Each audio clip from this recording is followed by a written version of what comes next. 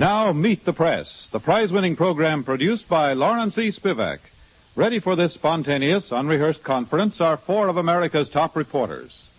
Please remember their questions do not necessarily reflect their point of view. It's their way of getting a story for you. Now, here's the moderator of Meet the Press, Mr. Ned Brooks. And welcome once again to Meet the Press. Our guest is the Secretary of Labor, Mr. James Mitchell. In this year's political campaign, he will be the administration's chief spokesman on matters affecting labor. And on this Labor Day Eve, we find both parties competing for the votes of the rank-and-file union members. This past week, the Executive Council of the AFL-CIO, by a divided vote, endorsed the Democrats' ticket of Stevenson and Kefauver. The big question now remains, how many of the 15 million union members will follow the recommendations of their leaders? Mr. Mitchell joined the President's Cabinet about 3 years ago after serving as an Industrial Relations Advisor and as Assistant Secretary of the Army. He has been praised by a number of labor leaders as the architect and the executor of the administration's labor management policies. He played an influential part in the recent settlement of the steel strike. Since becoming the Secretary of Labor, he has visited more than 100 industrial plants to find out what the employees were talking and thinking about. And now seated around the press table, ready to interview Secretary Mitchell, are Marquis Childs of the St. Louis Post-Dispatch, Edwin Leahy of the Night newspapers, Roscoe Drummond of the New York Herald Tribune, and William Hines of the Washington Evening Star. Now, Secretary Mitchell, if you're ready, we'll start the questions with Mr. Hines. Mr. Secretary, your party, rightly or wrongly, has gained a pretty wide reputation in this country of being the party of big business. And with that in mind, I wonder how you propose to go about getting the labor vote this November. Well, of course, I agree with your characterization of wrongly, Mr. Hines. When you look at the degree of employment, the high degree of employment in this country, the high wages, the degree of job security, the welfare benefits, the high prosperity, which most working men and women in this country are enjoying at this time, I can't see how the label that you have stated some people place on the party is a correct one.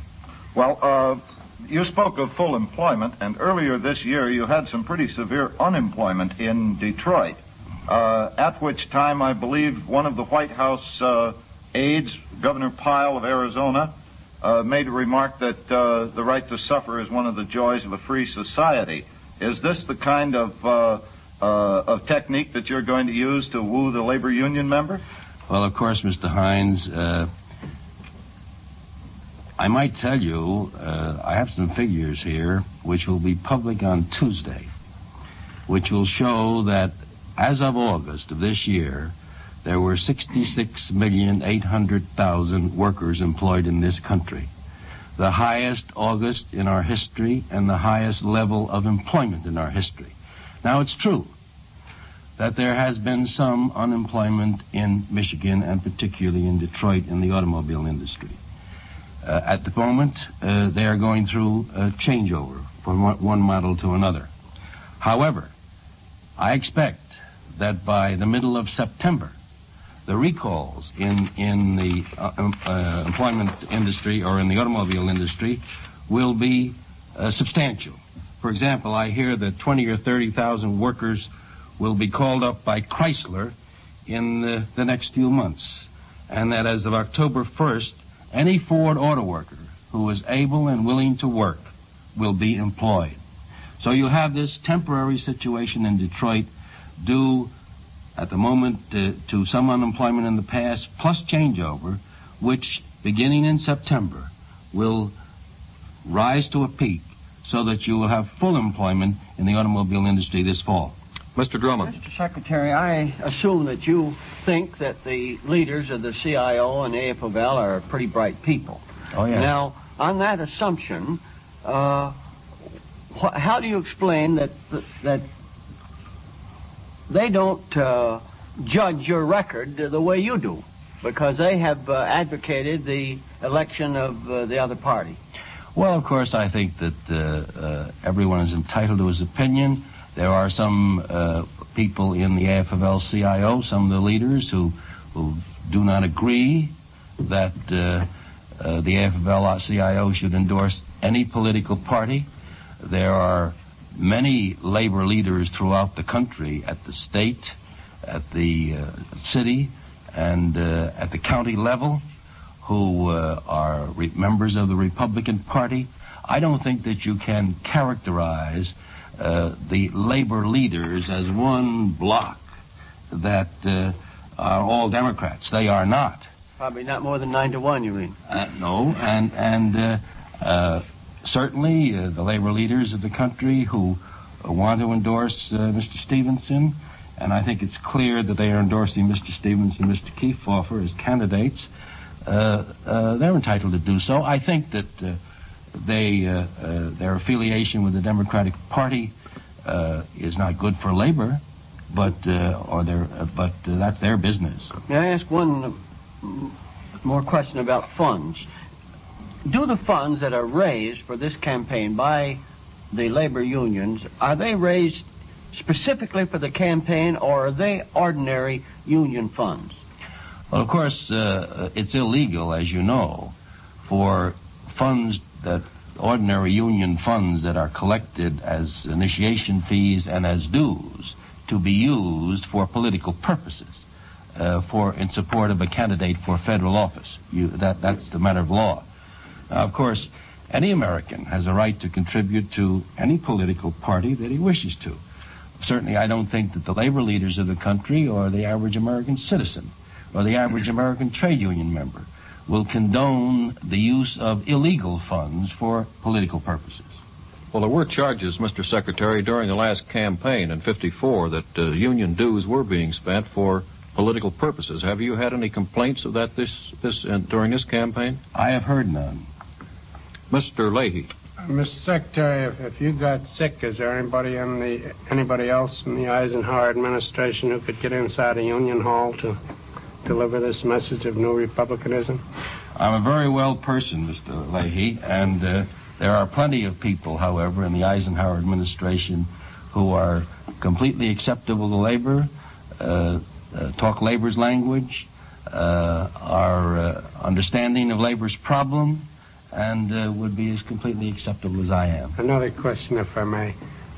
They made a great deal in San Francisco about the hands-off policy of the Eisenhower administration. They even specified the steel strike to illustrate it. Now, how does that square with the fact that you and Secretary Humphrey softened up the steel industry for a settlement? Well, I think you have to make the distinction, Mr. Leahy, in this. In the last steel strike in 1952, we went through 6 months of uncertainty. We had illegal plant seizures by President Truman, subsequently deemed to be unconstitutional. We had fact-finding boards.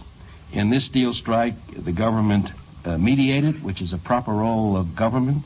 And as a result of that mediation, the steelworkers got a contract of 3 years with what has been deemed to be a very good contract.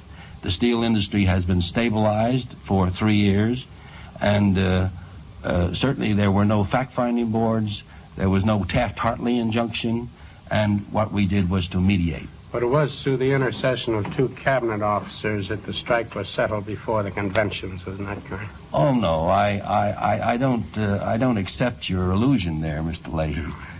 Certainly, through the Federal Mediation Service, through my own services, we're always attempting to settle any labor dispute that arises.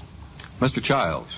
Well, wasn't that good contract you spoke about at the cost of the consuming public? Because after Secretary Humphrey persuaded the steel executives to take virtually the whole claim of the unions, this was then passed on in first an $8.50 a ton steel rise, and there will apparently soon be another one. Isn't this inflation, Mr. Secretary? Well, Mr. Childs, it's difficult to characterize. Of course, there was a steel price increase, and which may have been and was perhaps a reflection of the wage increase. The degree of inflation is difficult to pin down. The steel wage settlement was about the average wage settlement which had taken place up to that time in 1956.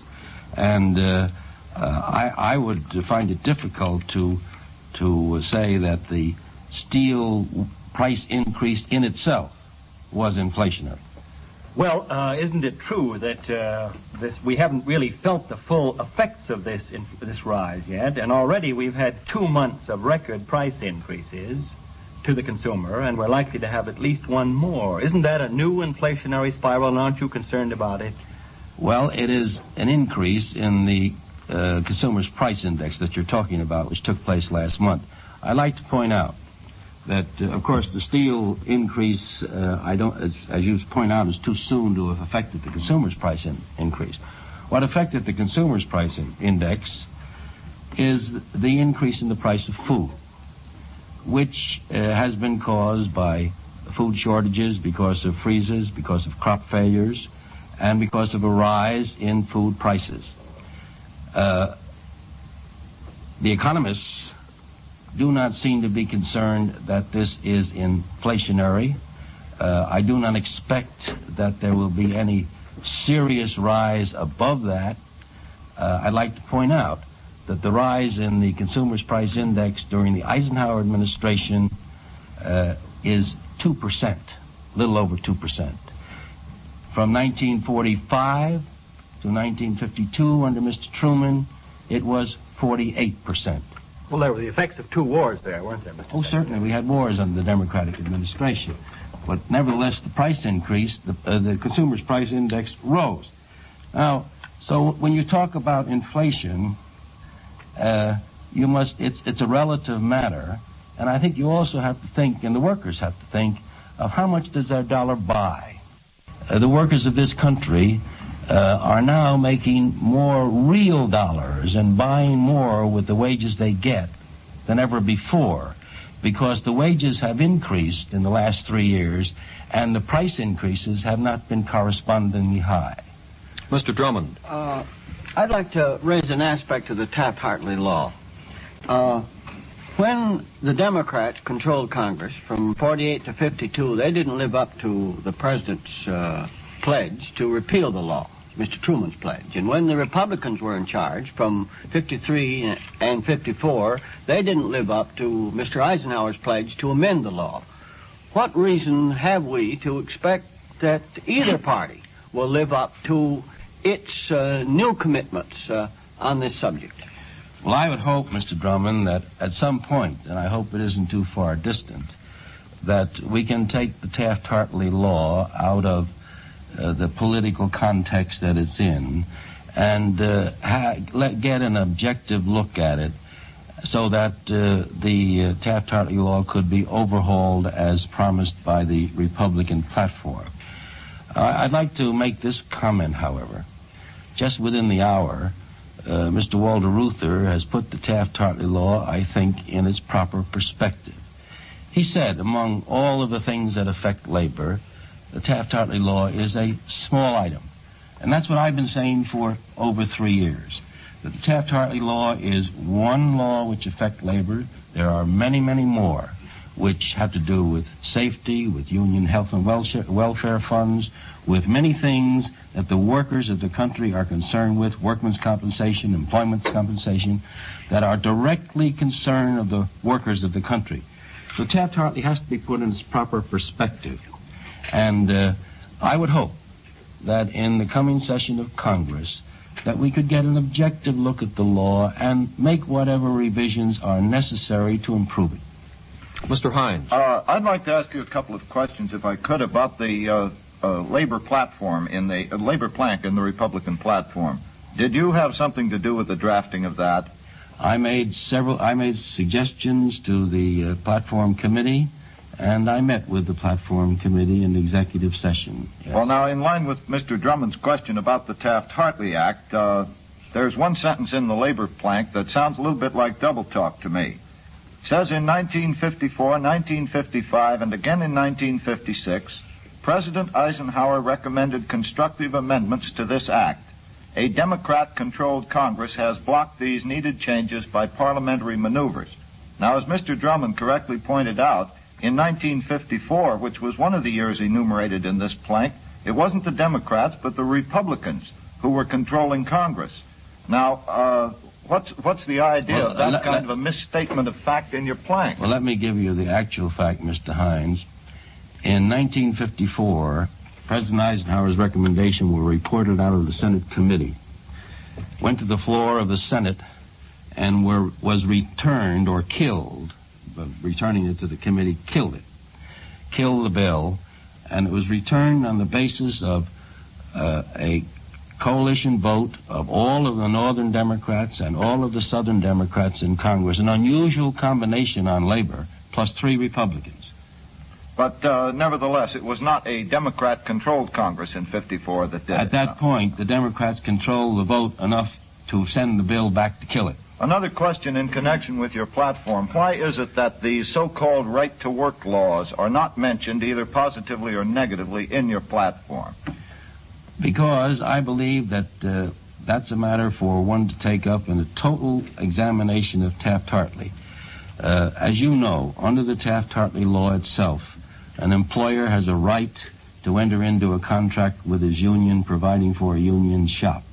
Under the Taft-Hartley law, too, a state may pass a law negating that right. There are 18 states that have done so. 12 of them are Democratic states. One of them has a nonpartisan legislature, and 4 of them are Republican states. I think under the present law, this is a state problem which the states should undertake to look at themselves. Well, now here's another state problem, perhaps. In your platform, again, on the subject of discrimination, you say, quote, the party pledges to continue to fight for the elimination of discrimination in employment because of race, creed, color, national origin, ancestry, or sex. This sounds very much like a federal Fair Employment Practices Commission idea. And isn't fair employment practices, or the lack thereof, a state problem? In my opinion, it is, except in the instance that we have been, on the front that we have been fighting on, in the President's Committee on Government Contracts, we have been urging and counseling and guiding the employers who employ people on government contracts, and that's millions in this country. And I believe that we have successfully eliminated much of the discrimination in hiring and in promotion and in training that exists on persons concerning persons employed on government contracts. Now, with relation to discrimination in hiring because of sex, you will note in the platform, and you will note that President Eisenhower in the State of the Union message in 1956 urged that Congress pass legislation eliminating discrimination because of sex.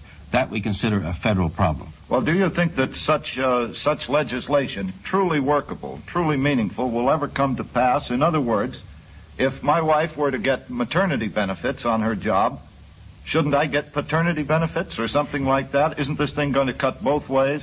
Well, we're talking about equal pay for women doing the same work. Well, equal working conditions, I understood, was one of your... Well, I can't imagine that the working conditions of women and men in this regard would be the same, Mr. Hines. Mr. Leahy. Mr. Secretary, the Democrats in Chicago went to great lengths to preserve unity with the southern wing of the party. And then in their platform, they said they were against right-to-work laws, which are a southern institution. Do you believe them? No, I don't.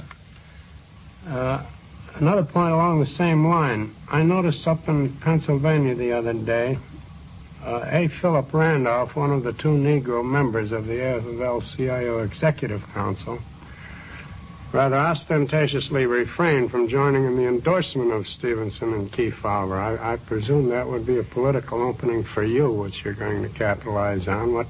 Can you tell us what you're going to do about that? Well, I don't know what Mr. Randolph's reasons were for refraining. However, I think it may have had something to do with the weakness of the Democratic platform in the area of civil rights with which he is concerned, as opposed to the Republican platform, which I think is strong in this regard.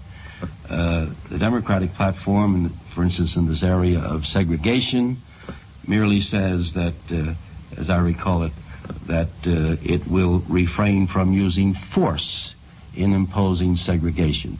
The Republican platform, on the other hand, says definitely that all of the powers of the government at the federal level will be used to advance the Supreme Court decision, and that we accept the Supreme Court decision.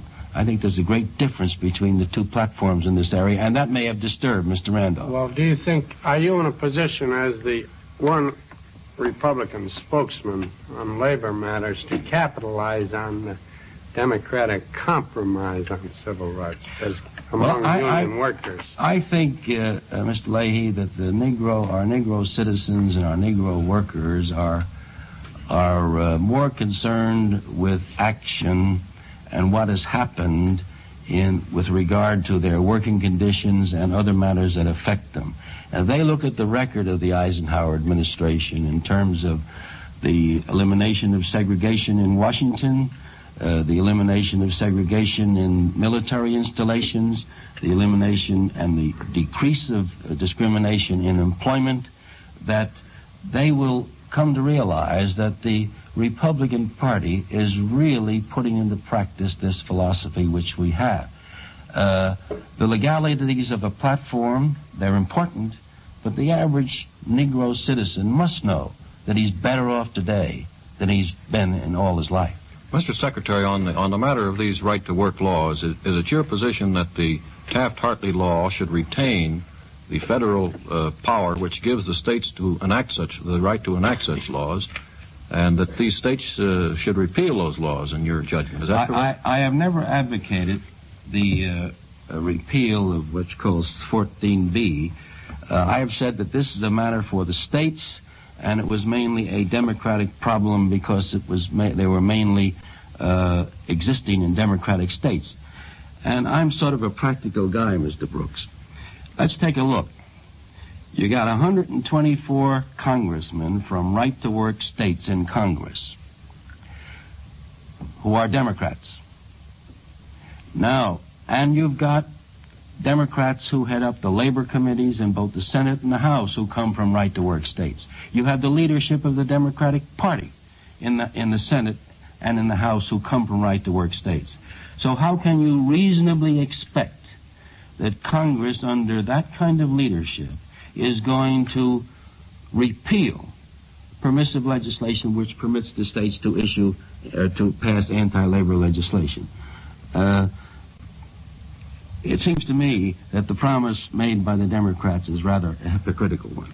Mr. Childs. But didn't you claim in your speech in New York in June that you persuaded the Louisiana legislature to repeal their right-to-work law? No, sir. You said they accepted our advice. That's the word you used. That's right. I made that advice at the CIO gave that advice at the CIO convention in 1954, in which I said I thought that the states that had such laws ought to take a look at them, and if they did, they might find that they were not good laws. Wasn't that achieved by cutting the agricultural workers out? So in effect, you excluded agricultural workers. I did not. The Louisiana legislature did. Well, but your advice was the net result. My advice, you're getting semantics here. My advice was broadside and was given at the CIO convention, Mr. Childs. Sure, the Louisiana legislature still has a right-to-work law. For agricultural workers. Yes. Do you believe agricultural workers should have unions, Mr. Secretary? Oh, some agricultural workers are organized, and I think they have a right to organize if they wish to. Short question, Mr. Drummond. Mr. Secretary, some of your friends in New Jersey have suggested they'd like you to run for governor against Mr. Minor next year. Are you open-minded to a project of that kind? Mr. Drummond, I have a job now, and I am here at President Eisenhower's pleasure. I have no plans beyond that whatsoever. We interpret that as yes. You shouldn't. Okay. Well, I think on that we'll have to end it. I'm sorry to have to interrupt, but I see that our time is up. Thank you very much, Secretary Mitchell, for being with us. And now here is our announcer. Mitchell for being with us. And now here is our announcer. Mitchell for being with us. And now here is our announcer. Mitchell for being with us. Now Monitor brings you Meet the Press, the prize-winning program produced by Lawrence E. Spivak, ready for the spontaneous, unrehearsed conference of four of America's top news reporters. Their questions do not necessarily reflect their own opinions, merely their way of getting a story for you. Now here's the moderator of Meet the Press, Ned Brooks. And welcome once again to Meet the Press. Another baseball season opens tomorrow. Our guest is one of baseball's all-time greats, Jackie Robinson, the first Negro to break the racial barrier in the major leagues.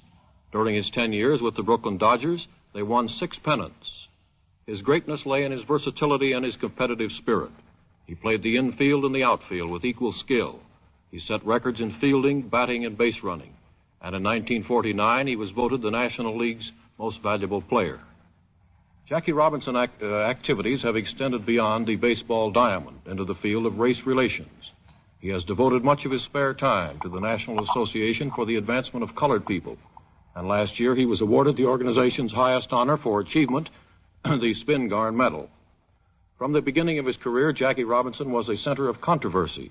His baseball association ended on a controversial note when he was traded to the New York Giants and when he announced his retirement in Look magazine. Since retiring, he has become a vice president of the Chock-full of Nuts Company of New York, and he is on the staff of Look magazine. And now seated around the press table, ready to interview Jackie Robinson, are Jim Simpson of NBC, William Lawrence of the New York Times, Frank Vanderlinden of the Nashville Banner, and Lawrence E. Spivak, our regular member of the Meet the Press panel. Now, Mr. Robinson, if you're ready, we'll start the questions with Mr. Lawrence. Mr. Robinson, for the first time in 10 years, you're not in a major league uniform finishing up the exhibition games before the pennant race opens tomorrow. How does it feel? Do you have any regrets about retiring? None at all. I feel very, very good. I'm awfully happy in my new job. I'm with a bunch of fine people, and I like it very much. Well, now that you're out of baseball, are you going to be a regular fan and root from the grandstands for your favorite team? My favorite team's the Dodgers. I'm going to root for them. You'll be going to games? I will occasionally, not too much. Well, now that you're the vice president in charge of personnel for a large concern in New York, what will your attitude be on Tuesday when a large number of your employees resort to that age-old dodge and report the sudden deaths of their grandmothers so they can get the day off to watch the season open? Well, we're hoping that's not going to happen. I've had a very, very fine relationship with most of the people that are with us, and I do whatever I can to teach them or tell them the importance of being on the job all the time. We hope it's not going to happen. Mr. Spivak. Mr. Robinson, I'd like to get to more serious matters. Congressman Seller recently made this remark. The few who own the major league clubs aren't trying to benefit the public, but only to make all the money they can by moving players around like pawns and chattels. Now, you were one of the players who was moved around. Do you think that statement is true or false? I can't say it's completely true, no. I think that in most cases, many of the club owners do have the hearts of or the thinking of the ball players in their hearts, but there are many, many instances where ball players are moved around. What the answer to eliminate it is, I don't know. Well, do you think the reserve clause, which permits a ball club to exercise virtually monopolistic rights over a player, is good either for baseball or for the player? Well, if there were some other means to handle the situation, I would think it should be handled, but I don't know of any other. If they didn't have the reserve clause, when we came down to the last month of the season where a ball club may need a good ball player to have them win the pennant, a club with a lot of money who would only be interested in a pennant could, by offering this ball player, if there wasn't some kind of a law to keep it from, they'd offer him a lot of money, and I doubt very seriously if a player would have refused it. Well, isn't it true, though, that teams like the Yankee, which is rich, a club that's very rich, has been able to garner a great many of the best ball players simply by having money? Does the reserve clause stop that in any way? I don't think that's the reason why the Yankees are so successful. I think that, very frankly, a lot of ball players, when they're young, are very, very anxious to join the Yankee chain. I think that tradition that they hear about so much has a lot to do with it, and they get in the organization. I believe that's what it is, personally. Well, now, Mr. Robinson, professional baseball is now, I think, the only professional sport which has specifically been held by the Supreme Court to be outside the antitrust laws. Now, do you think baseball should be exempt on the grounds that it's a sport, not a business? I can't say that baseball is a sport. No, not if that's the reasoning. But in my opinion, baseball is as big a business as anything there is. It has to be a business the way it's conducted. Well, do you see any reason why it should be given special treatment when football and basketball and hockey have all been held to be monopolistic when they have special arrangements of the kind that baseball has? Well, since I don't know too much about the football and the basketball and other situations, I'd hate to get mixed up in it. I don't know what their situation is, actually. The only thing I know is that baseball being the game it is, there has to be some protection for them. Mr. Simpson. Mr. Robinson, in this reserve clause, Robin Roberts, who's the representative of the National League players, has said that he feels that there should be some kind of revision of the reserve clause. He did not say what it should be. He didn't like the idea that a player could be stuck in the minor leagues for 7 years before he could be drafted by some other player. But Eddie Yost, or rather some other club, Eddie Yost of the American League, has said that he feels affidavits evidently have been sent out to all players asking that they back up Major League Baseball and its reserve clause. Eddie Yost of the American League feels that the players will be almost unanimous and back up the club owners and say the reserve clause is necessary. As a former player, and you're just out of baseball, do you think it is necessary to run the sport or business of baseball? At the present time, I would have to go along with it because there has to be some sort of protection until they find some other way to handle all these situations. I think that that's a personal observation. I think that they have to continue it on. In all my years of baseball, I always expected to be traded. I never liked the idea. I expected it because that's the way baseball has been run all along. But I don't see at this time any way that they can handle the situation. Have you ever run across, aside from the obvious ones that have gone to court, have you ever run across anybody in baseball that is unhappy and dissatisfied because of the reserve clause? Yes. Specifically? Can you tell us the case? Well, there have been, and I normally need in me mentioning names, just fellows that feel they could be better off on another team, and because of the clause, they can't display their abilities on another team, and one ball club may be overloaded with talent, and I've heard complaints that they can't show what they can do because they're on a team that has such good talent, and they sit on the bench, and therefore they're not able to do the things that they would like to be able to do, at least as far as their playing is concerned. Mr. Van der Linden.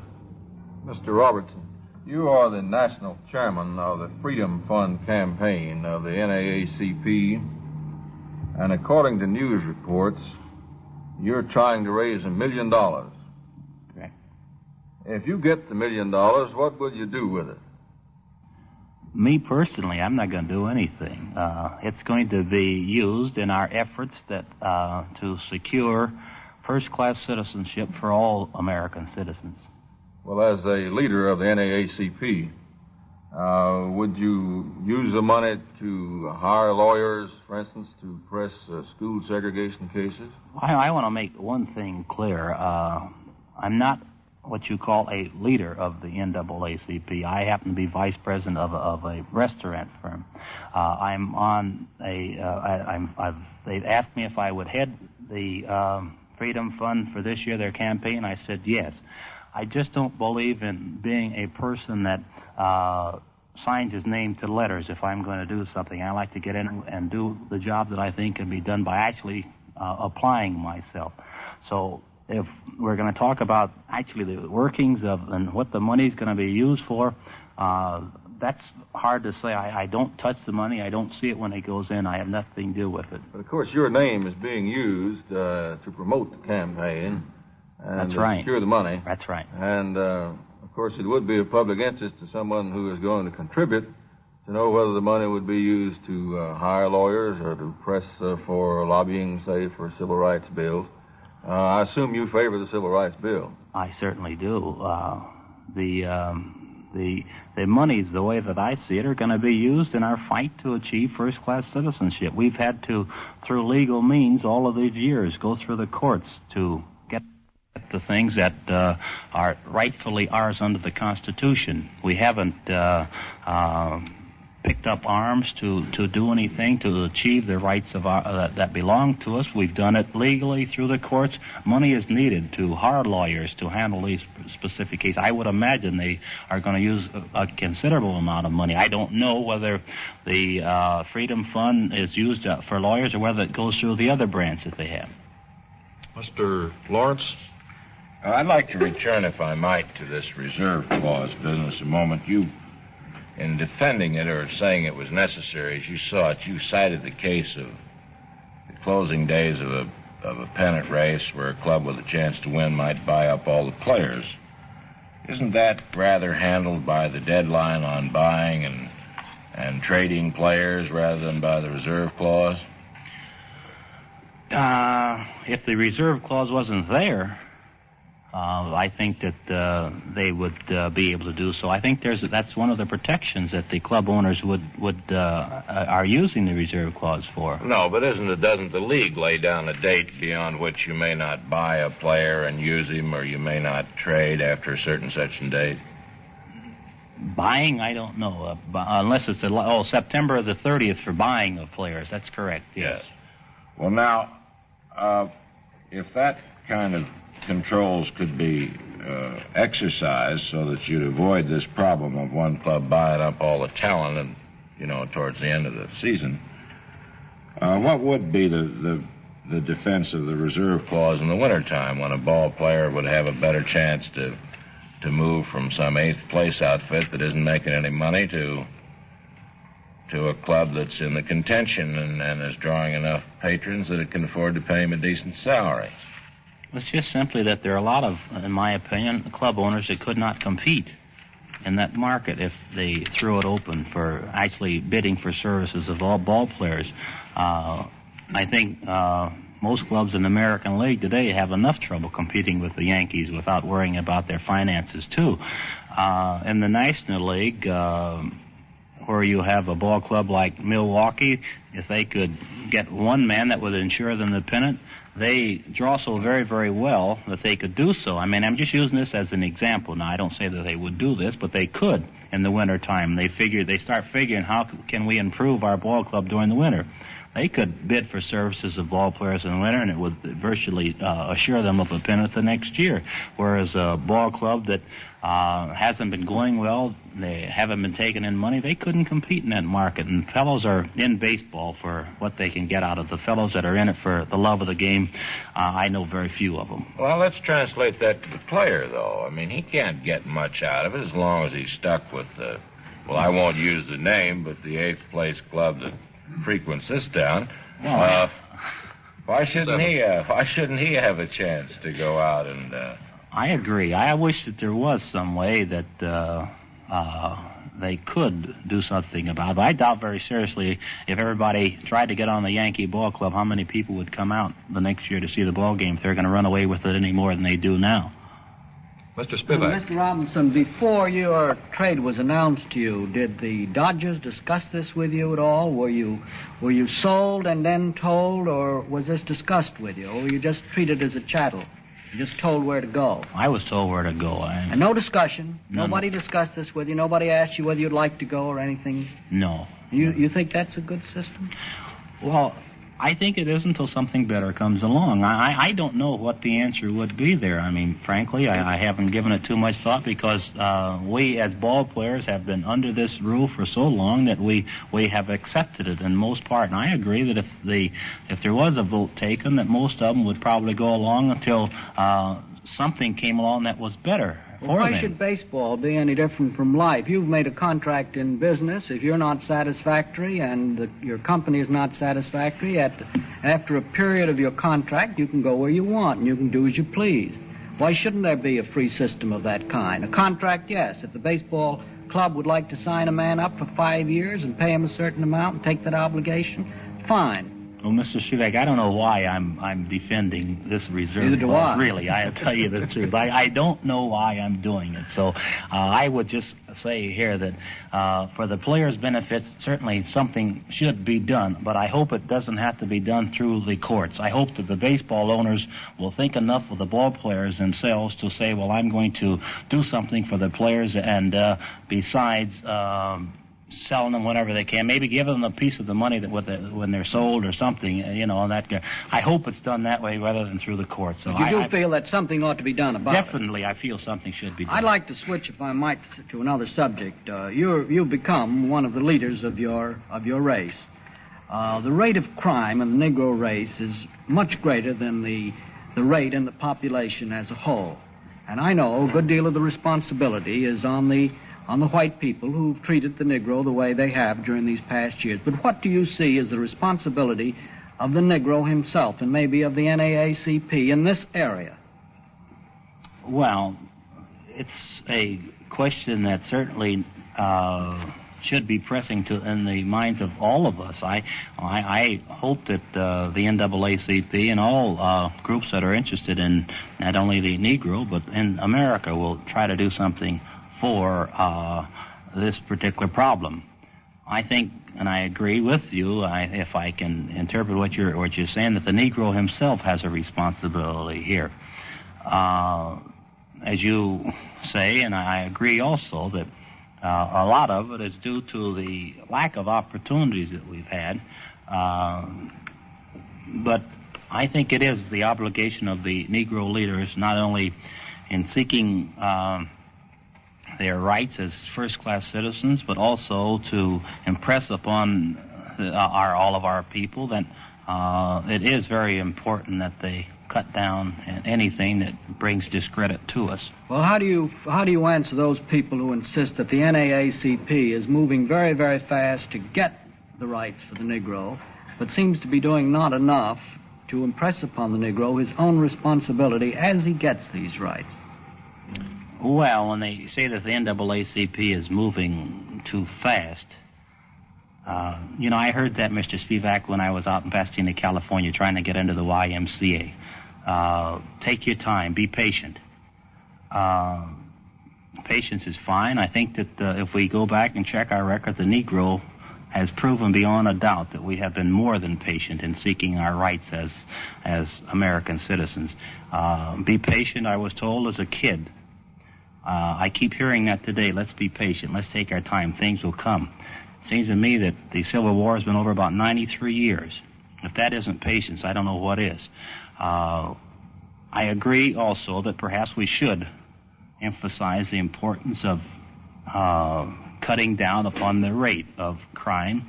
There is too much, but again, we've got to understand that a lot of the people are oppressed, and they run into these situations because of their surroundings. It is our responsibility as much as it is anyone else's. But I must remind, this is my own opinion, I think it's not only the Negro's obligation, but it is every American citizen's obligation that if the Negro's rate of crime is too great, then we should try to do something about it, not as Negroes, but as Americans. Mr. Simpson. Jackie, you've been quoted several times as saying that you miss baseball. Do you, or rather you do not miss baseball? Is that because that you have such a wonderful position and everything, or did you have any bad moments in baseball, or was baseball at the end of your career just a chore for you? Now, which one do we want to start with first? Let's start at the end.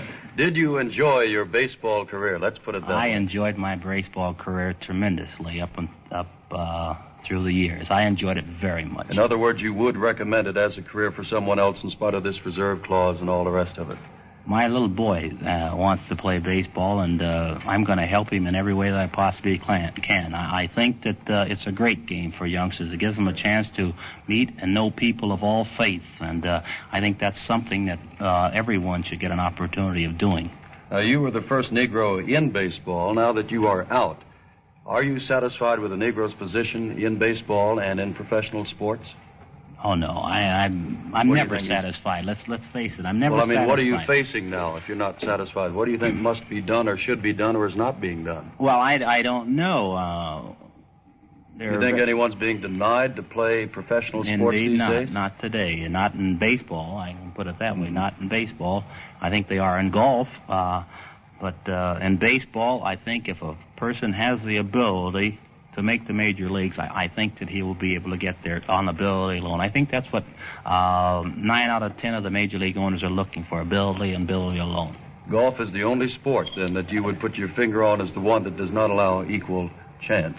I would say golf, on the overall picture, there are cases where that Negroes are allowed to participate in the golf tournaments, but in the great majority of tournaments, they are not allowed in them. You mentioned the circumstances under which you were notified that you were to be traded to the New York Giants. Hadn't you at that time made up your mind that you were going to retire this year? I had. Matter of fact, I had placed a call to Mr. Bavasi. I got a secretary 2 days before I made my decision, my final decision. My reason for calling Mr. Bavasi was to tell him not to get rid of Randy Jackson, that I wasn't sure what I was going to do the next year. But you had certain commitments that didn't enable you to tell the Dodgers that you were going to retire, isn't that true? That's correct. Mr. Vanderlinden. Mr. Robinson, you said a few minutes ago that you favored the Civil Rights Bill. There have been some amendments offered to the bill. Do you know of any reason why Congress should not adopt the proposed amendment, which would give a jury trial to anyone who is accused under that bill? I know very little about that bill, Mr. Vanderlinden. Well, as a individual yourself, if you should happen to be accused in any court case on any matter, would you prefer to have a jury trial? I think I would, yes. As an individual, yes. Mr. Spivak. Mr. Robinson, the Brooklyn Dodgers hired a clown recently for this season. Is that an indication that they think their ball team isn't going to be able to keep the people interested? I hope not. I think that the Brooklyn Baseball Club will be a very, very interesting one this year. I think their pitching is as good as there is in baseball. And when you get good pitching, you have an interesting ball team. Well, the Sports Illustrated, I think last week, referred to them as a team of old and ailing players. You think they're not too old and too ailing to win this pennant again, as you predicted? I certainly don't think so. I think that when you have fellows on the ball club, like Pee Wee Reese, for instance, that I think Pee Wee's perhaps the oldest player outside of the pitchers on the ball club. Even when he's ailing and hurting, he's out there playing better baseball than a lot of the younger fellows, so therefore he is able to do a good job, and I think that his leadership will enable them to do a good job again. May I ask you a personal question? Indeed. You seem so calm and gentle here today. How'd you get your reputation for being so tart-tongued and terrible-tempered? I don't know, Mr. Spivak. Very frankly, I'm calm. I like to be calm. When I'm playing baseball, I give it all that I have on the ball field. When the ball game is over, I certainly don't take it home. My little girl who's sitting out there wouldn't know the difference between a third strike and a foul ball. So we don't talk about baseball at home. I finish my game. I give it all I have, but I don't take them home. I don't know, really. I can't. Well, was it the game itself that stirred up a competitive spirit, or was it partly the way you were treated as the first Negro in baseball that resulted in your so-called tart tongue and terrible temper. Oh, indeed not. Mr. Spivak, I can say this honestly, things weren't as bad as a lot of people would like to have made them out to be. I received very, very fine treatment in most cases. And so therefore, my activities on the ball field had absolutely nothing to do with the way that I conducted myself any time. Well, I'm sorry to have to interrupt, but I see that our time is up. Our sincere thanks to Jackie Robinson. And before closing, I'd like to call your special attention to next week's program. Our guest will be Vladimir Poremsky, the head of the Russian underground, called the NTS. Monitor the NBC Weekend Radio Service.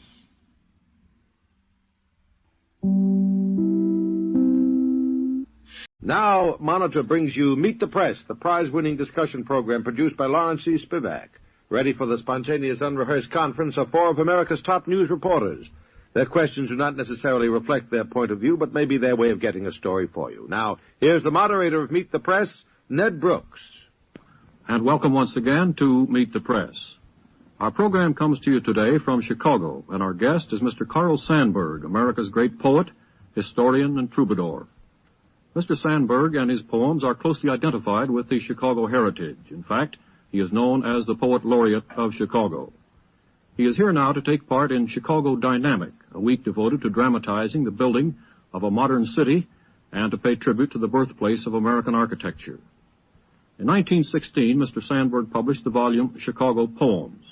It was then that critics recognized him for his gift of realism and for the use of everyday American speech. Carl Sandburg is known to millions as the biographer of Abraham Lincoln. He has won renown as a recitalist of folk songs and ballads.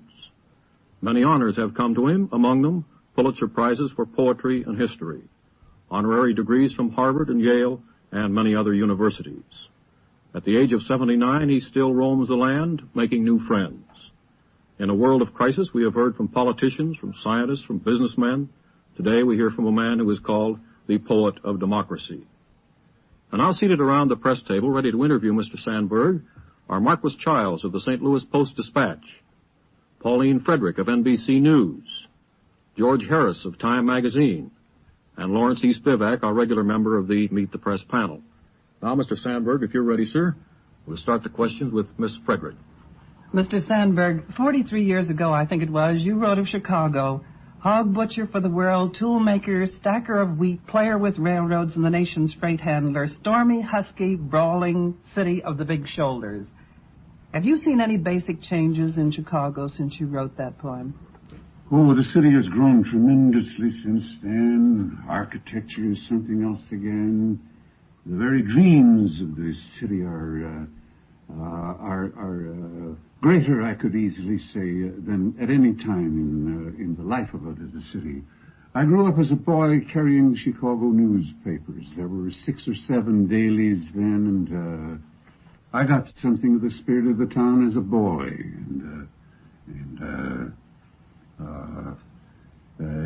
It has had the spirit of a democracy in a very curious way, a little more definitely than any large American city, with the possible exception of Milwaukee. Mr. Sandburg, do you see the basic changes in Chicago and the character of Chicago as reflecting basic changes in this nation? I would say so. There is here, this is destined to be the largest airport in the world. It always has been and is a little more so than ever now that more railroad trains daily stop and start in Chicago than anywhere else. The conventions still come here. There's something of the national spirit. It isn't merely that it's centrally located. Mr. Sandburg, I'm thinking particularly of the character and the thinking of the people. Do you see changes in that? For example, Chicago has had quite a reputation as a center of isolationism. Is there a change in the thinking of the people in Chicago in relation to the world itself? The Midwest has always had difficulty accommodating itself to the viewpoints of New York City. Back 50, 60 years ago, the acrimonious quarrels between James Gordon Bennett in New York and Joseph Medill here. Eugene Field and others never tired of being satirical about New York. Eugene Field would mock had a gay way of mocking at the culture of Chicago as compared with that of Boston. The Chicago woman who arrived late at a party in a woman's club in Boston, saying, it started to rain, and I know I should have brung my umbrella. And the hostess said, brung? And the Chicago woman said, I should have said brang. That's the invention, and there's scores of stories like that. Chicago still, our culture is good enough. We're eating regular, and we get along. Mr. Spivak. Mr. Sandburg, President Eisenhower recently called Washington the greatest human being the English-speaking race has produced. Do you think Washington deserves a place in history ahead of Lincoln? Oh, I was sorry for Ike about that. I remember telling some New York man, who was he? Jinx Falkenberg's husband. Tex McCrary. Quite a friend of Ike's. I said, Ike is more like Washington than like Lincoln. Neither of them ever had any particular gift of language. And each of them a very peculiar and tenacious solemnity. Does that mean that you do rank Lincoln ahead of Washington? Oh, yes. Do you think Lincoln was our greatest president? Oh, I could go into parallels of Lincoln and Shakespeare. I never have met a character in all history who had such a range of grief and laughter. There's no other president of whom there is record of the man having had tears, as is the case with Lincoln. No other president. At the same time, no other president had such a wide-ranging sense of humor. From coarse barnyard stuff on to delicate ironics, you have to look at him twice before you see that it doesn't mean strictly what he's saying. Mr. Sandburg, from your knowledge of Lincoln, if he were living today, you think he'd be a Republican? Well, he wasn't a Republican through his whole term of office. His fourth year, the party changed its name from Republican to National Union Party because of the number of Democrats that there were. Just think of Ulysses S. Grant. He voted for Stephen Douglas. He was a Democrat. And you can call quite a roll of the men who helped win the war who were Democrats. Do you think he'd be a Republican today?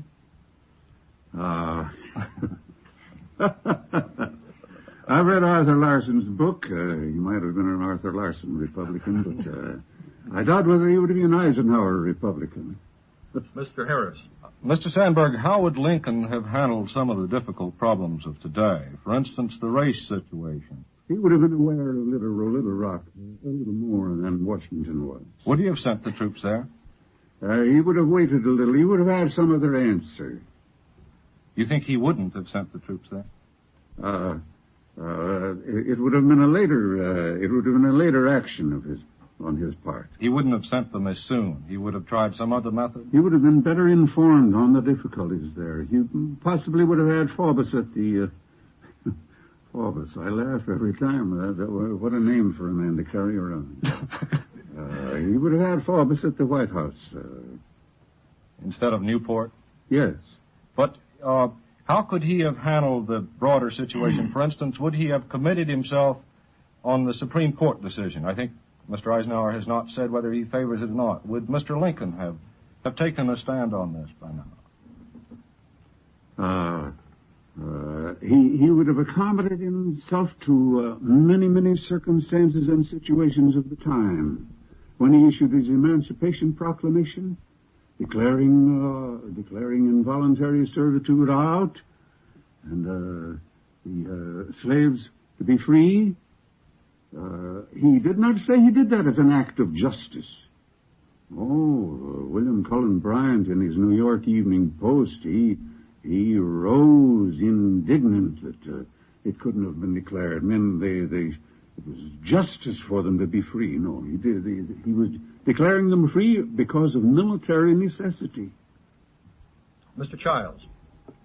Mr. Sandburg, you went to West Point for 2 weeks, I believe, and as you tell the story, you were failed out because of arithmetic and grammar. Scandalous. Have you ever regretted not having a military career, Mr. Sandburg?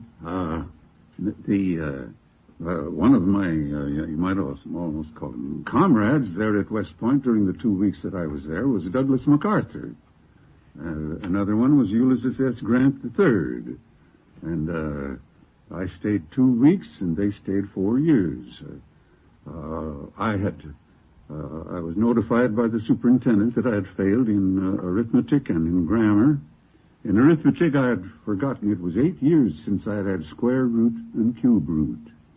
I'll bet that this panel, no one member could do a problem in cube root at this present time, though all of you passed high in it originally. And then when it came to grammar, I knew a verb a mile off coming toward me, but I had forgotten some grammarian's labored definition in the grammar. My memory wasn't working, and so I just became plain civilian.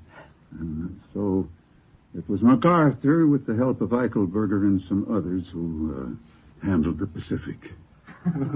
Well, you had Mr. Sandburg, a little glimpse of the professional military. We've had 2 professional military men as presidents, Grant and Eisenhower. What do you think about the military man in politics? It's a hindrance. Of course, Grant had the advantage of having had life as a civilian for a number of years before he went into the war and right after the war. But Ike had 15 years in the Philippines, comes back to this country and almost immediately sent over to Europe. All sorts of things about the plain people of this country that he doesn't know, even though he did work in a creamery in Abilene. In other words, you think it's hard for a man who lives within this caste system to maintain a hold on the people? Yes. Zachary Taylor. Of course, Jackson was never a real military man. You couldn't call what George Washington handled. It wasn't an army in any European or later American sense.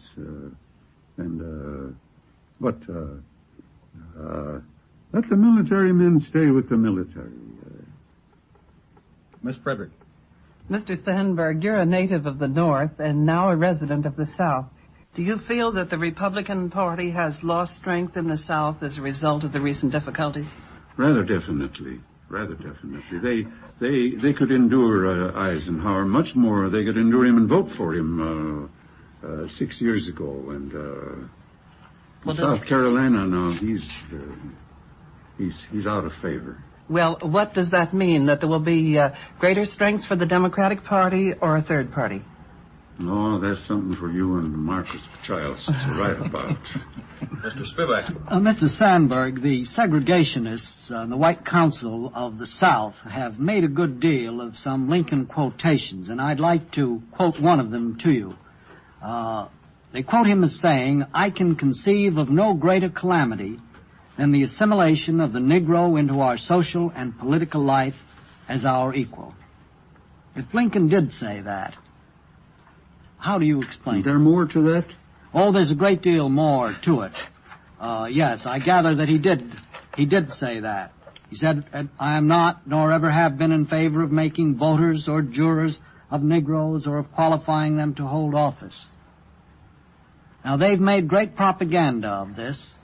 Well, Lincoln said that in Charleston, Illinois, below the midline of the state of Illinois. In his own town of Springfield, the Democratic candidate, George McClellan, beat him in 1964. The Confederate armies got recruits from southern Illinois. And Lincoln was saying this. He said that in Charleston, and never said it before and never since. At that time, an abolitionist, socially was out, had about the rating that a communist has today.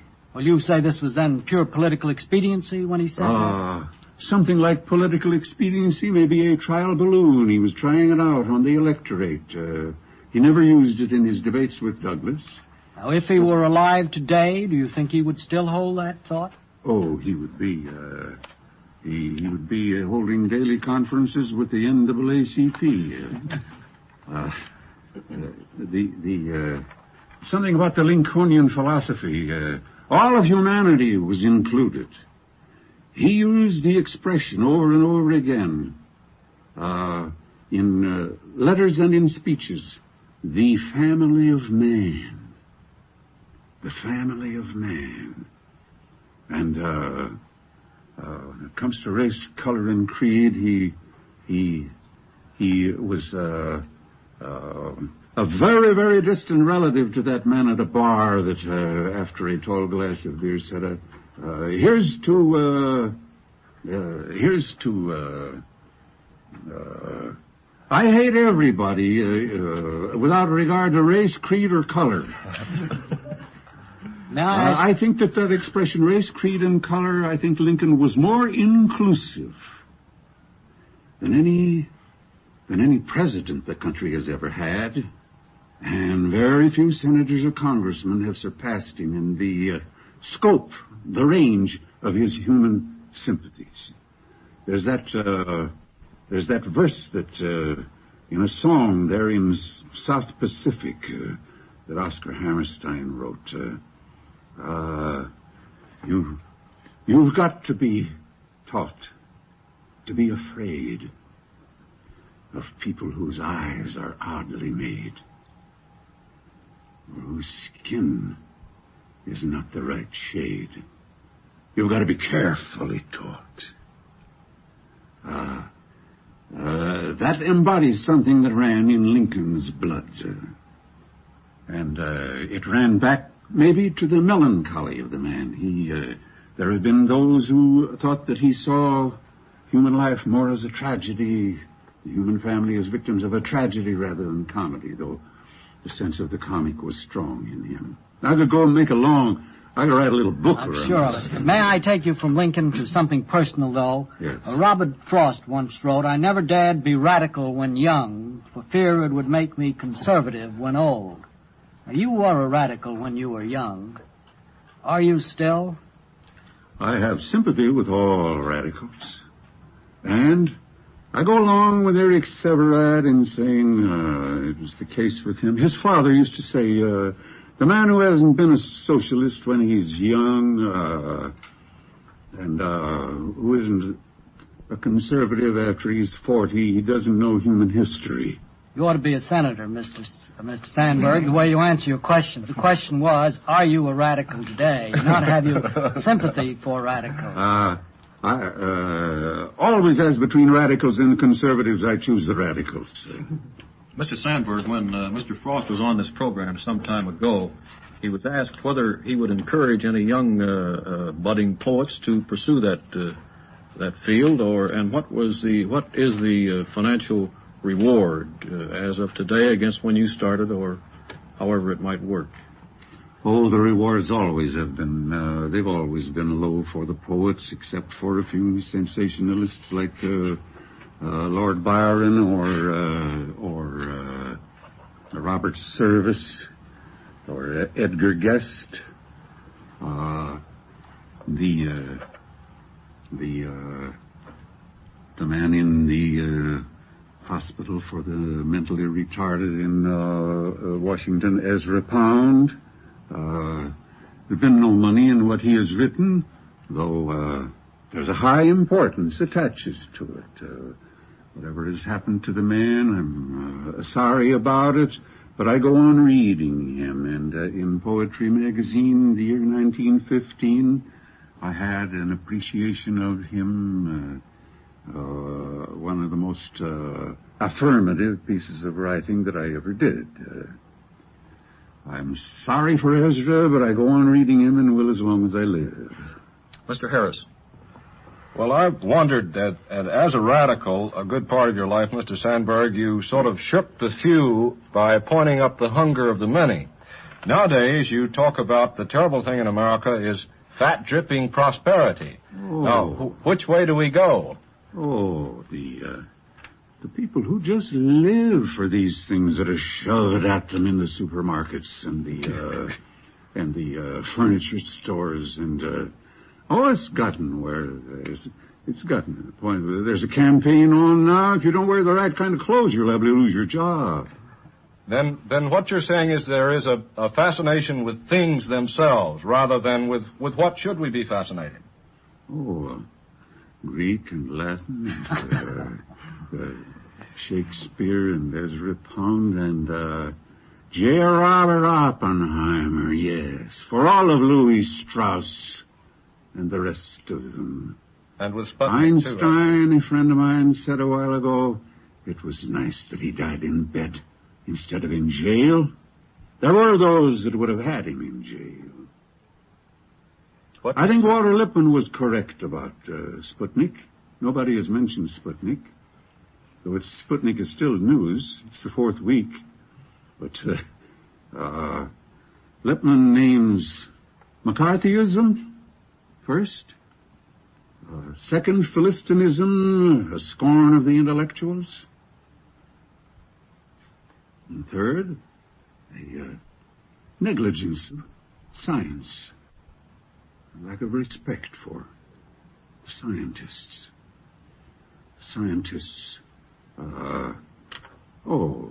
Private lives turned upside down. If you dined with an old friend who had gone commie, then you were SOB immediately. And I don't mean servant of brotherhood. Mr. Childs. Mr. Sandburg, in your praise of democracy in your poems such as The People, yes, this is a hymn to democracy and to the worker.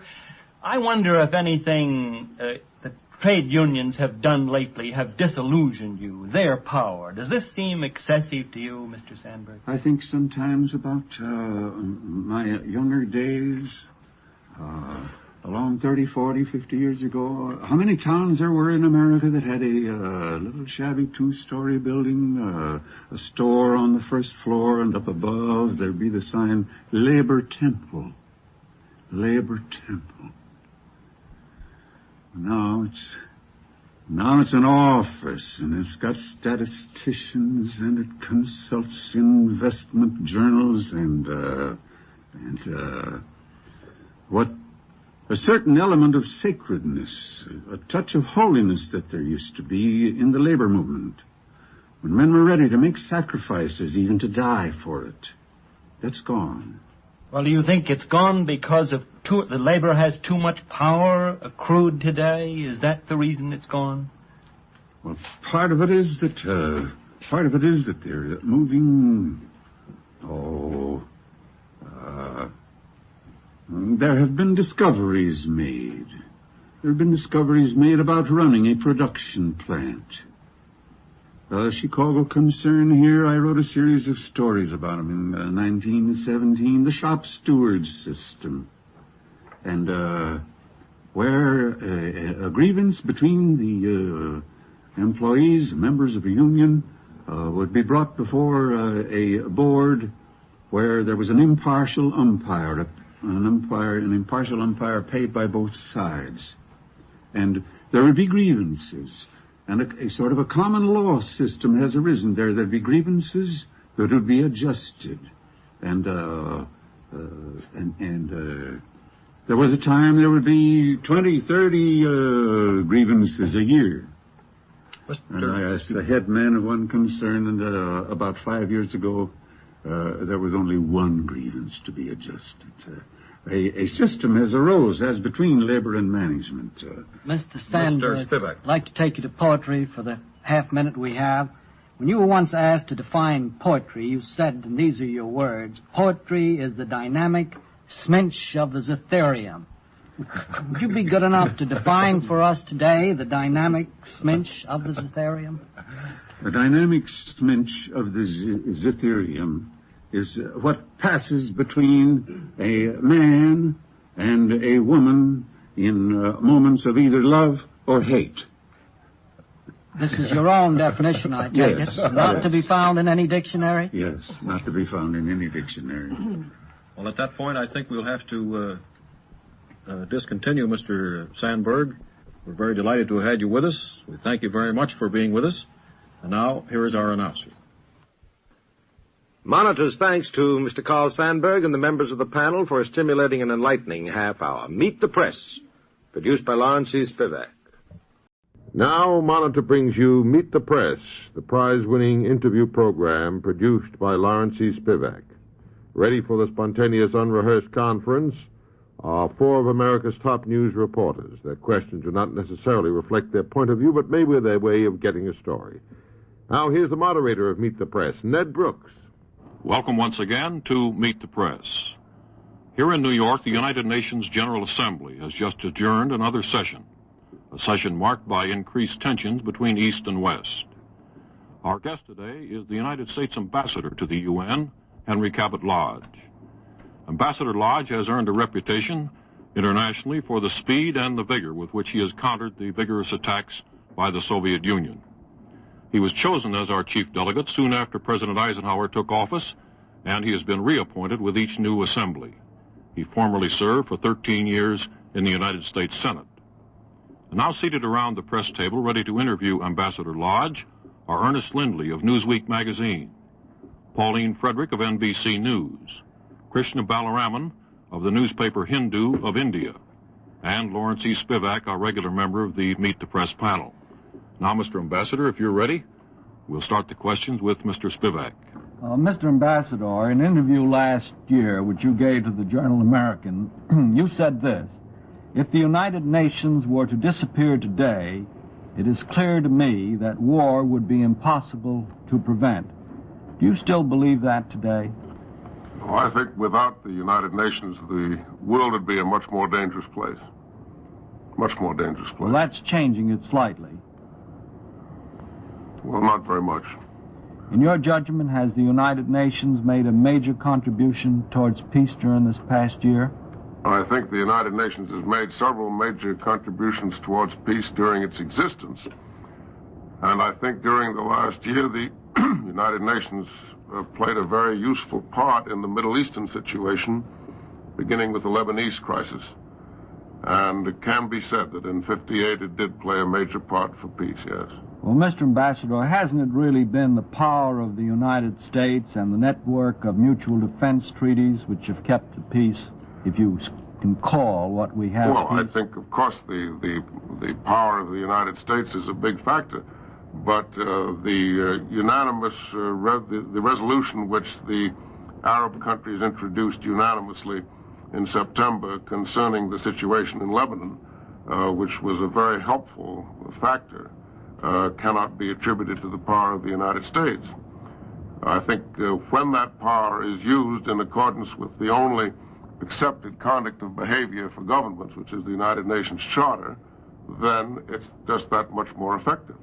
And you think that it wasn't the power of the United States in our defense, mutual defense treaties, but the United Nations itself which made a contribution? I think the United Nations made a contribution in addition to the contribution that we made, because we're part of the United Nations. No, but I mean, if that power weren't there, the United Nations would have been absolutely helpless. Isn't that so? Oh, yes. The United Nations only works to the extent that the members put up when the going gets rough. That's right. It's not a superstate. It has no sovereignty. Mr. Balaraman. Mr. Ambassador. It sets up a standard to which the wise and honest can repair, to use George Washington's phrase. Mr. Ambassador, you said the other day the United Nations has been hamstrung by the fact that the Russians have been taking a Cold War approach to every issue and not missing a single opportunity to attack the United States. it seems to me, as a neutral Asian, that the United States too has tended to approach issues from the Cold War angle and to rake up well-known old Russian sores. When are we going to have a moratorium in the UN on this? On what? Moratorium on the Cold War, agreement on dropping Cold War approach inside the United Nations. Well, I think, Mr. Balaraman, that I have never started one of these Cold War altercations. Now, when they start one, then, of course, naturally, I respond. And as long as I'm there, if the United States government, the United States is attacked, I'm going to defend it. But I have never started an altercation. But can't some agreement be reached, a gentleman's agreement between the two countries not to approach... I tried with Mr. Zorine over a period of several weeks to reach an agreement on the constitution of the new Outer Space Committee, and we made every attempt you can think of, and it didn't succeed. Miss Frederick. Mr. Ambassador, a little less than a year ago, you made a speech here in New York in which you said the hardest struggle we face today is not with the Soviet Union, but with ourselves, to make walking humbly and brotherly love a fact instead of a phrase. In the closing hours of this General Assembly, you criticized Russian intransigence for frustrating the United Nations General Assembly. What has happened in this less than a year to make you change your evaluation of what our greatest struggle is? Well, there isn't any inconsistency there. I think that within the forum of the United Nations in the last 3 months of the General Assembly, the Russian intransigence was the biggest obstacle. I think taking the broad view of all our foreign relations, the biggest single challenge we have is to live up to our own ideals. I think if we make a reality of the Declaration of Independence that says that all men are created equal, if we show that every man's civil rights are absolutely secure in this country, it would be the greatest thing that we could do to influence the minds of men all over the world. But as far as the rights of other nations are concerned, take the Algerian question. For example, many nations in the United Nations feel that there are many rights that the Algerian people do not have. Now, on the resolution merely calling for negotiations for peaceful settlement of the Algerian question, the United States did not say a word, either in committee or the General Assembly, and when the final vote came, we abstained. This obviously did not please France. It did not please the Afro-Asian group. Where are we extending our declaration of the rights of other people into our foreign relations when we take this kind of an attitude? Well, what I meant was our own civil rights. Things such as Little Rock, that type of incident, I think, do our foreign relations great harm.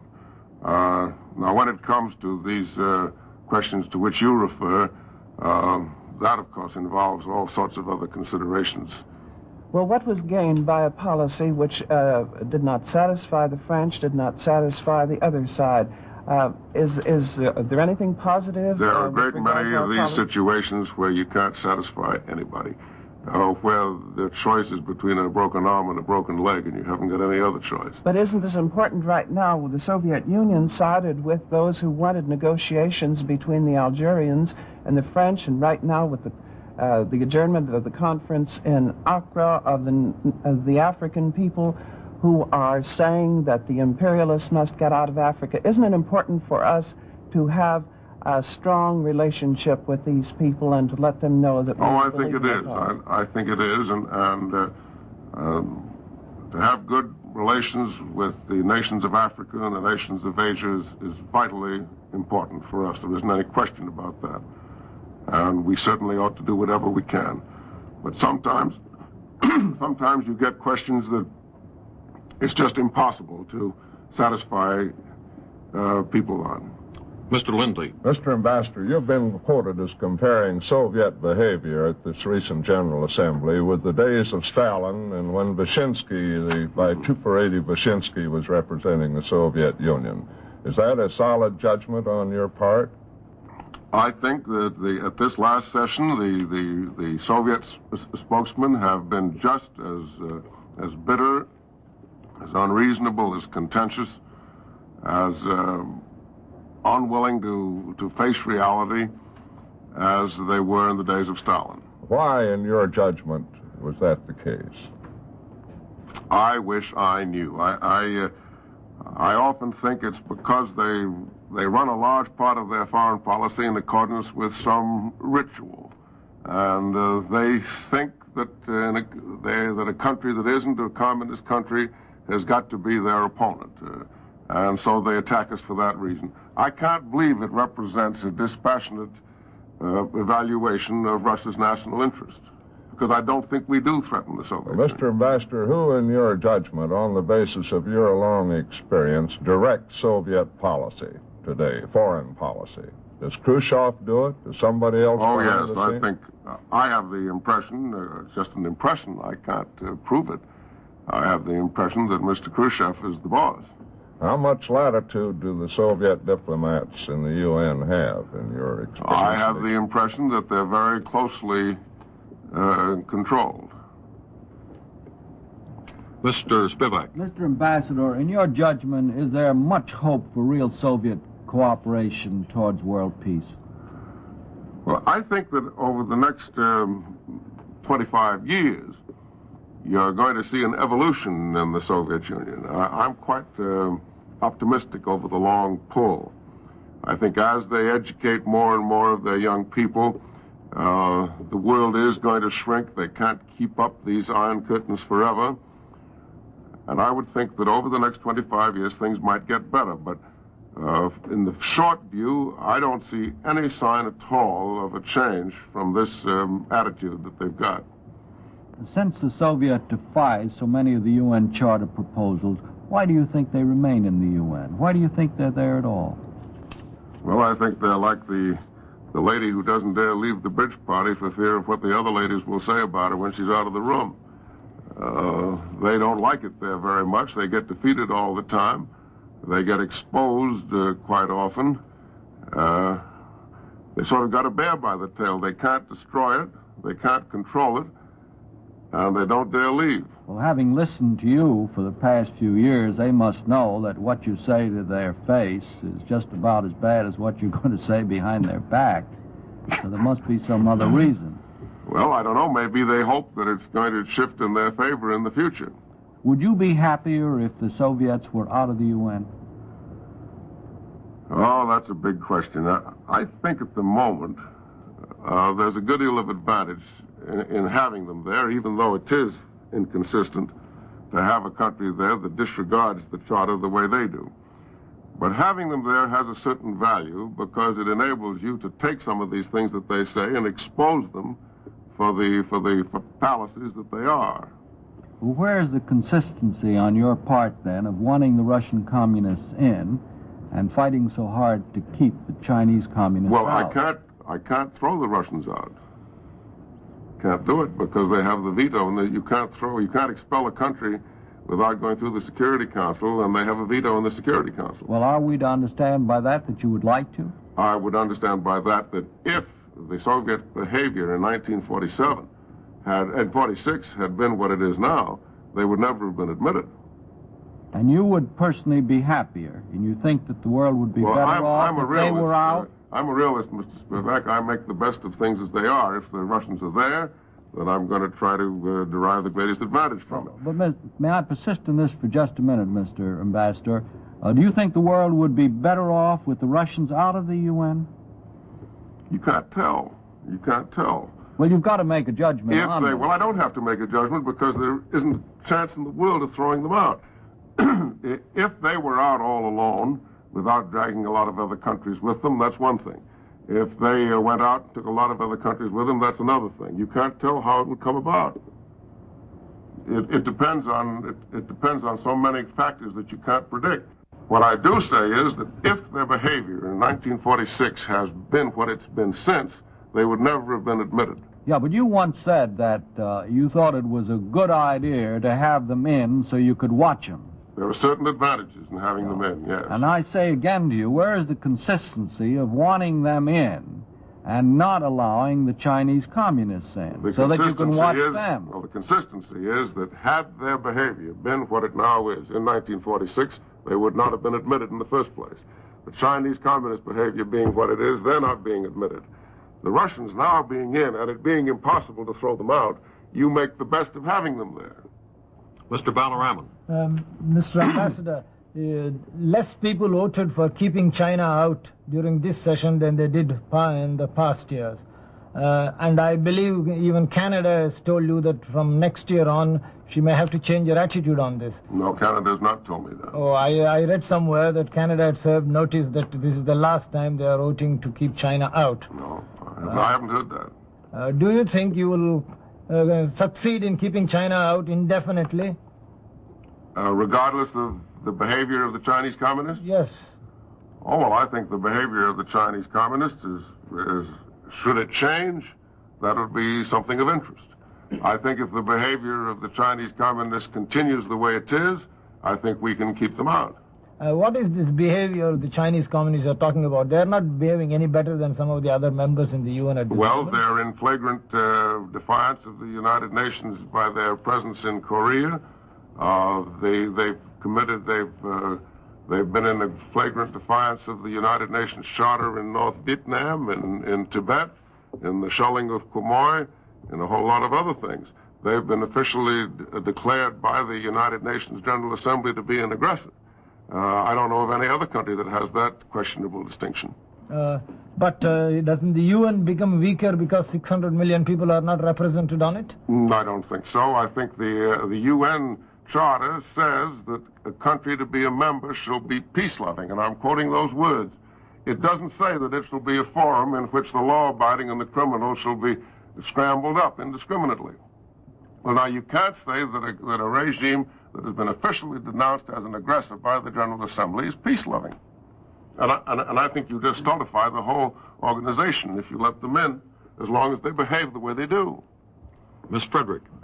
Mr. Ambassador, is it realistic to expect that a nation like Red China, which has been rebuffed by the UN and denounced by it, would agree to observe the principles of the United Nations? Would it be natural to expect it to? I think it's altogether proper. I don't know how natural it is that it's proper for the United Nations to insist on a certain standard of behavior of any regime that wants to be admitted. Yes, I do. I think you have to if you're going to keep faith with the Charter. Well, Mr. Ambassador, as you have admitted yourself, nations which are already members of the United Nations have not lived up necessarily to that standard of behavior. The United Nations, as originally set up, was not supposed to be an exclusive club, as I understand it. And Secretary Dulles said in 1950, and I believe has reiterated it since, that the greatest weakness of the United Nations was lack of universal membership, that we ought to take nations in whether we believed what they did or not, that this was a place to discuss problems. Now, do you believe that this should be an exclusive club like NATO, where we have only our friends in, or should it be an organization to try to solve the world's problems, and therefore we take everybody in? Ms. Frederick, what I think isn't very important. The important thing is, what does the Charter say? And the Charter says that members shall be, and I quote, peace-loving, unquote. And that confers on it a certain amount of exclusivity. But you have already admitted that that interpretation has been stretched to cover a number of nations. Not as far as admission is concerned. No, we have never admitted a country that has been officially proclaimed an aggressor by the United Nations. But, Mr. Ambassador, it isn't a question of admission, it's a question of representation. That's China right. is a member. That's and right. it's a question of recognizing the credentials of the Chinese representatives from Peking. Well, it's more than credentials. It's a question of admitting a regime that has been officially denounced as an aggressor, and we've never done that in the United Nations. Well, then how can you be consistent with the way we treat Hungary? We have denounced Hungary, but when it comes to ousting the Hungarian representation from the United Nations, we say, no, let's not take any action. So the Hungarians sit there, debate, and vote, just the same as any other member. Now, where is the consistency in our attitude? The two things are entirely different, because because the Hungarians are there and the Chinese communists are not. Mr. Lindley. In 1952, you were pre-convention and convention manager of the Eisenhower for President movement. Looking forward to 1960, who, in your judgment, as an experienced Republican politician, would be the strongest Republican nominee for the presidency? Well, Mr. Lindley, I'm in a foreign policy job. I'm carrying out United States foreign policy and trying to do it in a nonpartisan manner.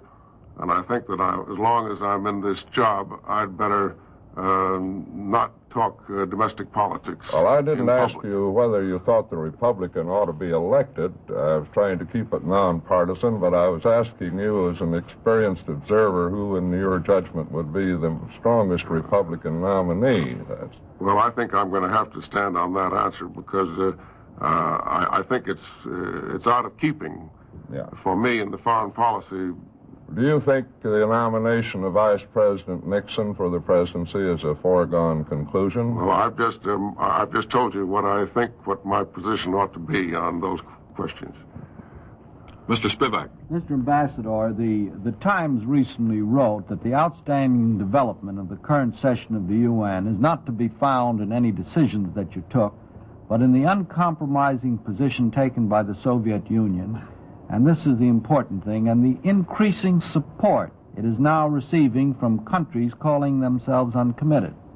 Would you say that this appraisal of our weakening position in the UN is an accurate one? No, I don't think so. I don't think our position in the UN is a weakening one. You have a lot of new countries that are coming into nationhood and that are coming into the United Nations. To me, it's better to have them in the United Nations than to have them out of the United Nations. Of course, it means that we have to go out and make a case on everything. We have to go out and persuade people. We haven't got a situation where there are a lot of countries that always vote with us just as a matter of routine. But I don't think that's necessarily a weak thing. Well, I think it's probably a good thing for us. Well, isn't it true? And it still holds true. We haven't been defeated on a single major question. Well, isn't it true, though, that the number of abstaining votes and the increasing vote against the things we stand for have been considerable? Well, you see, there are certain parts of the world where things that interest us don't interest them. The Korean question never interested the Arab world as much as it did us. The world is still a big place. And the fact that the number of people abstain on issues that interest us is no more serious than the fact that we abstain on issues that interest them. I know, but even you're bound to have some of that. Even on the matter of admitting communist China, if we had to get a 2/3 vote of the 82, we'd be in serious trouble. We need 54 votes, and I think all you were able to... We wouldn't be in any more trouble than the people would be in who would be trying to throw out the nationalists by 2/3 vote. Yes, but you've been only able to muster about 44 votes this last time, a decline, as I remember, at 48. It doesn't necessarily mean it's going to keep on declining. There are reasons for those votes. I can't remember what they are now, but they were not connected with the merits of the question. You think, though, that you've stopped the decline, and you say that I think we might very well get a better vote next year. And you think that the influence of the United States in the UN has not declined this last year? I think we've got lots of influence in the UN. That wasn't the question, Mr. Ambassador. The question was, is our influence declining in the UN? Well, every time we've put it to the test, we've been successful. So I wouldn't say it had declined.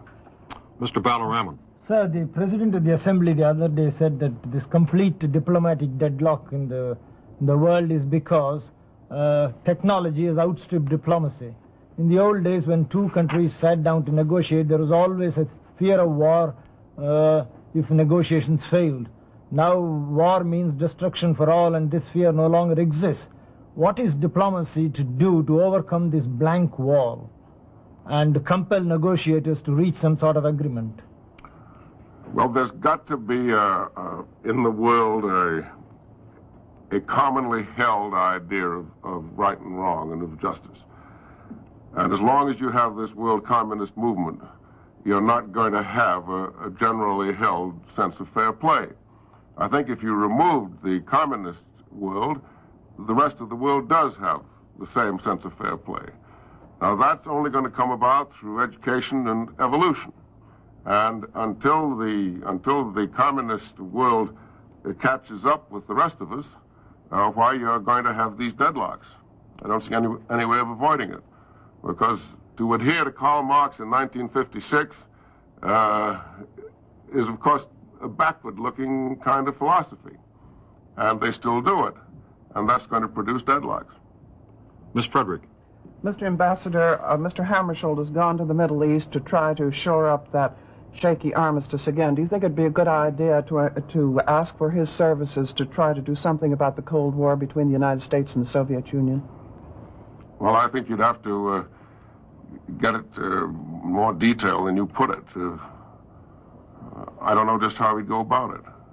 Well, I think the Cold War between us and the Soviet Union is not due to a misunderstanding. I think it's due to radically different ways of looking at the world.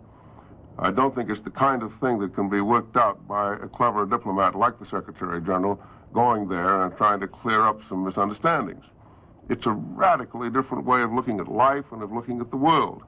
So I wouldn't think that any individual diplomat, no matter how clever, and Secretary General is a very clever man, could be expected to solve that.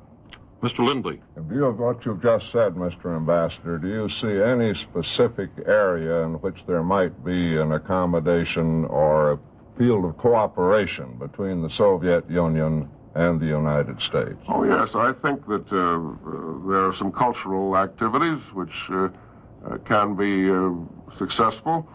And I still think we ought to try to get political and diplomatic agreements on things that are self-enforcing, like the withdrawal of troops from Austria, for instance. That was quite successful. I believe they've made a little headway at Geneva on the conference on cessation of nuclear tests. I think you ought to keep on trying all the time, because you never can tell when there may not be a break. And you must not be easily discouraged. Mr. Ambassador, on that note of hope, I think we'll have to interrupt. I see that our time is up. Thank you very much, Ambassador Lodge, for being with us. And Monitor's thanks to Ambassador Henry Cabot Lodge, Chief of the U.S. Delegation to the United Nations, and to the members of the Meet the Press panel for stimulating and enlightening half hour. The interrogators were Ernest Lindley of Newsweek magazine, Pauline Frederick of NBC News, Krishna Balaraman of the newspaper Hindu of India, and Larry Spivak of Meet the Press. You may not be aware of it, but there's an army on the march today in your community. Its soldiers walk softly and quickly through the shadowed streets of your town. They may be 500 strong or only 4 or 5. But whatever their number, they are working around the clock to make this a truly happy Christmas for the lonely, the homeless, the neglected, the weary, and discouraged. They are the Salvation Army, dedicated men and women who wear the familiar red-trimmed blue uniform. Working in partnership with them, you can share your holiday happiness with those who have so little. Holiday happiness with those who have so little. Holiday happiness with those who have so little. Holiday happiness with those who have. Brings you Meet the Press, the prize-winning interview program produced by Lawrence C. Spivak. 4 of America's top news reporters are ready for this unrehearsed news conference. Here's the moderator of Meet the Press, Lawrence Spivak. Welcome once again to Meet the Press. Our guest today is Dr. KWAME Nkrumah of Ghana, the newest independent African state. Dr. Nkrumah has come to this country at the invitation of President Eisenhower. Dr. Nkrumah was born in Ghana, but received much of his adult education in the United States. For 10 years, he was at Lincoln University and the University of Pennsylvania, first as a student and then as a teacher. In 1947, he returned to the Gold Coast of Africa, where he rapidly assumed leadership in the fight for his country's independence. On March 6, 1957, Ghana became an independent nation, a member of the British Commonwealth, and Dr. Nkrumah was chosen Ghana's first prime minister. The birth of Ghana as a nation has been called a personal triumph for Dr. Nkrumah, and a symbol for other African states seeking freedom. Early this year, he initiated and was made chairman of the Conference of Independent African States. And now seated around the press table, ready to interview our guest, are Patrick O'Donovan of the London Observer, May Craig of the Portland, Maine Press Herald, Clifton Daniel of the New York Times, and Richard Clerman of Time Life. And now, Dr. NKRUMWAH, if you're ready, we'll start the questions with Mr. Clerman. Mr. Prime Minister, in your trip to the United States and Canada, you've repeatedly said that the foreign policy of your government is basically one of non-alignment and positive neutrality. I wonder if you could tell us exactly what you mean by that. When I refer to this position as that of non-alignment and positive neutralism, all what we mean is that we have to watch out how we align ourselves with any particular group. But that does not mean a sort of negative neutralism, or rather the suspension of any judgment. If any position were to arise, I think we can take the view which we think is the right view to take. Well, we frequently have situations in the world now where the East and West, in some cases, the Russians and the Americans are on opposite sides of an issue. Could you say, in terms of this foreign policy that you've just described, where, in such a situation, your government would place its loyalties? Yes, where we think our interests lie.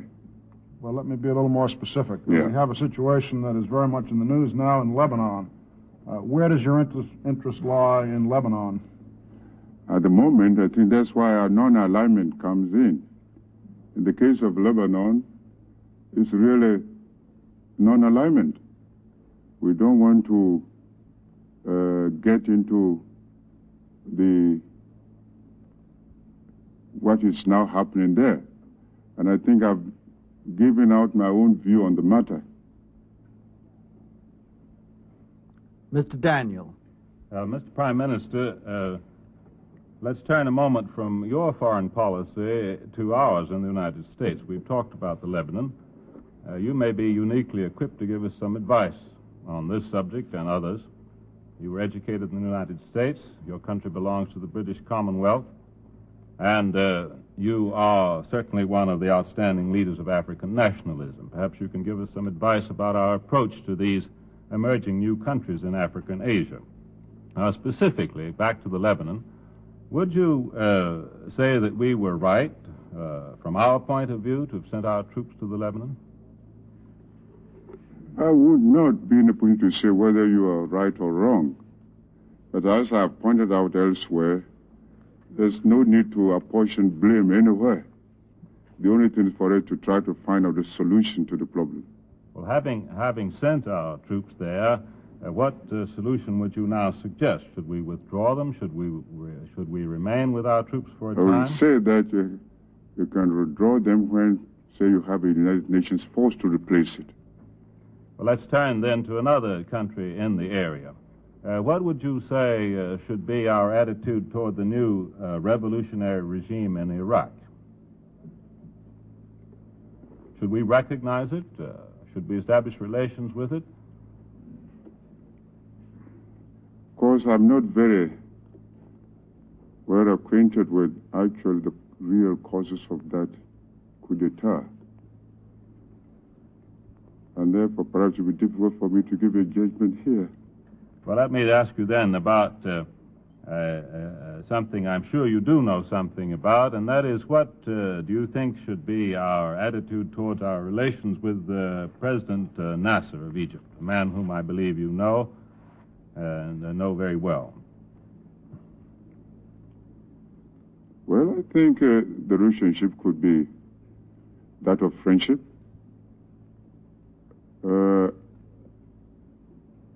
I remember discussing this very question with him, he pointed out that at a time when he needed help, he didn't get it.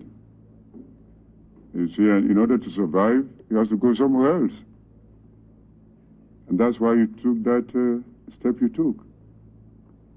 Mrs. Craig. I don't think there is a really big enmity between the United States and United Arab Republic.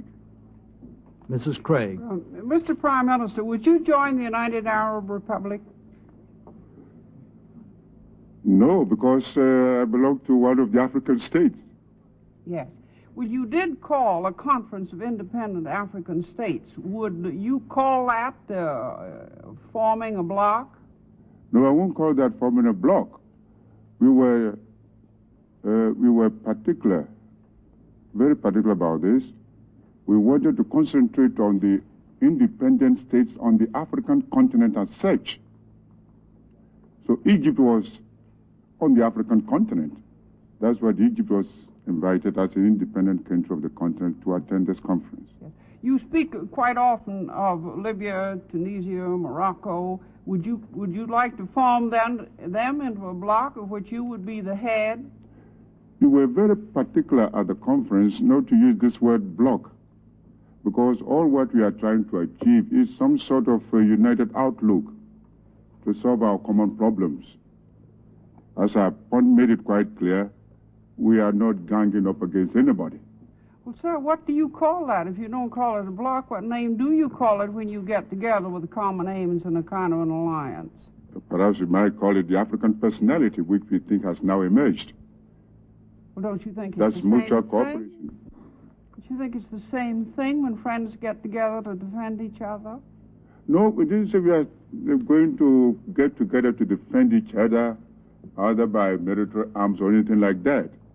We want to get together so that we shall be able to discuss our common problems.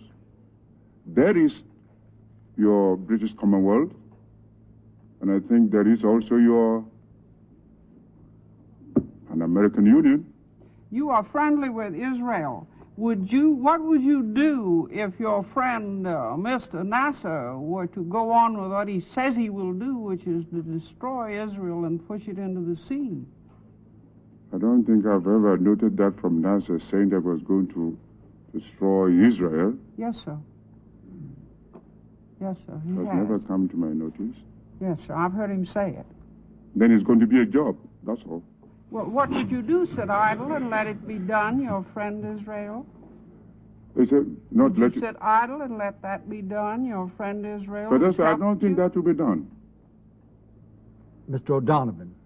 Sir, if I could turn perhaps to the internal affairs of your country.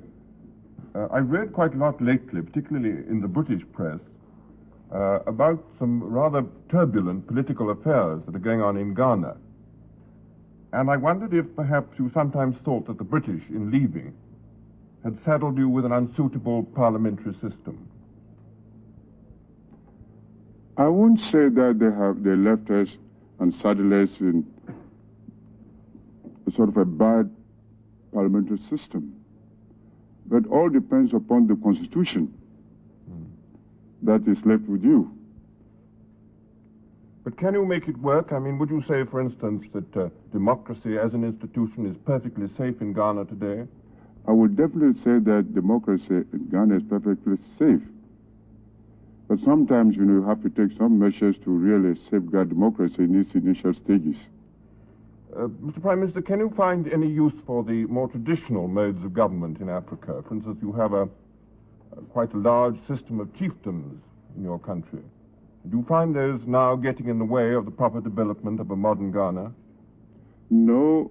At the moment, most of our chiefs are becoming to realize that the times are changing, and they must also change with the times. Would it be quite possible in the next election, would it be theoretically possible in the next election for you to be defeated and the opposition to take over in a quite orderly manner? It's possible. Mr. Prime Minister, is it true, as has been said, that although you've given Ghana considerable stability, Ghana has lost some freedom under you? That charge has been made, as you know, in this country. I wouldn't say that under me. I think Ghana has got more freedom.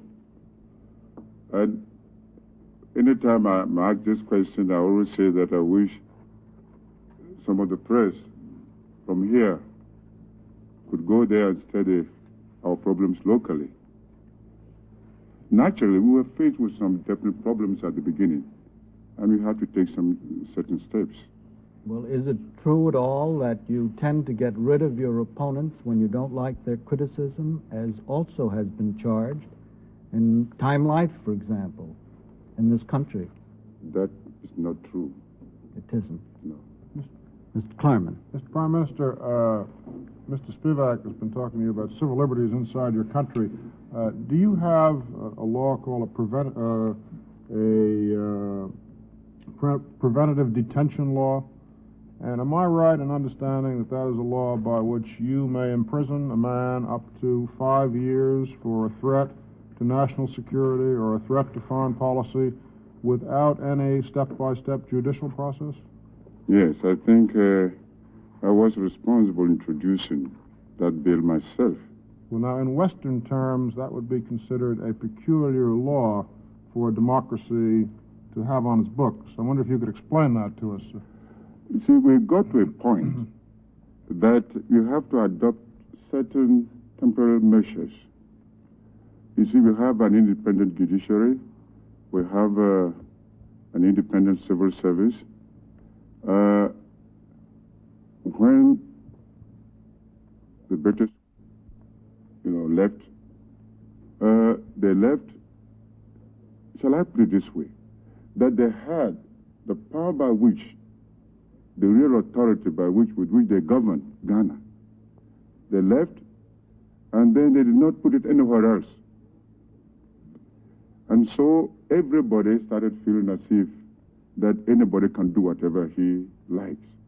And so we have to find out measures by adopting some temporary measures by which we can really put this thing to stop until everything goes well for us to be able to follow the right line. May I change the subject to a larger legislative question? Are you in favor of the proposed summit meeting that is apparently about to take place in New York? Yes, I'm all in favor for the summit conference, because all these arguments here and there is only when they meet around a common round table, then they will actually know who is fooling each other. What do you hope will emerge from this conference? I mean, when they meet. After they meet, when they've met, and then what do you hope will emerge from their meeting? Well, if nothing emerges, at least they have met. And I think since I came, I've been having all along certain proposals which I've put forward, and which I hope the United Nations will take it very seriously. Mr. Daniel. Prime Minister, I'd like to return just one moment to the question of the internal affairs of Ghana. To ask about another development there. Your country is a member of the British Commonwealth. Do you envision that the country shall remain so for a long time and pursue British institutions and British methods? The reason I ask the question is because since Ghana has become independent, we've seen what seem to be some signs of a breakaway from the British tradition. I believe that, for example, you no longer have God Save the Queen as the national anthem. I think the Queen's pictures have been taken off the stamps in the country and replaced, I believe, in some cases with your own portrait. Other evidences of a tendency to drift away from Britain, shall we say. You see, we chose according to our own free will to remain within the Commonwealth. And I personally feel that it is our mutual interest for us to remain within the Commonwealth.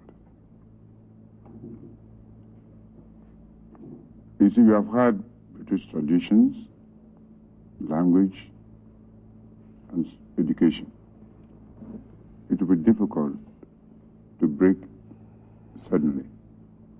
But I think there are points that the African has his own personal outlook, and that's why sometimes I made the point that some sort of a republican form of government will suit the African character. But I've gone so far as to make it quite clear that whatever form of republican form we take, we will still continue to remain within the Commonwealth. Mrs. Craig. Yeah, Mr. Prime Minister, your country is a very small country and probably could not defend itself militarily. I understand you put your trust in the United Nations. That's correct. Is that true? That's correct. But the United Nations has no force with which to defend you. That's why I'm advocating international force for the United Nations. You mean a police force for the United Nations? That's right. Would Ghana contribute to it? Sure, we shall contribute. You have only 3 battalions, but I think we can put 1 battalion aside for the United Nations. Sir? I said we have only 3 battalions, but I think we can put 1 battalion aside for the United Nations. Yes, but we have never been able to get the United Nations to act in time, even if it had a permanent force. How do you think we're going to get a permanent force for the United Nations? Well, we have to talk about it in the United Nations when they meet. I lead you back again to what I asked you in the first place. Yes. How can you get along without alliances of friends to help you? That's why we must all find ways and means of strengthening the United Nations. You have lived in the United States and were educated here. Do you think the United States is imperialist?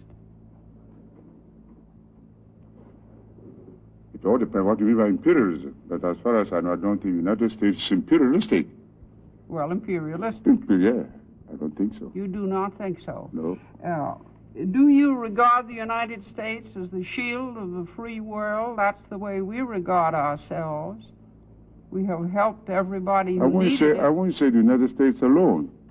The United States and other nations fighting for freedom are the bulwark of that liberty. You want to stop nuclear testing, I have heard you say. But how do you expect the free world to defend itself if it does not have the most modern of weapons, which require perhaps testing? But the stopping of the testing should not be done by the West alone.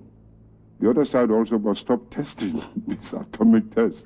Mr. Prime Minister, did I understand you to say that if there were a United Nations force, you would contribute troops to it? Yes. Would you be prepared to send troops into Lebanon and Jordan if a United Nations force was set up? If the condition demands it, yes. Mr. O'Donovan. Mr. Prime Minister, I understand you've had a magnificent welcome from an enormous number of American Negroes while you've been here. And I wondered if you'd seen any sign of the sort of sympathy and loyalty and a desire to help among American Negroes which American Jews have for Israel. I think that sympathy is there. That even though they look upon themselves as Americans, I think the bond of blood and kinship make them feel that perhaps they can do something to help us.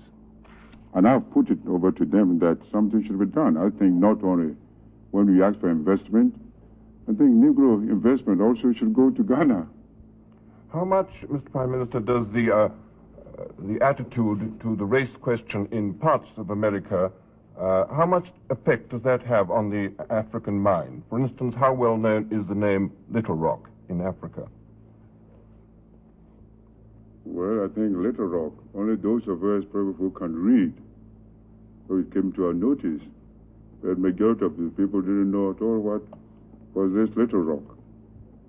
But anyway, the racial problem is there, and I think at the Accra conference all of us came out clearly that it doesn't matter wherever it is, you should find some way in which racial segregation will never exist.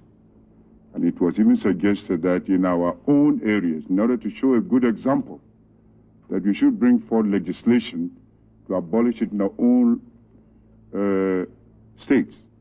Mr. Clarman. Mr. Prime Minister, it's been said of your economic philosophy that you call yourself a Marxist socialist. Is that correct, sir?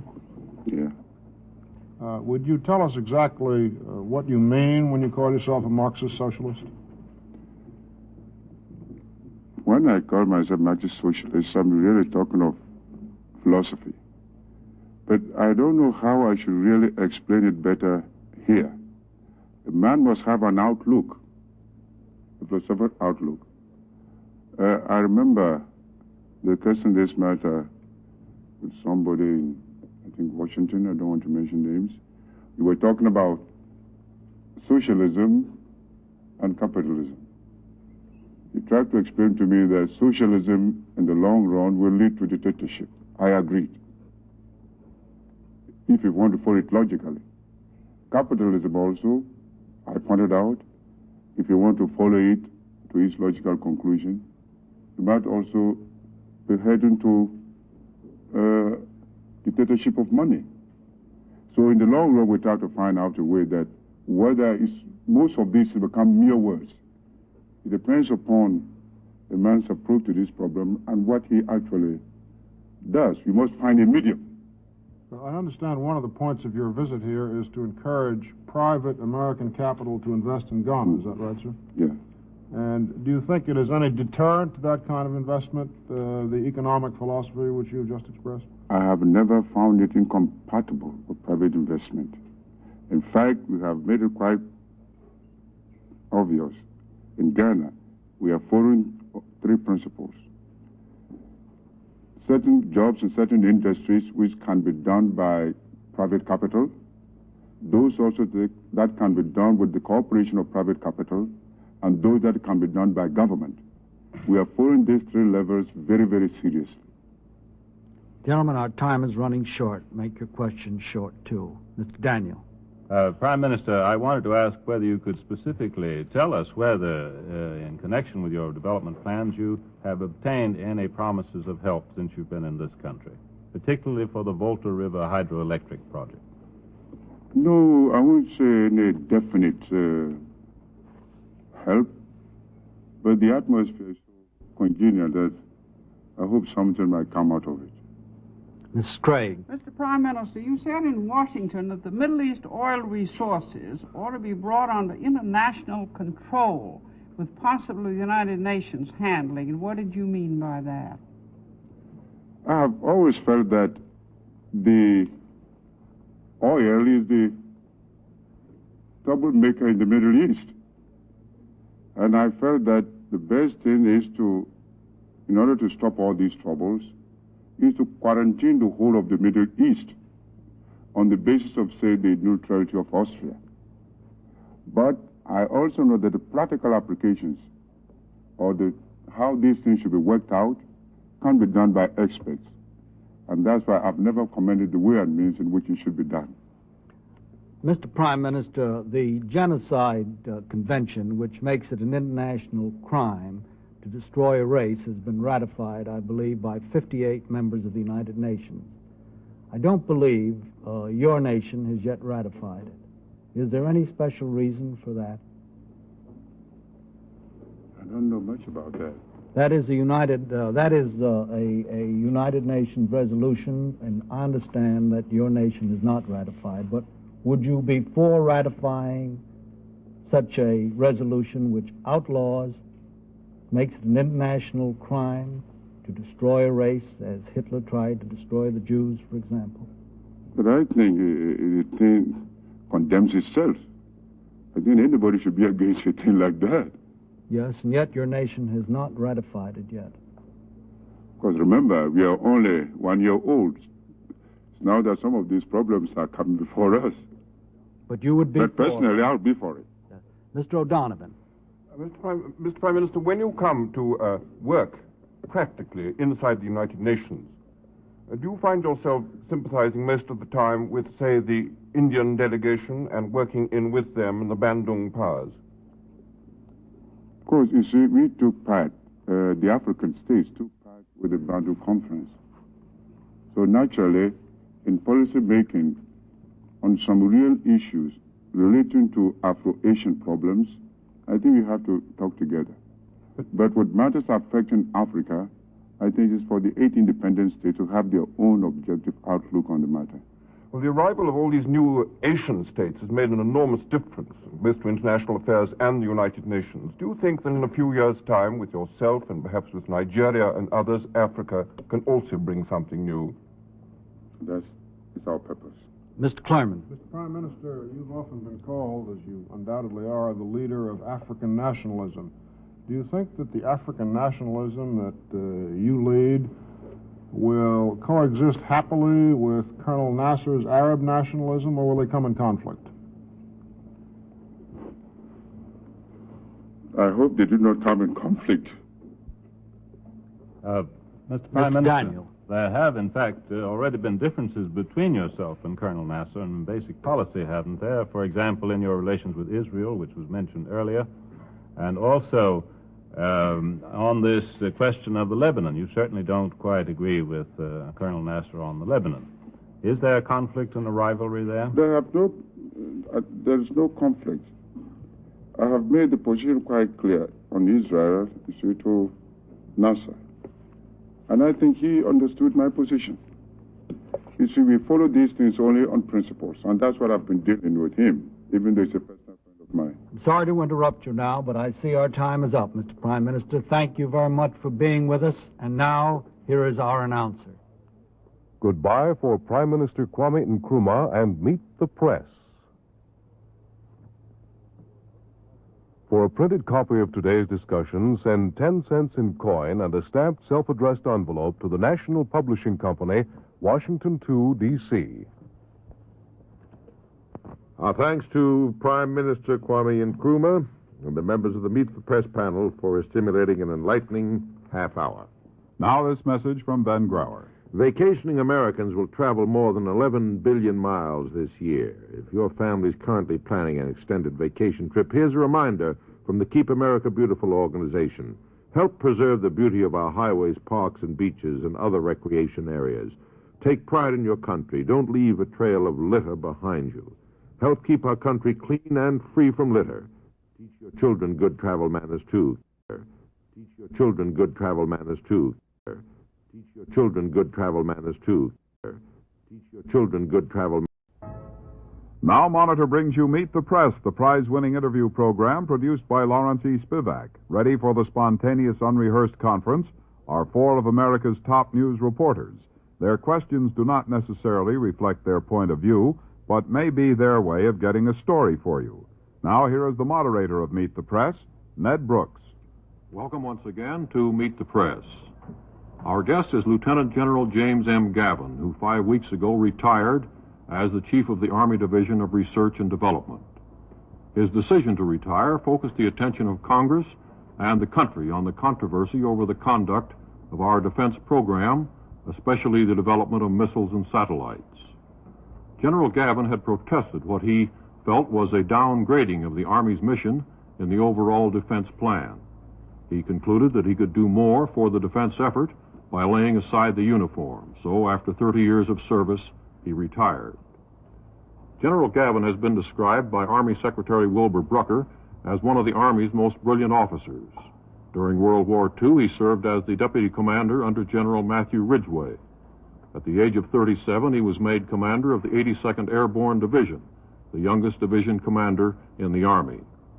Since the war, as Chief of Research, he has played an important role in the development of space-age weapons, including the Nike anti-aircraft missile and the Atlas and Jupiter long-range missiles.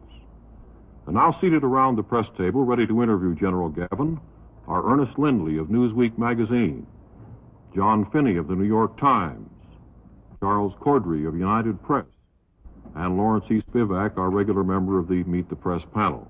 Now, General Gavin, if you're ready, sir. I'm Let's ready. Start the questions with Mr. Spivak. General, in your testimony before the Johnson Committee, you said, and I quote, "I've watched the deterioration of our military forces with increased concern." Now, since Sputnik, the American people in the Congress have been aroused about this matter, aroused out of their complacency. Would you say we have overcome many of our deficiencies, the deficiencies that you worried about?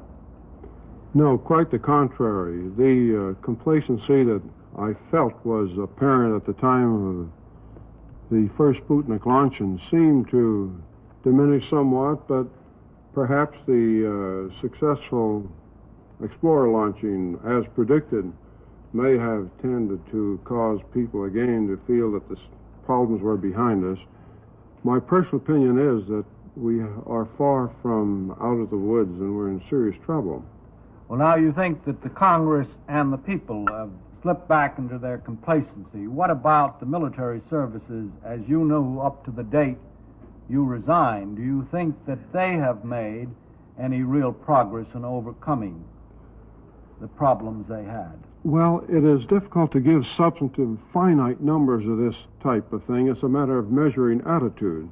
But I know that immediately following the Sputnik launching, it was just impossible to get any responsiveness and get decisions to do something quickly. Then a few things were done. The fact remains that the divisional strength of the Army has gone down to where it is now 14, and this includes the training facilities, and so the actual combat strength is much less. Then, too, our readiness for something less than general war is certainly no greater than it was before, and the idea still prevails, apparently, that if you can fight a general war, you can do everything else, which is a lot of nonsense. General, since diagnosis is one of the first steps to cure, where do you place the responsibility for the deterioration of our military forces? Well, I have stated before Congress that it is a matter of the decision-making processes of our government, and in particular of the Department of Defense. We've put quite a bit of money into the defense establishment. We've canceled programs occasionally, one amounting to $700 million after Mr. MCELROY came in. And for example, $700 million into a satellite program 3 years ago would have made tremendous difference. Now, are you saying that in spite of the fact that Sputnik is fully 7 months away, that these decision-making processes have not been sufficiently speeded up? Well, there have been no, except for the addition of the new agency, ARPA, there have been no changes in the structure of the Department of Defense. Now, the new reorganization bill may be intended to address itself to that problem, but the same processes prevail, I presume. So far, you feel that we're about where we were then? Yes. Mr. Cordry. Well, General, do you feel that the President's reorganization plan will improve the situation by streamlining the command chain and circumventing the services on command decisions? May I say, Mr. Spivak, in saying we are where we were, as far as decision-making processes go, we are essentially where we were. Money-wise, there's been more put into the program. Well, the reorganization bill, as I understand it, doesn't represent great change. I testified in an open hearing before the Johnson Committee on December 13th last year on this problem, and I urged rather strong, radical changes, let us say. This bill, as far as it goes, is not very significant as I see it. What should be added to it, General? Well, in the first place, the same group of assistant secretaries to the Secretary of Defense remain, although I believe in lesser number. This has been one of the problems. Next, the Joint Chiefs of Staff remain also as such, and this too has been one of our problems, in that military advice on all facets of the military situation have not gotten to the Secretary of Defense. The advice comes through civilians who have a very high turnover rate. I believe it's 1.3 months, 1 year and 0.3. Well, sir, in that connection, you once testified that you had requested a decision, and 10 months went by, and I gather nothing happened. Could you tell us who was responsible for that, or what was responsible for it? Well, I am not sure what the specific 10 months figure applied to. We've had a number of very long delays. Situation? I beg your pardon? Was that a typical situation, to have to wait 10 months for It's not uncommon, let us say. In fact, some go beyond that. Mr. Finney. General Gavin, I'd like to turn to nuclear weapons, in which you were so instrumental in getting the Army into the atomic age. From your knowledge, do you feel that it is essential that we continue atomic tests, or do we now have a sufficiently large and advanced family of atomic weapons? Well, of course, the purpose of the test is not to give us more or make them larger. It's to make them more adaptable to combat needs, and the test should be continued by all means, in my opinion. We should bring fission into its most useful form to serve our forces. And this means give us an adequate air defense, a defense against missiles, and give us weapons for our forces in limited war that could be useful. Tests can give us these things, and they must be continued. Well, in other words, for instance, we do not as yet have a warhead for the Zeus anti-ballistic missile. Well, when I left the program, we were working on one at that time. But it has not been tested. It has not been tested.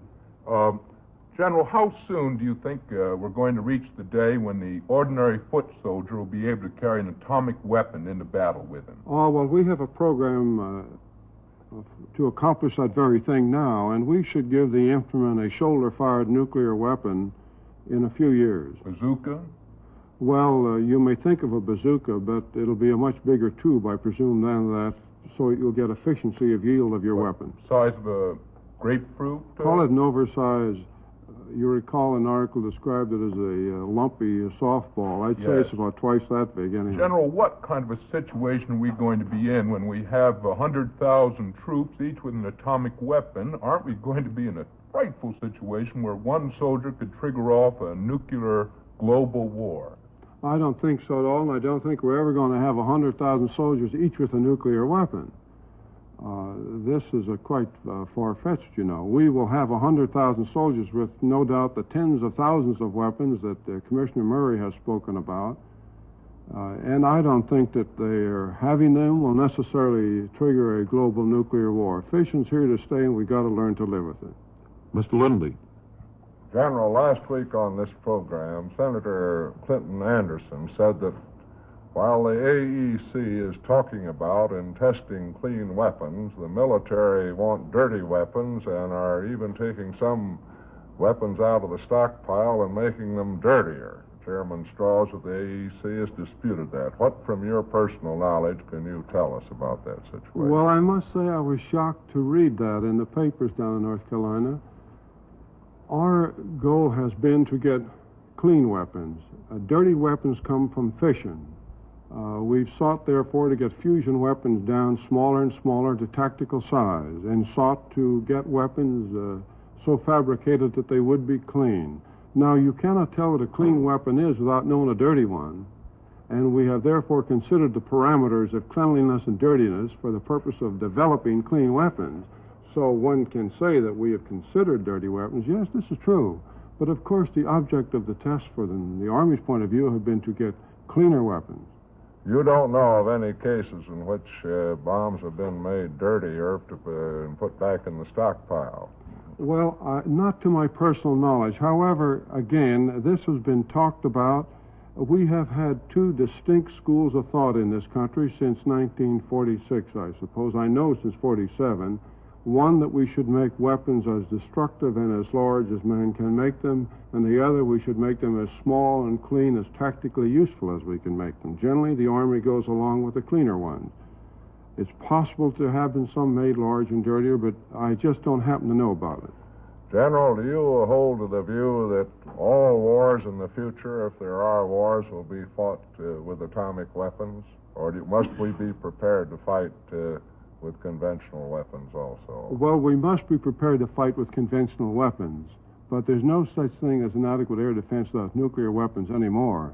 And nuclear weapons are not in one category and conventional in another. Nuclear weapons are in all services, working their way right down to where the infantrymen will carry them themselves. Now, there will be a case for applying power without nuclear weapons, of course, in small conflagrations and disorders and so on. Then you would not nuclearize the entire Army.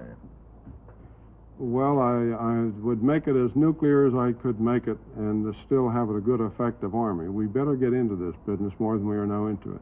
I call to your attention the Soviet nuclear weapons displayed on the 7th of November in the Red Revolution Parade.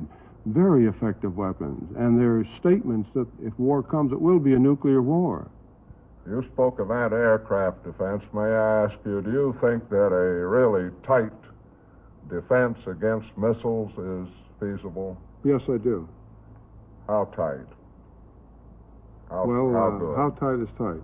Well, I don't know. I want you to define how many, if we're subjected or threatened with a nuclear bombardment with long or intermediate range missiles, have we Yes. got a chance of knocking most of them down? Well, I believe we do.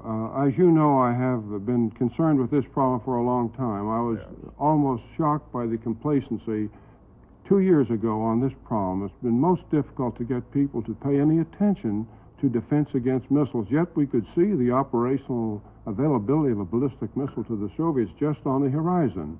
So 2 years ago, testifying before Congress, we began to urge funding. We couldn't get money for it. Last year, the same way. I was asked if what we sought, and I said that I sought 100% effectiveness in defense against missiles, and I hoped we could attain it. This would mean that our defense would be so impressive that no one would throw an ICBM at it. Now, an ICBM represents a tremendous investment. Our Atlas is out at around $17 million. Well, you just don't shoot one of those unless you think it's going to go somewhere. Therefore, it seems to me that you can create a defense so impressive that with hesitancy they would attack. Mr. Spivak. General, how much progress have we made in the development of anti-missile missiles? Is this all in the talk stage, or have we made some progress? No. It's beyond talk. It's beyond study. It's into development now, and components have been developed. And it will soon, if it is not now, be in the testing stage. I am not sure of the operational date of missiles of that sort, nor am I sure that the operational date should be put on the air here. But we can see clearly ahead of us now. I might say that the more we've worked with the problem, the more respect we have for it. We can see many complexities that we did not anticipate in the beginning. When you say that we can build an effective anti-missile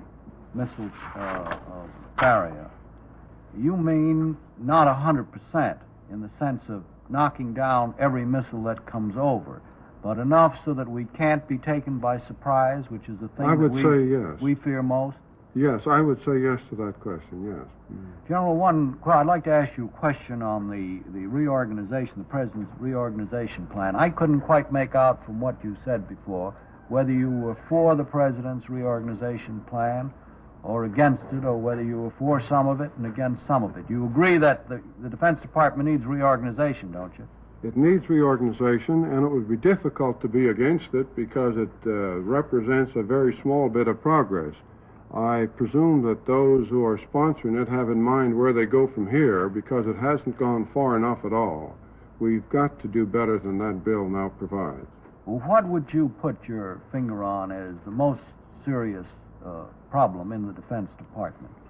In my personal opinion, it is getting competent military advice to the Secretary of Defense in all of the areas in which he is concerned. Now, the JCS just concern themselves with one thing, that is operations and plans. Now, Mr. Lovett complained about this, and in his famous letter of 1952, said that he had to keep sending administrative matters into the JCS and keep them constantly tied up with administrative problems.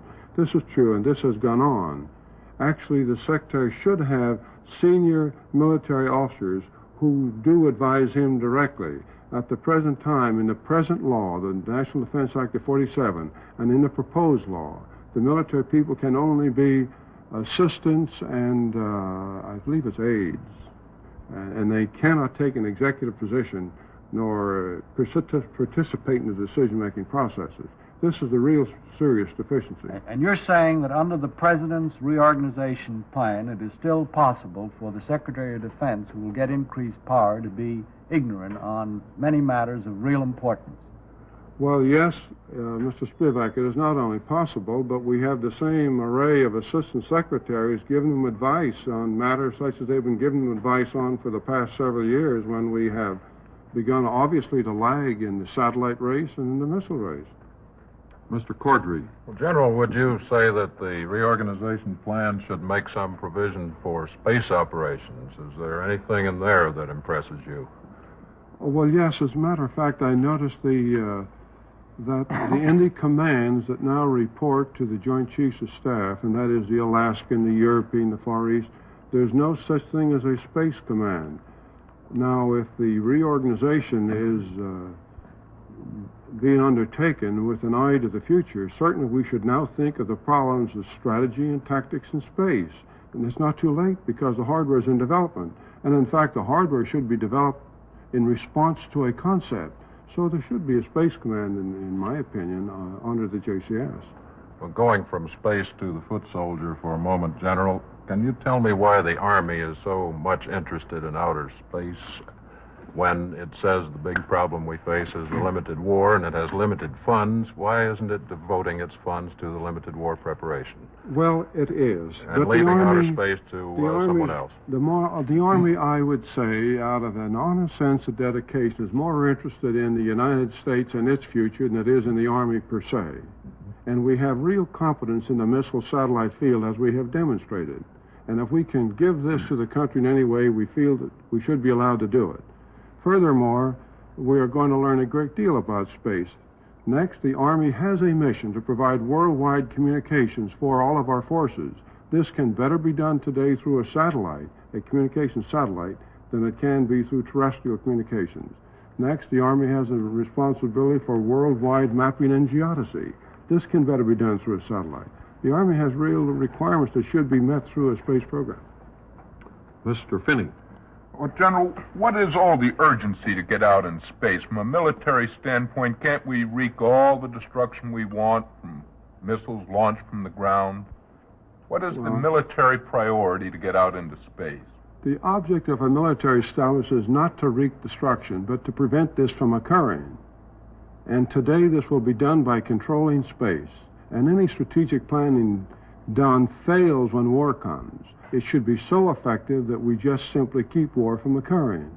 And the man who controls space is going to control what happens on this planet, so we've got to get out there. We definitely will be inviting trouble if we fail to. Well, General, you know from a physical standpoint, it's much more difficult to launch a weapon from a satellite flying around than it is to launch it from the ground. And I just don't quite understand what kind of a weapon system you envision up there. Yes. Well, I will not agree with you. You will say that it is more difficult. Well, it may be today, but I'm not satisfied that it's going to be tomorrow. But a satellite today is the reconnaissance element of an ICBM system. What gets a target for an Atlas or an ICBM? It must be a satellite. A manned bomber can't go, so how can a manned reconnaissance plane go to get targets? All right, General, let's pose a hypothetical case. Suppose in the next year or two, a 2-ton satellite came over, and we suspected a Soviet satellite, and we suspected it had television in it. And it was up, 300 miles orbiting around. Would you shoot it down if you could? Well, now, if policy requires a capability to do this, we should get on with developing this capability. I would say that we could not long tolerate detailed photographic analysis of our entire country from end to end, conducted daily, and just do nothing about it. Because, again, this is part of a weapon system. A weapon system consists of not only the weapon, but the reconnaissance element. And the satellite is the reconnaissance element of an ICBM system. You couldn't tolerate this. Mr. Lindley. General, a moment ago, you indicated that our difficulties, our lag in the past was due not alone to organizational defects, but lack of vision or foresight or wisdom on the part of people in key positions. As you know, Defense Secretary Wilson's record has been criticized and defended. I wonder if you would give us your estimate of the job Mr. Wilson did as Secretary of Defense. Oh, I would hesitate to have much to say about what Mr. Wilson did. I think at times he worked under difficulty. Of course, our experience with him in the Army was a most unhappy one. We had 27 divisions. He ordered us to absorb the training divisions in the divisional count, and then cut down the divisions, and then to create paper divisions. And we ended up with about a half a dozen operational divisions today. At this very time, all the strategic lessons were indicating that we had to go just the opposite direction. We had to be more and more ready for limited war. So from our point of view, we were rather unhappy about it. Well, I believe Mr. Wilson has said, though, that he put the Army into competition in the missile field and the space field with the Jupiter, or encouraged. Mr. Lindley, the Army was in the missile business in 1951, and we had a mid-range missile authority at that time because no one thought it was important. Mr. Wilson denied us that by his memorandum of 26 November and limited us to 200 miles. This at the time when we found out the Soviets were actually fielding long-range missiles. As a consequence, we have the Army today deployed overseas, facing an opponent that it can't defend itself against and can't shoot back against. How would you estimate the record of the Deputy Secretary Donald Quarles, who was both under Mr. Wilson and is still there? I'd rather not comment on his performance. You'd rather not? He's up there now. Have you watched or observed the new Secretary of Defense, Neil McElroy, long enough to form an estimate of his capacity? Well, I have said before Congress, I think he's first class. He's a very fine man, one of the best men I've seen in Washington in my time. Then you would agree that this problem of running the Defense Department properly is not just a matter of organization. It's a matter of getting the right people in the key positions. Absolutely. Yes, sir. I would. Mr. Spivak. General, do you think it would be possible for the Soviet Union as of today to destroy Europe or us with hydrogen bombs without contaminating themselves? Well, this is quite difficult to say. They would certainly contaminate themselves some, but it's possible through the airburst of a significant number of hydrogen weapons to create enough destruction that you would say Western Europe were destroyed without much contamination on their part. Oh, the question I really mean to ask is, can we have an all-out nuclear war without destroying ourselves? And as well as the other fellow. If you mean a free-for-all exchange of thermonuclear weapons, That's just right. let the stockpiles go, no. The contamination will be worldwide. And this would really, in effect, destroy the world, wouldn't it? Major segment of it. Would you have to deliver your bombs to do that? I mean, we talk a lot about our delivery system, but suppose, for example, the Soviet Union started a war against us and we decided that this was either victory or slavery, and we just dropped our bombs anywhere the wind blew. Couldn't that destroy them as well as ourselves? Well, yes, the damage could be just extensive, yeah. Mr. Finney? General, you made a statement a moment ago that because the Soviet Union now had long-range missiles, our troops could not defend themselves. You really don't mean that, do you? If the Soviets have a missile that is, let us say, 750 miles, and this is today's long-range artillery, and we've known this for some time, and the best missile we have is, what, 75 miles? You, as an Army commander, are placed in not an intolerable, but a fantastic position, because you cannot retaliate, and you do not have a missile to defend against that missile, and all you can do is remain passively dispersed, hoping to engage his forces with other types of weapons when they come in. Well, General, you're completely ignoring your sister service, the Air Force. They have a capability here, don't they? Not if there's a missile defense that exists, and there were missiles displayed on November 7th, surface-to-air, highly mobile systems, and a manned fighter-bomber is completely a bow and arrow against such things. Mr. Lindley, a short question. General, apart from the things we've discussed so far, what do we need to do to strengthen our military position? Oh, I would feel better if, fundamentally, if we as Americans came to a realization that we've got to do more than just be against communism. We've got to be for something assertively and aggressively for it, support our programs. I think more of the national product should go into our defense program. How much more? General, I'm sorry, but I'm going to have to interrupt. I see that our time is up. Thank you very much, General Gavin, for being with us.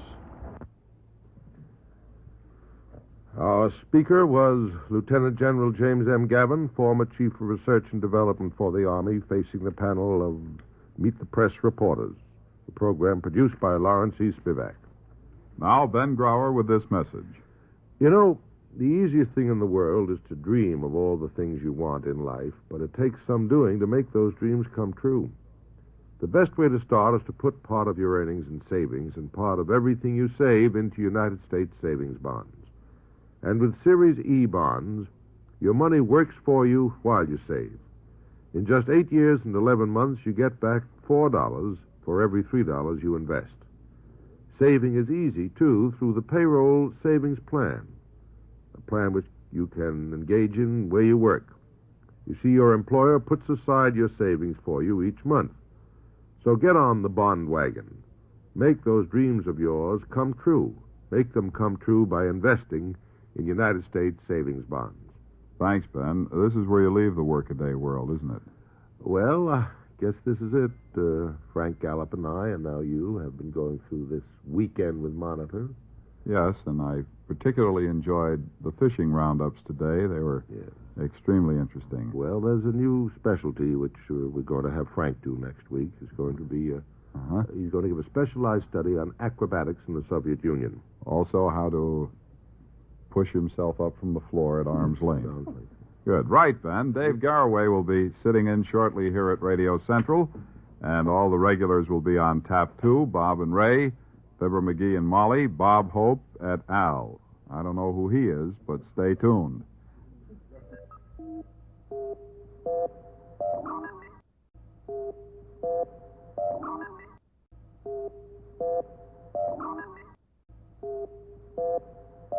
Now, Monitor brings you Meet the Press, the prize-winning interview program produced by Lawrence C. Spivak. 4 of America's top news reporters are ready for this unrehearsed news conference. Their questions not necessarily reflect their point of view, but maybe their way of getting a story. Here's the moderator of Meet the Press, Ned Brooks. Welcome once again to Meet the Press. The new Congress convenes this week, and the Senate will face the first test of strength between conservatives and liberals. The battle centers on a proposed change of rules designed to end the filibuster. A limitation on debate would clear the way for Senate action on civil rights legislation. Liberals of both parties are supporting the revision of rules, and today we have 2 guests. Both are leaders in the movement against the filibuster. Senator Paul Douglas, Democrat of Illinois, and Senator Jacob Javits, Republican of New York. We're going to divide the time between our 2 guests. First, we'll interview Senator Douglas. Senator Douglas has been called the idea man of the Democratic Party. He's an economist.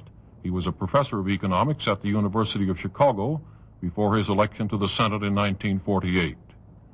Seated around the press table, ready to interview our guests, are Richard Wilson of the Coles Publications, May Craig of the Portland, Maine Press Herald, Frank Vanderlinden of the Nashville Banner, and Jack Bell of the Associated Press. Lawrence E. Spivak, our regular member of the Meet the Press panel, will be back with us for our next program. Meet the Press will not be on the air next week. We will be on the week following and our guest will be the Deputy Premier of the Soviet Union, Anastas Mikoyan. He is now visiting, as you know, in the United States. Now, Senator Douglas, if you're ready, sir, we'll start the questions with Mr. Wilson. Senator Douglas, what are the prospects in the Senate for revising this ancient rule which permits filibusters to be conducted? Well, we are making 2 moves, Mr. Wilson. Our first move is to try to establish the right of the Senate to proceed to adopt new rules at the beginning of a new Congress under the powers given by Article 1, Section 5 of the Constitution. I think we're going to carry that. We've been unsuccessful in 53 and in 57, but this time I think we're going to carry. Now, the second attempt which we are making is to give to a majority of the Senate the right, after full, free, and protracted debate, to bring a measure to a vote. And on this, I'm very frank to say, I think the issue is somewhat in doubt. I think about 1/3 of the Senate is for the principle of majority rule. I think 1/3 of the Senate is in favor of 2/3 rule. And the control is in the hands of an indeterminate group of about 1/3 who have not yet made up their minds. Senator, let's suppose that there were some effective modification of the rule. Yes. What new legislation in the civil rights field would result from this, in your opinion? Oh, I think a new civil rights law to protect the rights of citizens under the 14th Amendment. You see, the 14th Amendment, as we all know, provided that everyone was a citizen, everyone born or naturalized in the United States was a citizen with the full rights thereof. No first-class citizens, no second-class citizens. And it furthermore provided that no state should deprive any citizen of the equal protection of the laws. And in Section 5 of the 14th Amendment, it gave to Congress the power to put this amendment into effect by appropriate legislation. Now, this appropriate legislation has never been used since 1870. It was eliminated from the Civil Rights Bill of 1957, Title III. And Senator Javits, my good friend from New York, and I and many others on both parties introduced a civil rights bill 2 years ago, which we think meets the situation. What it tries to do is to get the federal government to cooperate with the states in meeting this terrible problem, to make surveys, to assist in carrying out the decisions of the Supreme Court. That was a unanimous decision. To provide financial aid if the localities need it, and also to give to the Attorney General if a locality or state is recalcitrant, and if an individual needs help, to give to the Attorney General the right to intervene in equity suits and to protect the rights of individuals under the 14th Amendment. Now, I think such a measure as that could not be passed. I know it cannot be passed unless the filibuster rule is changed. I think there's a very good chance of its being passed if the filibuster rule is changed in a meaningful manner. Mrs. Craig. Senator, it is certainly a very serious thing to further limit debate in the Senate. Isn't it a fact that there's only about a dozen Southern senators who die on their feet to prevent a vote on civil rights? Well, I don't know about a dozen or so. I think the Southern Caucus is supposed to include 18 senators, and I think nearly all of them would take part. And they can spell each other, you know, and they can be tremendously effective, particularly in the middle or towards the end of a session when legislation is piling up. And as a matter of fact, Mrs. Craig, as you probably know, filibusters defeated FEPC, Fair Employment Practices Act, on no less than 3 occasions, and he could not break the filibuster, even though a majority of the Senate was in favor of doing it. This present two-thirds rule simply is not effective. Well, Senator, is it not a fact that in the last Congress you did get civil rights legislation with the present rule? We got legislation to protect voting rights under the 15th Amendment. But the threat of the filibuster was what caused many to vote against Title III, which would protect civil rights under the 14th Amendment. That is, the equal protection of the laws could not be carried out because of the fear of the filibuster. Now, we did get some protection of voting rights, although it remains to be seen how effective that's going to be. Don't you do a little filibustering yourself? Didn't you talk for several days on offshore oil, and I think it was 4 days? Well, Mrs. Craig, for such an intelligent woman as yourself, that betrays an ignorance of what a filibuster is.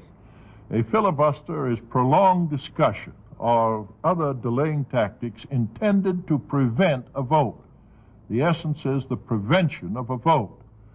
Now, some of us have discussed subjects at length, not to prevent a vote, but to delay a vote, so that the senators and the public could become better informed about a measure. But in the case of offshore oil and in the case of the gas bill, both of which were discussed at length, no vote was prevented. The vote ultimately occurred. The bills were passed. But we had stirred up so much public sentiment and educated public sentiment to the same degree, to such a degree, that in the case of the gas bill, it was twice vetoed by the president. Mr. Van der Linden. Senator Douglas, you propose that if some Southern Democrats don't go along with your bills on integration and labor and other bills, that they just get out of the Democratic Party. No, Mr. Van der Linden, I've not proposed that. I have said that I thought the Democratic Party should help in passing a civil rights bill. And I also think that we should live up to the pledge which we made in our 1952 and 56 platform, that there should be majority rule in the House and Senate. But you've also said, Senator, that it wouldn't break your heart if some of these senators and other Southerners would leave. Well, and that brings me to the question. You recall writing a book back in 1932 called The Coming of a New Party. That's right. In which you were advocating a third party yourself. That's right. And you said in that book, I would like to know whether you still believe it, that only a sweeping and wholesale transformation can make the northern wing of the Democratic Party approach the outer limits of decency. Well, there's been such a sweeping transformation. I think perhaps I was a little too caustic in my criticism of the party in 32, but this was before Franklin Roosevelt became president. The Democratic Party has undergone a great change since then. It's a different party. Yes, it's different, Senator, isn't it, because the labor unions have more power in it? No, I think the public in general is better informed on social issues and is more concerned about making government an instrument of human welfare. Mr. Bell. Senator, perhaps this is too much of a philosophical question to have a place here, but man philosophical. Is a minority always wrong? Should a minority always be run over? Isn't there a time in our government when a minority should have a protection, legislatively I'm talking about? Well, first place, let me say that, of course, minorities are not always wrong and majorities are not always right. Nevertheless, in a democracy, the only method we have to determine these matters is by majority rule. Now, under the rules which our group is proposing, there would be full and free opportunity for debate, probably 6 to 8 weeks of debate. The questions could be very thoroughly discussed. The minority would be given every opportunity to be heard. But the minority would not be able to prevent the decision from being taken, provided they were not able to convince the majority. In a democracy, the minority should have the chance to be heard. The majority should have the right to decide. But the minority should always be given the right, after the decision is made, to keep on agitating and, if possible, to convince the people. But if you say that any minority can prevent action from being taken, then what you've done is to go over to Calhoun's theory and to permit a sectional minority to prevent the will of the majority of the country from being carried out. And I thought we'd settled that issue in 1865. Senator, a minority can prevent the ratification of a treaty. It can prevent the passage of a constitutional amendment by Congress. A minority is recognized in that sense. Yes, Jack. In the Constitution, of course, you have nothing that says that you must have 2/3 in Senate debate or anything of that sort. But isn't that a tradition of the Senate that you're destroying or attempting to destroy the principles at this point, and aren't you attempting to destroy the institution of the Senate itself? The principles of the American government, as laid down in the Constitution, are that the majority, the voice of the majority, is ultimately to be decisive, except where it is expressly provided to the contrary. Now, there are 5 cases where 2/3 vote is required by the Constitution. Submission of amendments to the Constitution, overriding of a veto, ratification of a treaty, impeachment, expulsion. But those are specifically mentioned. In all other cases, the majority prevails. And this was clearly developed in the Constitutional Convention itself, when motions were made that matters dealing with navigation and interstate commerce should be subject to a 2/3 vote, and that was turned down. No, majority prevails except where it's specifically mentioned that a 2/3 vote. And the 2/3 vote is not specifically mentioned on civil rights in the Constitution, nor is it mentioned on the rules of the Senate. Instead, it says the Constitution says in Article 1, Section 5, that each House may determine its proceedings, and it doesn't say may determine its proceedings by a 2/3 vote. And in default of a statement of a 2/3 vote, it certainly meant a majority. Well, gentlemen and Mrs. Craig, I see that we have now reached the midway point in our program, and it's time now to hear from Senator Javits. Thank you very much, Senator Douglas, for being with us. Thank you. Senator Javits, throughout his career, has been in the forefront of the battle for civil rights and for a liberal program for the Republican Party. He served for 8 years in the House of Representatives and for 2 years as Attorney General of the state of New York before his election to the Senate in 1956. Now we'll resume the questions. Mrs. Craig. Senator, would you support the suggestion of Senator Russell that Congress appropriate funds to help Negroes in the South who want to settle someplace else? I would even not get a good place to go to? I would not, Mrs. Craig, because I think that endorses the idea that Negroes are some other kinds of citizens than other people, because the reason for their going, which would be the underlying basis for this action, is the inhospitability to them of one section of the country. And I could not condone or encourage the persistence of that social attitude in one section of the country by voting federal funds to induce them, really, to move somewhere else. Well, Senator, do you think that they're better off when they're brought up into the slums of New York or of Chicago and herded into what amounts to integrated ghettos there? Do you think they're better off that way? I think that they're better off if they go someplace where the idea of segregation is not rooted in the social system, so that it's going to take great amount of federal action to root it out. And where they have an opportunity, and I don't agree with you that they're herded into ghettos. I agree that we have difficulties in the North. We have them in New York City. We have them in other great cities, but there are great changes coming about, as anyone who has been in Harlem will see in our new housing developments, in our suburban housing developments.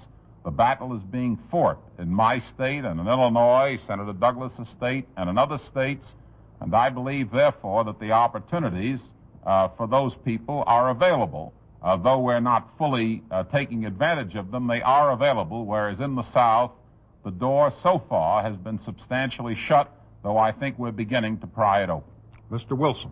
Senator Javits, I want to leave this question for just a moment and ask you a question about the unusual relationship that you and other liberal Republicans bear to the administration and to the Democrats in the Senate and in the House.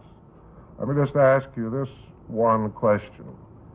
Is it fair to conclude that the liberal Republicans have veered and moved toward the Democratic idea on social welfare legislation? I think it is not, Mr. Wilson. I think that the liberal Republicans have tried to adopt what President Eisenhower himself, immediately after his victory in 1956, in the 1956 election, called modern republicanism, which is the Lincolnian concept that the government should help where the people can't help themselves, and in areas of Social Security, of unemployment insurance, and similar matters, we have tried to help where the people can't help themselves. But that ends it, because from that point on, we're dedicated to two fundamental propositions: civil rights and the operation of the private economic system in the public interest. That's where we think we can make our most constructive contribution, and that's why I think our position is uniquely a position which is Republican in concept. Is there much difference between your voting record and that of your colleague, Senator Douglas, who was here just a moment ago? I would not know that in great detail. I think there are some differences. I know of a number of pieces of legislation in which he has voted one way and I have voted another. But I don't think that that proves the point, because I think that what our point is that the Republican Party has not yet, and we think it should, shown its skill and its initiative in terms of the success of the private enterprise system. Well, now, Senator, since the modern Republican idea came out, there is a new idea, also enunciated by President Eisenhower. He says that the spenders are going to ruin the country. He says that spending has to be stopped and that all reasonable people should cooperate with him. How do you make that idea fit with your and the other liberal Republican ideas on the spending of money for social welfare purposes? Mr. Wilson, that's an excellent question. I believe we make it fit because these things are never black and white. They have to be compromised, and they have to be an average. Now, let me explain myself very briefly. I agree that inflation is a threat. I do not agree with the president that it is the main threat. I think the main threat is the fact that we'll get beaten to a fare-thee well by the Russians. So first, I believe we have to spend whatever money it takes to avoid that dread catastrophe. Second, I believe we have to spend whatever money it takes to look after the welfare of our people. Third, I think we have to gear up the productivity of our economy. That means a heavy emphasis upon the private enterprise system. Fourth, and this is where we save money, I believe we have to make the private enterprise system carry more of the welfare and the foreign problems, including foreign private investment and foreign technical assistance. In short, I do not see this as black and white, a struggle of the spenders as against the savers. I see it as an effort to compromise our problems within our full capacity and within our income. And I point out finally that the government in the United States spends $80 billion a year. That's less than 20% of our economic system, whereas the Russian government spends $180 billion a year, the totality of its economic system. Our problem is to enlist the remaining 80% of American economic power in the American governmental problem. And that, I think, is the great challenge of the Republican liberals, moderns, progressives, call them what you will. Mr. Van der Linden. Senator Drew Pearson, a fellow liberal of yours and an advocate of integration, said in a recent column, and this is a quote, "In some areas of Philadelphia and New York, it's dangerous for white men to walk at night and almost impossible for women." And the Star in Washington this morning reports that the wife of Senator Carl Munt, Republican of South Dakota, was robbed of her purse last night while she was walking in front of the Senate office building. Now, don't you think that the liberal senators like yourself and Senator Douglas should be doing something in the way of federal help, possibly on larger police forces in this city in New York, to protect people in their civil rights of life and liberty, rather than policing the schools in the South? Mr. Van den Linden, those are two very separate questions. On the first question, I believe that Senator Douglas and I will move heaven and earth for the effective policing of our communities, and I don't believe that they need federal aid for that purpose. I think they have the resources to do it. That's our municipal problem. We have not met it by any means, but we're trying to. But I point out that the other half of the problem is the morality and the Constitution of the United States. And I call to your attention, sir, the fact that the most peaceful states on earth are the slave states. And this, after all, is what we're talking about. In a free society, you're going to have problems, but at least you have equal opportunity and the joy and the liberation of freedom, too. In a slave society, you could have complete order, but complete death as well, in terms of the human spirit, religion, morality, and everything we hold even dearer than life itself. Senator, you're not trying to imply that the South has a slave society, are you? I am not. I'm only trying to draw to the same philosophical extreme that you did, the point which you tried to make. In short, that the policing of the streets is not the answer to the denial of civil rights. The two are not to be juxtaposed fairly or properly, in my opinion. Mr. Bell. Senator, you don't seem to think that President Eisenhower is much of a liberal. That's the impression I get from your discussion of his budget proposals. Do you see anybody else who offers a liberal leadership for the Republican Party in 1960? Of course, the president can't run again. I never did think that President Eisenhower was a liberal, and as a matter of fact, I don't think that definition particularly applies to any of us on the so-called liberal Republican side, though I'm perfectly willing to accept it. I will say that I like the word modern Republican, because I think the president himself has said we must cope with the issues of today. Now, I believe the president's big talent for the American people has been twofold. One, he showed that we weren't in a one-party system. He broke that particular pattern in 1952. This was a historic service. And second, The president was in 52, he was in 56, he remains today the unparalleled symbol of peace and the unparalleled figure of prestige for the United States in terms of peace. Without anything else, these services are more than adequate. And so I'm back of the president for those overriding reasons for which I've always been back of him. Well, and he himself, just let me finish the answer, he himself is very understanding of that with all of us and always has been. And secondly, as to liberal leadership in the Republican Party, I think we in the Senate, who are now engaged in the rather interesting discussion about our own minority leadership, are trying to carry that ball, because we're trying to show that you can have initiative and ideas on the Republican side, and this is very important as we see it. Who will develop in terms of the one leader for that will probably come out in the next 2 years. It might be Nixon, it might be Rockefeller, it might be one of the senators who is in the group which is waging this fight now. Well, do you think Nixon... Might be a governor.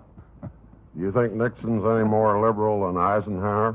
I would not, Mr. Bell, wish to speculate qualitatively or quantitatively upon that subject. I think we have to judge the thing on the individual record. I will say this for Vice President Nixon.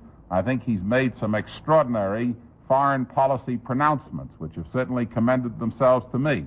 And as you know, I think I'm very devoted to Nelson Rockefeller, our new governor of New York. You won't choose between them now for the nomination. I'm sorry, Mr. Bell. I don't think there's any occasion for it. Mrs. Craig. Senator, you have always been for a fair employment practices law, I believe. I think so, yes. Why is it when you crusade against discriminations in employment on the grounds of race, creed, color, religion, national origins, that you do not include sex? Well, Mrs. Craig, I would say that the difficulty with that is, in the first place, let me say that morally and properly you should include sex. Absolutely. In other words, there should be no discrimination on grounds of sex. But I have thought, and I think others in my group have thought, that it is a separate issue. It takes away from the fundamental issue of civil rights and gets into the question of choice rather than the question of fundamental social custom or ingrained tradition in particular companies or particular activities. But I'm delighted to accept the amendment, and I assure you that if I've ever been misunderstood on the subject, I will try not to be again. You're aware of the discriminations, not equal pay for equal work and such things? I am aware that those things exist. I've worked against them, and I will continue to. I have not included them in a law because I thought it would detract from the force of the argument about that particular law, which was on the civil rights side. Mr. Wilson. Senator Javits, is it not a fair conclusion that the Republicans in the Senate who are trying to elect a minority leader now are placing themselves in a position where they may have to vote to override presidential vetoes on some of this legislation that he does not Senator, want, we're not going to have want. time to even finish the question, and I'm sure we don't have time for an answer. I'm sorry to interrupt, but I see that our time is up. Monitor's thanks to Senator Paul Douglas and Senator Jacob Javits and the members of the Meet the Press panel. Meet the Press, produced by Lawrence E. Spivak, will not be heard next week due to a special feature, but the following week, the guest on Meet the Press will be Anastas Mikoyan, the Soviet Deputy Premier. Tomorrow, the first full work week of 1959 gets underway. And at the end of it, most of us will find that a familiar deduction from our paychecks has been resumed. I mean Social Security. And here's Ben Grauer with some things you know and some things you may not know about it. Did you know that there's a time when Social Security pays off before you retire when a person has an accident or illness so severely disabling him that he can't work for a long time? Social Security pays him if he's worked long enough and if he's 50 years old or more. If you want to know more about these benefits, call or visit your Social Security office and ask for leaflet number 2, which tells about Social Security and the disabled. And which brings us to the point in the program at which Ben Grauer usually says, Good night, Bob Haynes. See you next. Or usually says, Good night, Bob Haynes. See you next. Or usually says, Good night, Bob Haynes. See you next. Or usually says, Good night, Bob Haynes. Now, Monitor brings you Meet the Press, the prize-winning interview program produced by Lawrence E. Spivak. Four of America's top news reporters are ready for the spontaneous, unrehearsed conference. Their questions are not necessarily reflections of their point of view, but maybe their way of getting a story. Here is the moderator of Meet the Press, Ned Brooks. Welcome once again to Meet the Press, originating live from Washington. Our guest is First Deputy Premier of the Soviet Union, Mr. Anastas Mikoyan. He is now completing a tour which has attracted worldwide attention. His visit reached a high point yesterday with his 1.5-hour interview with President Eisenhower. During those past 2 weeks, Mr. Mikoyan has traveled from coast to coast. He has talked with Secretary Dulles and other high officials, with businessmen, bankers, and labor leaders. He has seen how our people work and how they live. Mr. Mikoyan is the highest-ranking Soviet official ever to visit the United States. For 30 years, he has specialized in foreign and domestic trade. He has earned a well-deserved reputation as his country's most skillful negotiator. Mr. Mikoyan became associated with the Bolshevist cause before the 1917 revolution. He is one of the few leaders who has retained his high position through various regimes in the government. The gentleman seated with the Deputy Premier is Mr. Oleg Troyanovsky, who acts as his interpreter. He is the son of a former ambassador to the United States. He spent many years in schools in this country. And now seated around the press table, ready to interview our guest, are Cecil Brown of NBC News, Harry Schwartz of the New York Times, Marquis Childs of the St. Louis Post-Dispatch, and Lawrence E. Spivak, our regular member of the Meet the Press panel. Now, gentlemen, if you're ready, we'll start the questions with Mr. Spivak. Mr. Mikoyan, in your discussions with people as you've traveled across the country, the reports have been that you've been very candid and very frank. As you know, there's been a great deal of speculation as to why you really came to this country. Will you frankly and candidly tell us why you came to this country at this time? Господин Микоян, по мере того, как вы путешествовали по нашей стране, встречались с нашим народом, сообщалось, что вы очень откровенно высказывались.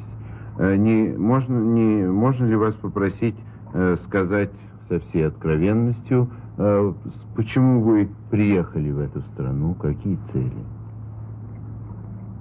Прежде чем ответить на вопрос, я хотел поблагодарить всех тех американцев, с которыми я встречался, имел приятные беседы, они хорошо меня принимали, а также поблагодарить тех телезрителей, которые сегодня будут меня слушать и видеть, но я, к сожалению, не могу их видеть.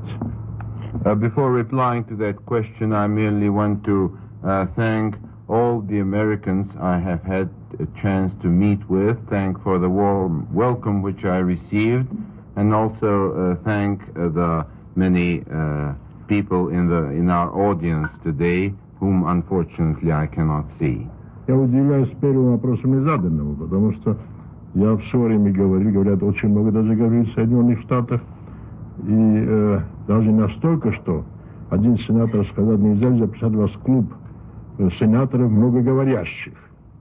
I'm a little bit surprised at this first question because I have been talking in this country so much as I traveled that one of the senators here even said I should join the filibuster club. Если начну повторять, вы скажете, вот ясный говорун этот человек.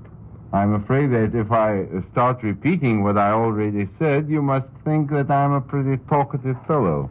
Well, Mr. Mikoyan, the speculation is due to the fact that there are a great many people who feel that your intentions still remain veiled. As the New York Times wrote, he seemed to be offering everything. When his words were boiled down, their substance was elusive. Много я задаю этот вопрос, потому что много задается вопросов о том, каковы все-таки ваши истинные цели. Некоторые считают, что они не ясны до сих пор. И как писалось в Нью-Йорк Таймсе, господин Микоян предлагает многое, но когда доходишь до сути дела, то цель остается неясной. Just as they were in his answer to me now. Как и сейчас, вот, когда вы отвечали мне. Ну, он хитрит просто. Он хорошо знает цели моей поездки. Ah, but you know the purposes of my visit very well, probably. What did you seek to accomplish? Что вы... Могу сказать. Во-первых, я приехал в гости к нашему послу. Well, I can say, first of all, I have come here as a guest of our ambassador. Вы скажете, почему послу в Соединенных Штатах, а послу не в другой стране? You might well ask why our ambassador to the United States and not to some other country. Вопрос уместный был бы. That would be a suitable question, I should say. 22 года тому назад был в Америке. But the point is that I was here in this country 22 years ago. Уехал с известными впечатлениями. I left with a certain impression. Хотел проверить эти впечатления теперь. Что в Америке происходит? And I wanted to check on those impressions to find out what has been happening in this country since then. Конечно, я знал, что придется беседовать, разговаривать. Oh, of course, I knew very well that I would have to meet people, to talk with people. Как со старыми знакомыми, так и с новых знакомых завести. Both with old friends and I'd have to make new ones. Я полагал, что это будет полезным. I thought that would be useful. Прямых каких-нибудь планов, целей у меня нет. I have no direct purposes or plans. Кроме знакомств и контактов. Except to make acquaintances and to make contacts. Вот у меня цели истинные, и почему-то сказали истинные. Все цели должны быть истинными. Значит, вы думаете, что у других бывают разные цели истинные и неистинные. That is my true purpose. You spoke about the true purpose in mind. I think everyone has some true purpose in mind, and this is mine. Заверяю, что это моя истинная цель. I can assure you that that is the purpose of it. Let me ask you this then. Since you came to see what changes have happened in this country, what changes have impressed you much since you've been here? Решите тогда такой вопрос задать. Поскольку вы приехали сюда, чтобы выяснить, какие изменения произошли в этой стране, какие изменения на вас произвели наибольшее впечатление? Я здесь, конечно, искал неплохое, а хотел хорошее достижение ваше видеть. Well, I'd like to say first that I looked for the good things in this country, the achievements of the country. Из достижений видно большое дорожное строительство. And among the things that impressed me was the large-scale construction going on here of roads. У вас и раньше хорошие дороги были. You had good highways before. Теперь много мостов, переходов, пересечений дорог на разных уровнях. But now the system has been widened a great deal with the most modern, up-to-date highways. Are we to understand that the only thing that impressed you were our roads? Что это? Можно ли понять, что единственное, что на вас произвело впечатление, это наши дороги? Он не дал мне You did not allow me a chance и to сразу complete. делать выводы, как обычно американские пресс-таки делают. And you draw conclusions so quickly, as the American press usually does. Я логично поступаю. I try to be logical. Когда едешь, вперед видишь дороги, а не другое. Because when one comes to a country, the first thing one sees are roads. What else? Что еще? Много новых строек и фабрик и жилищ. In general, there's a great deal of new construction, new factories, plants, housing. Mr. Childs. Mr. Minister, as you pointed out, you've spoken to a great many audiences in America. You've been on radio and television. You've given many press conferences. And often you have differed with our policies of our government. I wonder what assurance you could give that a high-ranking American coming to your country would have the same privileges. Господин Микоян, вы, находясь здесь, много выступали, говорили перед разными аудиториями, выступали по радио, по телевидению, пресс-конференции проводили. Часто вы высказывали мнения, не согласные с политикой правительства США.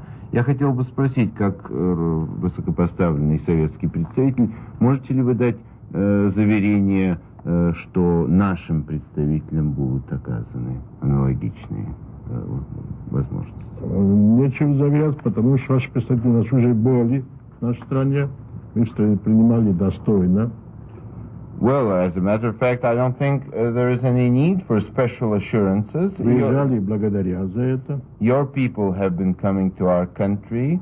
They have been meeting with a good reception. They have come back grateful, I think. Можем объявить соревнование за гостеприимство. But we can well compete in hospitality. Пожалуйста. Let us enter into a competition. Well, the one point I particularly wanted to make was the right to differ publicly and over mass media of communication over the policies of the two governments. And I wondered if any foreign visitor had had that privilege. Я имел в виду особенно право, так сказать, высказываться,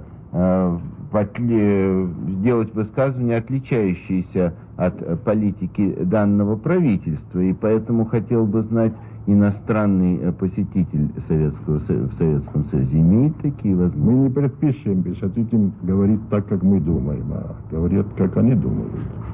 Well, the visitors who come to our country, we cannot tell them what to say. They have to choose for themselves. Потом, будучи в гостях, я старался не чересчур обострять выступление и не резко вести, а стараться найти взаимопонимание.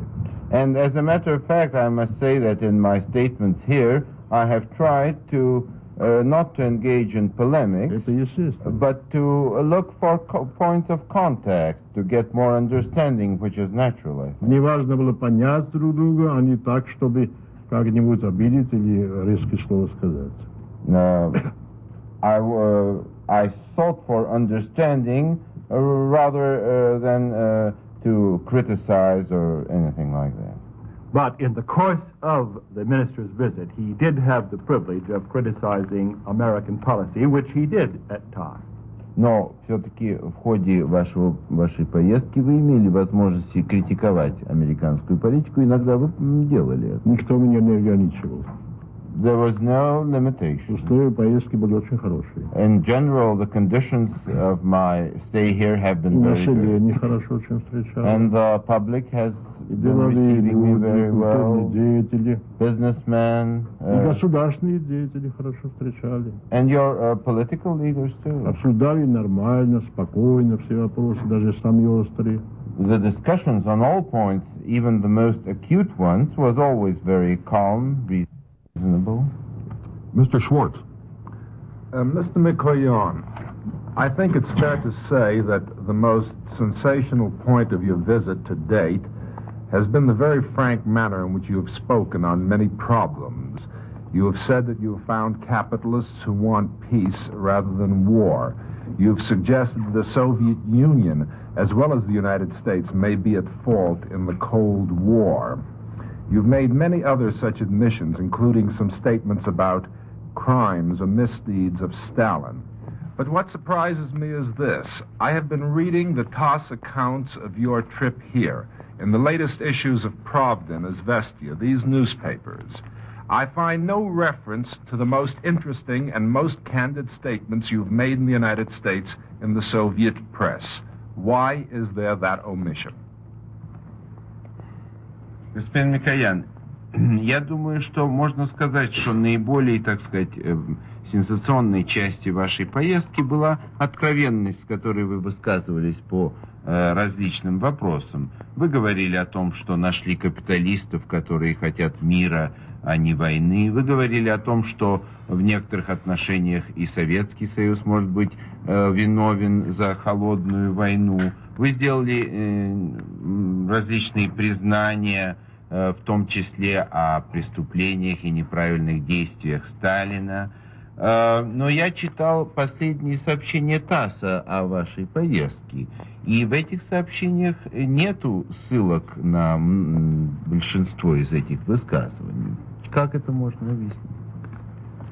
Во-первых, я не все высказывания, все поручения ТАССа не читал сейчас, поэтому мне трудно сказать, что он имеет в виду. First of all, I must say that I have not had a chance to read all the TASS reports, therefore it is difficult for me to say what in particular you have in mind. То, что я здесь говорил, и в своей родине повторю. But the things I said here, I would readily repeat back home. Вы поймите, что Наши газеты 4 страницы имеют ежедневно. You must realize one thing, that our papers, daily papers, have only 4 pages. Я когда посмотрел вашу газету New York Times, 140 страниц, я ахнул. Когда можно читать такую газету? But when I looked at the Sunday edition of New York Times, for instance, I wondered how anyone could read through that. Well, but Mr. McCoyan, a great deal of space has been devoted in the Soviet papers to your trip to this country. But reading those accounts in the Soviet papers, what I find is not a lack of space, but a very carefully censored account, which at least to my eyes seems to indicate that there are certain statements that somebody in Moscow thinks are appropriate for Americans to hear, but not for Soviet citizens to read about in their papers. And why is that?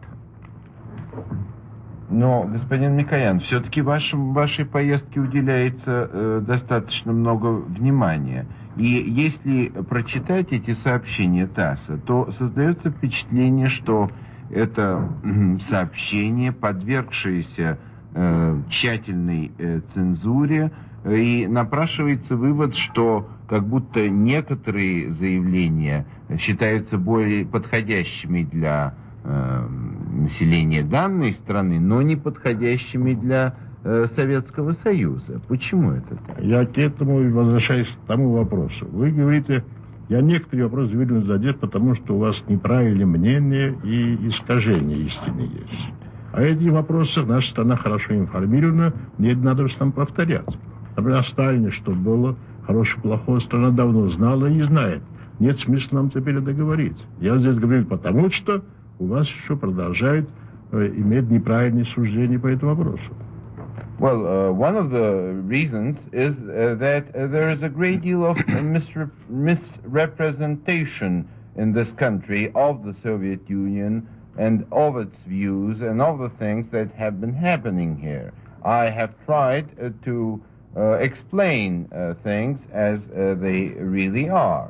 For instance, about Stalin, his good and his bad points, a great deal has already been written in the Soviet Union, so there would be no need to repeat all that. And that is also true of other things. Вы не точно сказали, что якобы сказал, что мы виновны также в холодной войне. Я не так говорил. And I think you were not quite correct in saying that I said the Soviet Union was at fault as far as the Cold War is concerned. Когда на нас нападают, мы, конечно, в долгу не хотим оставаться. But in any mutual criticism that take place, I explain that when we are attacked, we try not to remain in debt. Mr. Brown. I'd like to pursue Mr. Child's question. Suppose our number 2 man, the vice president, were to go to the Soviet Union. Would he have the same access you have had to the Soviet press and radio and public? Я хотел бы продолжить вопрос, который ранее вам задал господин Чайлдс. Если бы наш второй человек, вице-президент Никсон, приехал бы в Советский Союз, ему были бы предоставлены такие же возможности в отношении выступлений по радио, по телевидению и так далее. Я господин Никсон сказал, что если кто-нибудь из правительства американского приедет, найдет хороший прием в нашей стране. I have already told Mr. Nixon himself that if some representative of the American government were to come to our country, he would find the best reception. He would get the best reception. What does that phrase, best reception, mean?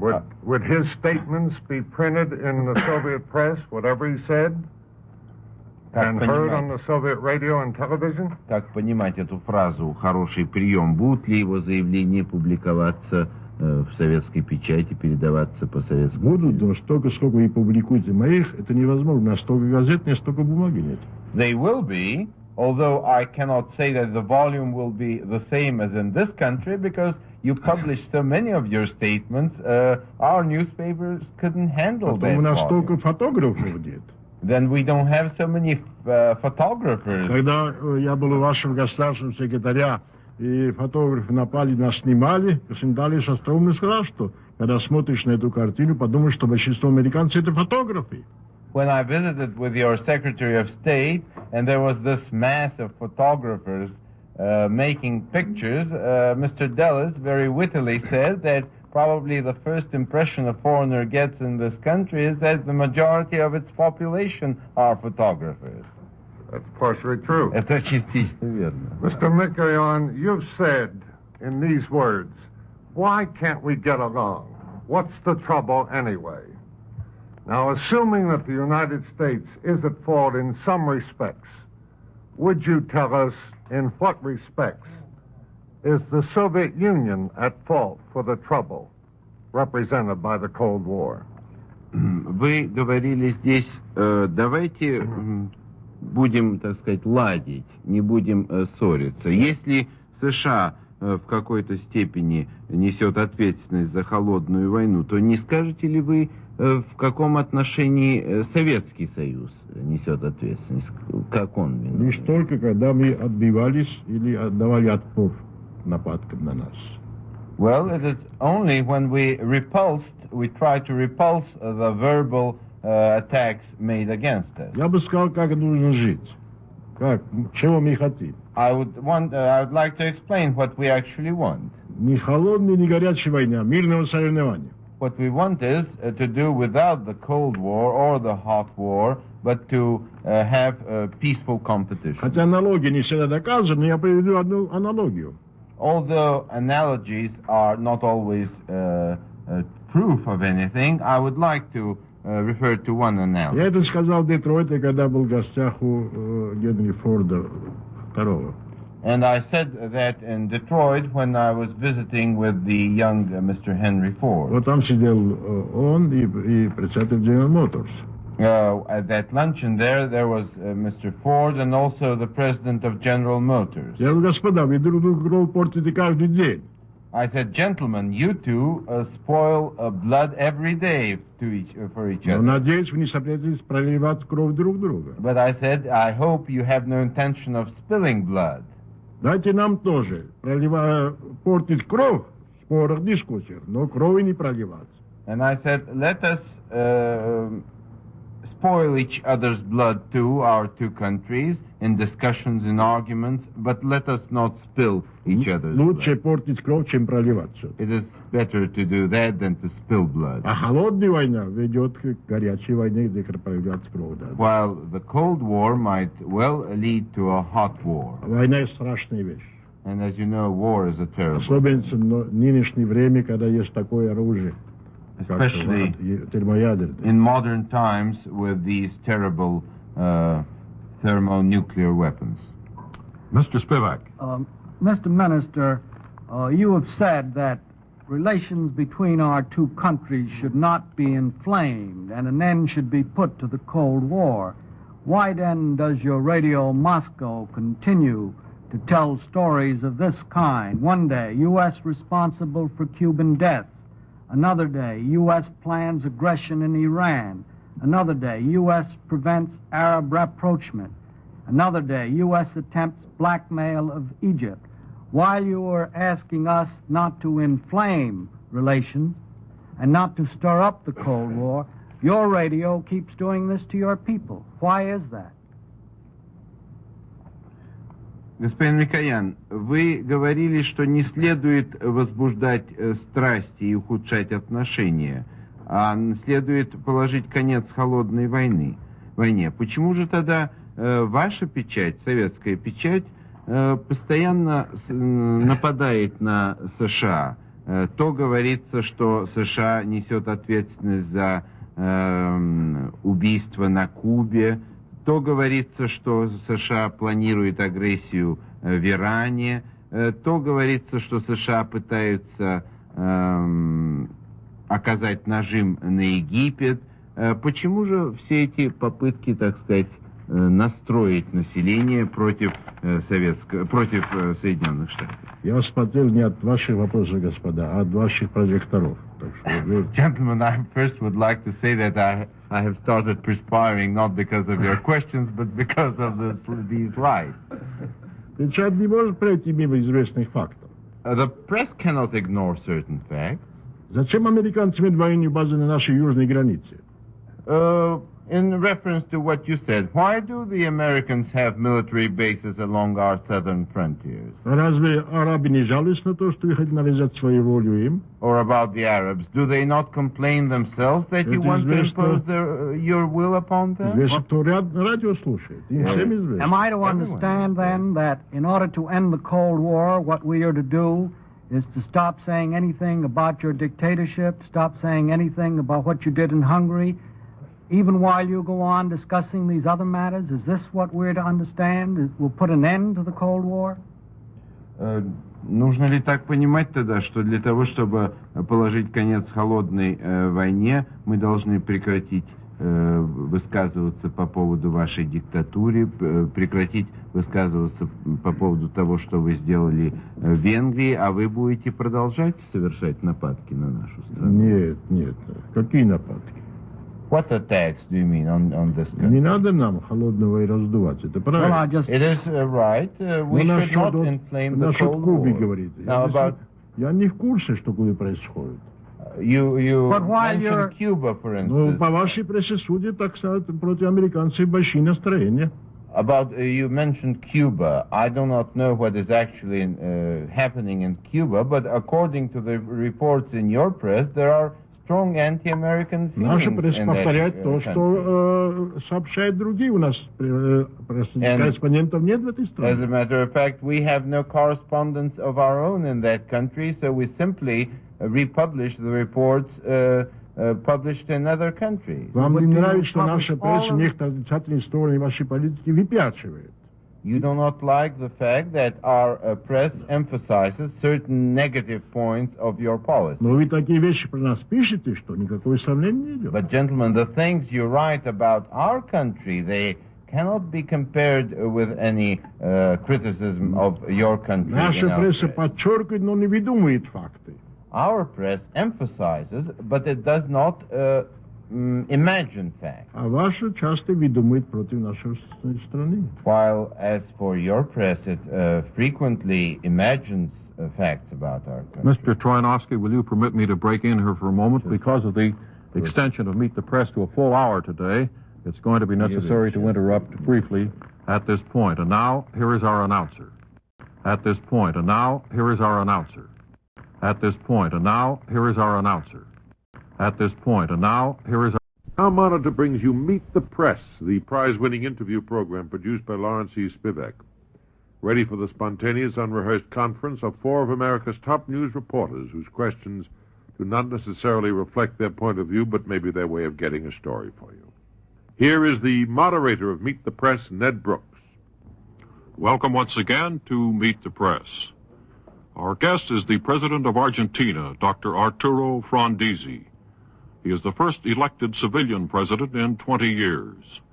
His inauguration last May was widely acclaimed as a historic day for democracy in the Western Hemisphere.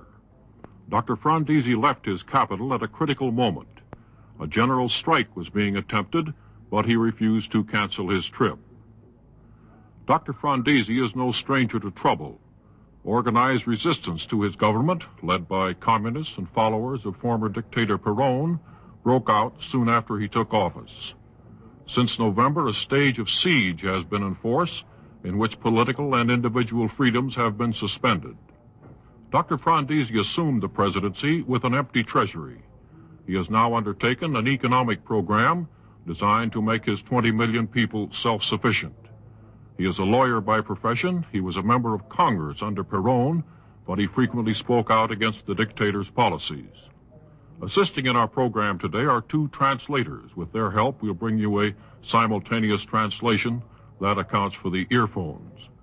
And now seated around the press table, ready to interview Dr. Frondizi, are Ernest Lindley of Newsweek magazine, May Craig of the Portland, Maine Press Herald, Herb Kaplow of NBC News, and Lawrence E. Spivak, a regular member of the Meet the Press panel. Now, Mr. President, if you're ready, we'll start the questions with Mr. Spivak. Mr. President, what do you hope most that this visit of yours to the United States will accomplish? Espero obtener una gran comprensión entre los dos gobiernos. A great deal of understanding between the two governments and the two peoples. Mr. President, is there anything that the United States can do that it is not now doing that would be helpful to your regime? We believe that the United States needs a great deal of understanding toward the economic, social, and political problems of Latin America, because due to the different degree of development of these two zones of the Americas, this is absolutely vital in order that there might be a true continental unity. Is there anything, Mr. President, that we are now doing that it would be helpful if we stopped doing? No. What it would be better to do for us is for us to have credits for the development for the great basic works needed by the Argentine Republic. I must warn you that this trip is a trip of brotherly spirit and that I have not come to seek specific credits of any kind. But since you asked this question, I'd like to take this opportunity so that the people of the United States may know what we need. We do not want to have a single dollar for consumer goods in our country, but we do need capital to develop our basic works, especially in the field of hydroelectric power and of steel and iron. Mr. President, there have been reports that you've come to this country with a list of projects which you hope will attract private capital to Argentina. Is that correct? Yes, that is true. In the 8 months that I've been in the government, we have initiated the development of the petroleum, and we are importing petroleum at around $250 million worth a year, which is a very important sum, bearing in mind that the total exports of Argentina is of $1 billion a year. And the most serious thing is that this petroleum is in our own soil. We have it there. Our government, with the plan that we have started, in 2 years will have self-sufficiency in petroleum. At this time, we need, for that reason, to develop, as I told you a moment ago, the hydroelectric works and iron ore in order to have the basis for a great economic expansion in our country. Mr. Kaplow. Mr. President, what have you done to make American investment in Argentina attractive? We have created legal conditions of security, and therefore we believe that United States capital will be interested in going to Argentina. You have done away with several of the interfering factors that in the past have troubled American investors? At this time, there is no interference of any kind. We have issued standards of a juridical nature which will ensure a fair treatment for all. What can the United States get out of helping Argentina and Latin America in general? How can we benefit?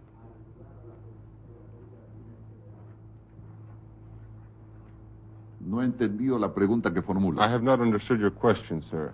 How can the United States benefit from helping Argentina and Latin America in general?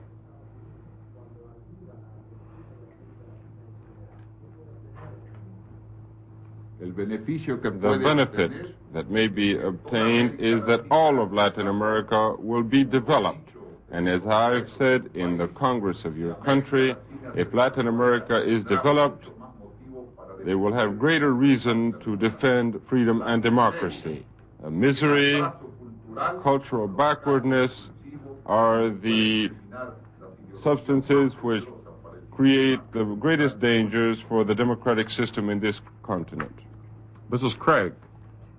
Mr. President, Russian submarines are reported cruising up and down our Atlantic coasts.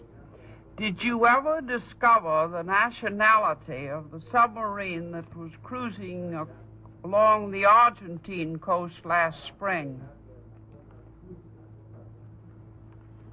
Our Navy patrols the coasts of the South Atlantic to defend our principles of respect for Argentine sovereignty. The Navy found a submarine. They requested it to surface, and when this request was denied, depth charges were launched. We were never able to determine for sure the nationality of that submarine. Mr. Khrushchev has said that he has missile-shooting submarines which can destroy all of the coastal cities of the United States. Has any such statement ever been made to Argentina?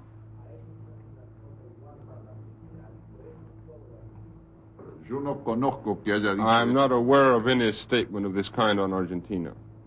Admiral Rojas, then your vice president, said at the time of this incident off your coast that he believed the submarines were surveying and mapping the lonely coasts of Patagonia. Do you think so, too?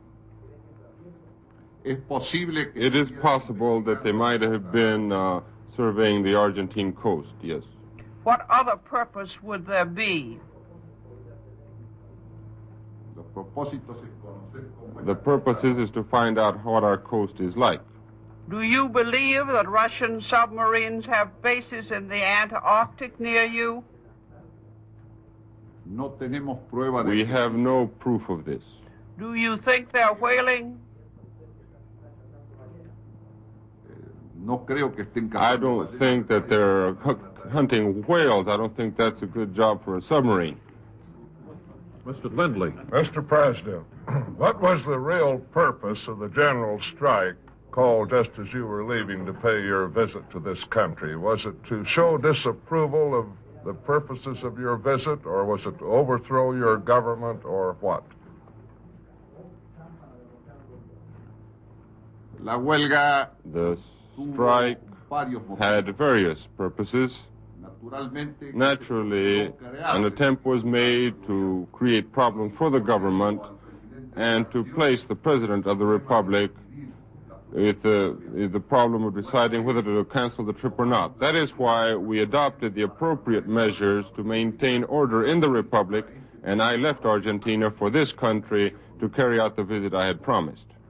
Mr. President, your Minister of Labor is reported in the press to have blamed the strike primarily on the communists and conservative extremists rather than on the followers of former President Perón.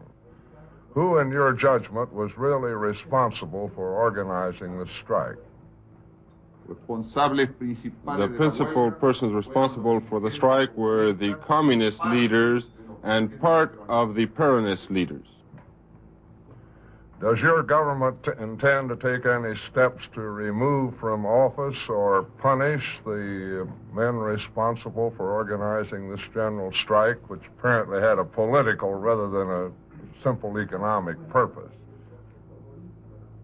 Yes, our government has taken the appropriate measures, and since this strike is a strike of a political and subversive nature, our government has arrested the main leaders responsible for it.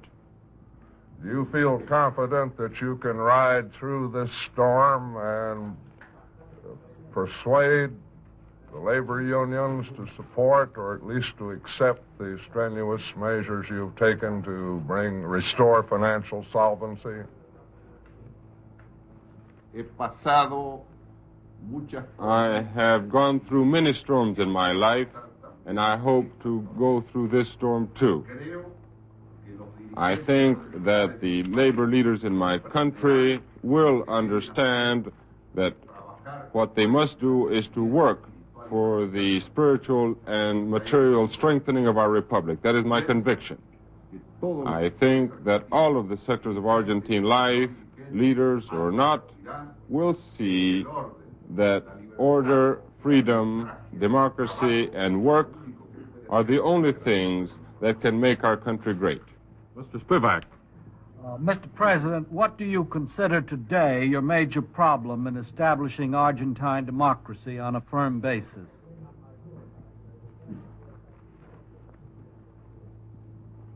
In order to consolidate democracy in Argentina, what we need is a quick impulse to our economic development and logically to intensify the process of educating all of the sectors of the nation.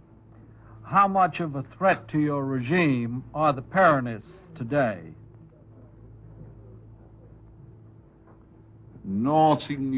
They are no threat because when they want to subvert order and democracy in the Republic, all of those who wish to work within the law may do so. Those who place themselves outside of the pale of the law will suffer the penalties imposed by law. For a long time, the armed forces of many South American countries have been threats to democratic government. What about the armed forces of your country today? Are they a threat to future democracy in any way? The armed forces in the Argentine Republic are a bulwark of the democratic process, and in no way do they imply a threat of any kind as to the suppression of this kind of system in our country. There is a great deal of conviction among the officers and leaders of the armed forces that the democratic system is a definitely accepted way of life for us. Mr. President, how much longer do you think it is going to be necessary to keep Argentina under its state of siege, and which has suspended the guarantees of the individuals and his political rights? We cannot make a prediction on the time in which we will maintain the state of siege. That will depend on the understanding of the people itself, that the people itself shows. We do not like to have this state of siege, but logically we are forced to take the necessary measures to maintain our democratic system in the face of all of those who pretend to subvert it to establish any kind of dictatorship. Mr. President, are you prepared, if necessary, to outlaw the Communist Party and Perón's party? We have taken measures within the laws of the state of siege against the communists and against the Peronist sectors that are for subversion.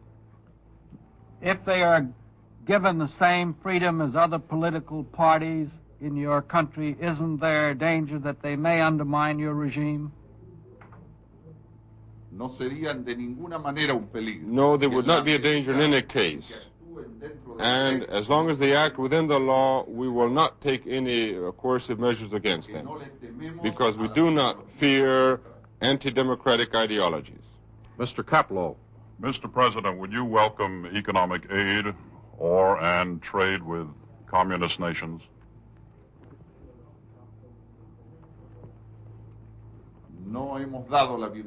We have not welcomed. What happens is that we have surpluses of exports that we cannot sell in other countries, and in this sense we are following the teachings of great Western powers that do sell their products to those countries.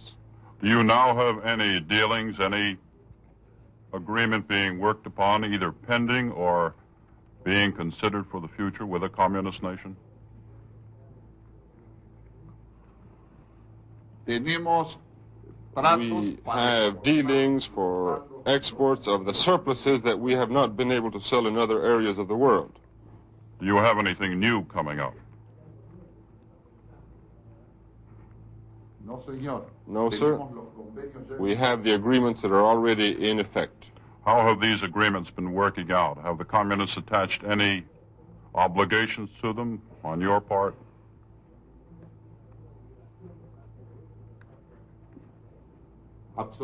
Absolutely no obligations, nor would we have accepted any. We are willing to sell those exportable surpluses, to acquire machinery, but we are not willing to admit any kind of ideological penetration or political penetration. Do you believe, sir, that the Soviet Union is trying to gain a foothold in Latin America through economic penetration? Logically, it is trying to do so, yes. Mrs. Craig. Mr. President, the United States has been criticized for not supporting revolutions against dictators in Latin America. How can we help revolutions against elected presidents and governments in a friendly country? The United States should not help revolutions against governments that have been elected. Do you think that we could have done differently in relation to Peron or to Jimenez in Venezuela or against Batista in Cuba?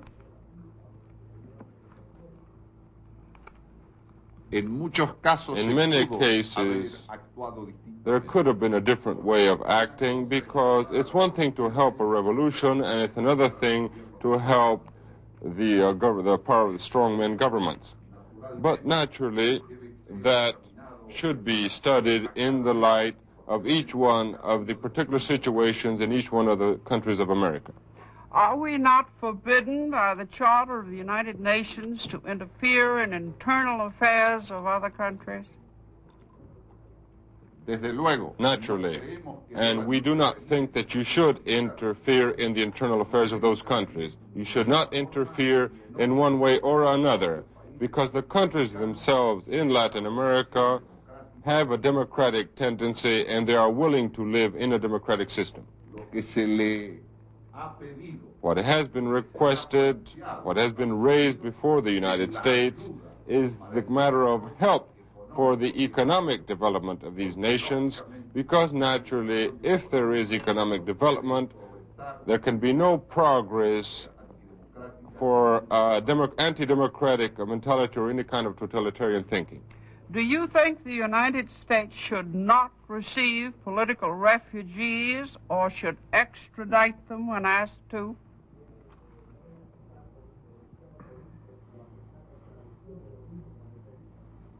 The principle that we have applied always is respect for the right of asylum in the various countries. Mr. President, you've spoken of poverty in Latin America and the need for outside capital to develop Latin America, but there are also many rich people in Latin America. Some of the most notorious world playboys are from Latin America. Do you think the Latin American countries are doing as much as they could to mobilize their own sources of wealth for development? There are many inhabitants of Latin America that are very wealthy and that have their money abroad. Those men are unpatriotic, because what Latin America needs is the full utilization of its capital. Each one of the countries within its own way of thinking and its own effort is doing what it thinks it can do for itself.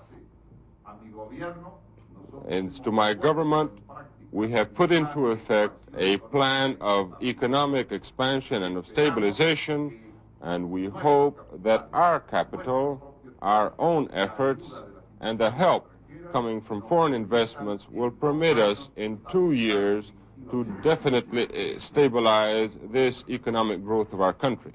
Mr. President, the countries of Latin America have had their independence for a long time, and most of them have long had republican constitutions, and yet every one of them at one time or another has fallen under dictatorship, and some of them have had whole successions of dictatorships. What is the reason for that? Is there something in the Latin temperament or tradition that makes it difficult for Latin American countries to maintain democratic government consistently?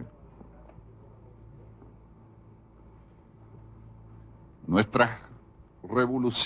revolutions in the past century were revolutions for freedom and democracy, but later our countries did not develop in the social and the cultural field, and democracy naturally requires a high level in this sense. These factors, the cultural, the economic, and social factors, are the ones which explain revolutions in Latin America. That is why that we have insisted on stressing the necessity of this cultural, economic, and social development in order to eliminate the causes for dictatorships. Because dictatorships are not born by spontaneous combustion in the peoples, but rather they respond to deeply rooted reasons, as I have pointed out. Mr. President, do you regard the new regime in Cuba as dedicated to democracy in our meaning of the word? We hope that it will become a democratic system on the basis of a free election permitting the participation of the people fully. Do you approve or disapprove of the executions that have been going on there since the Castro revolution succeeded? We don't want bloodshed in any country in the world. Mr. Spivak. Mr. President, is it too early yet to say how the austerity program which you recently set in motion is working? It is not too early to say it. We can state that it will have good results. What it will be necessary is to wait a certain time for this program to give effective results in practice. Do you think it is as austere now as it's going to be?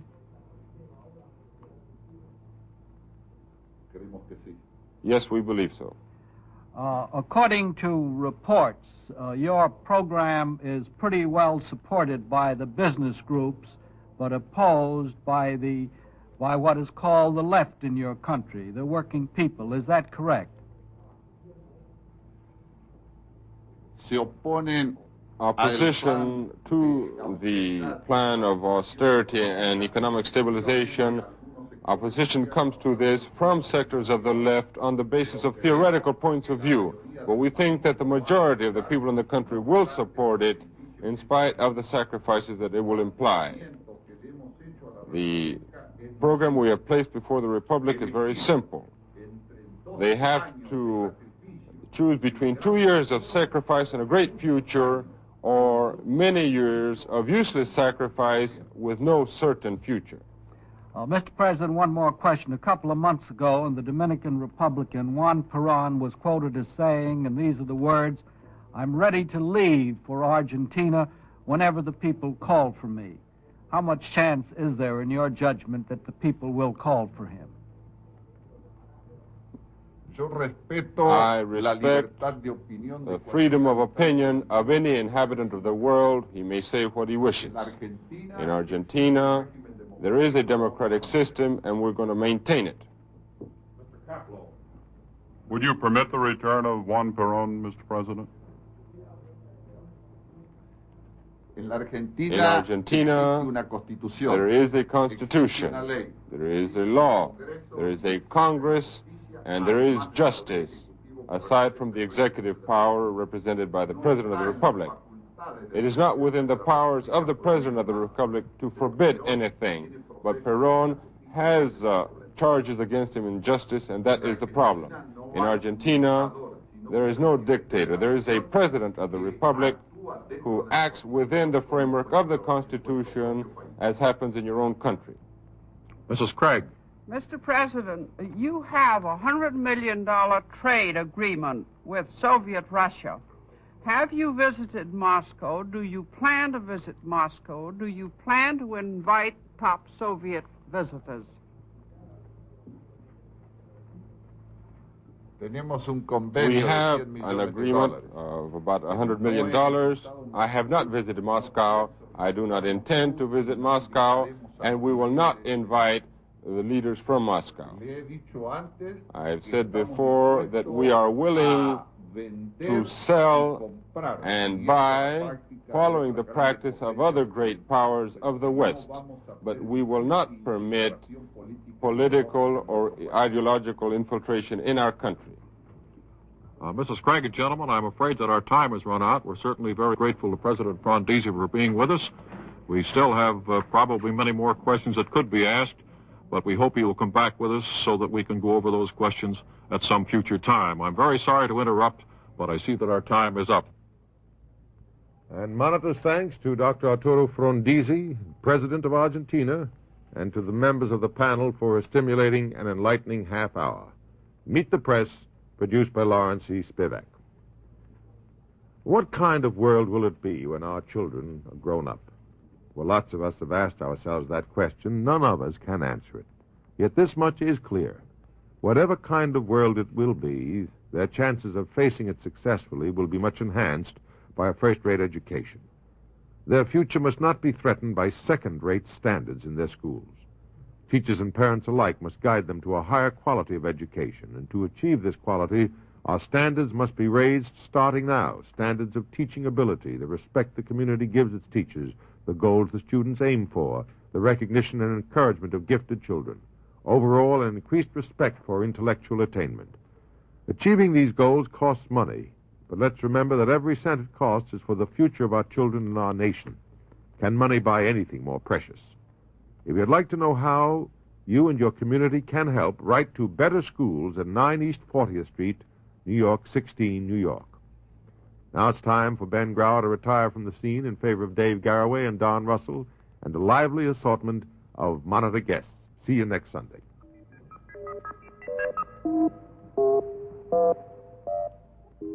This is Monitor, the NBC weekend radio service.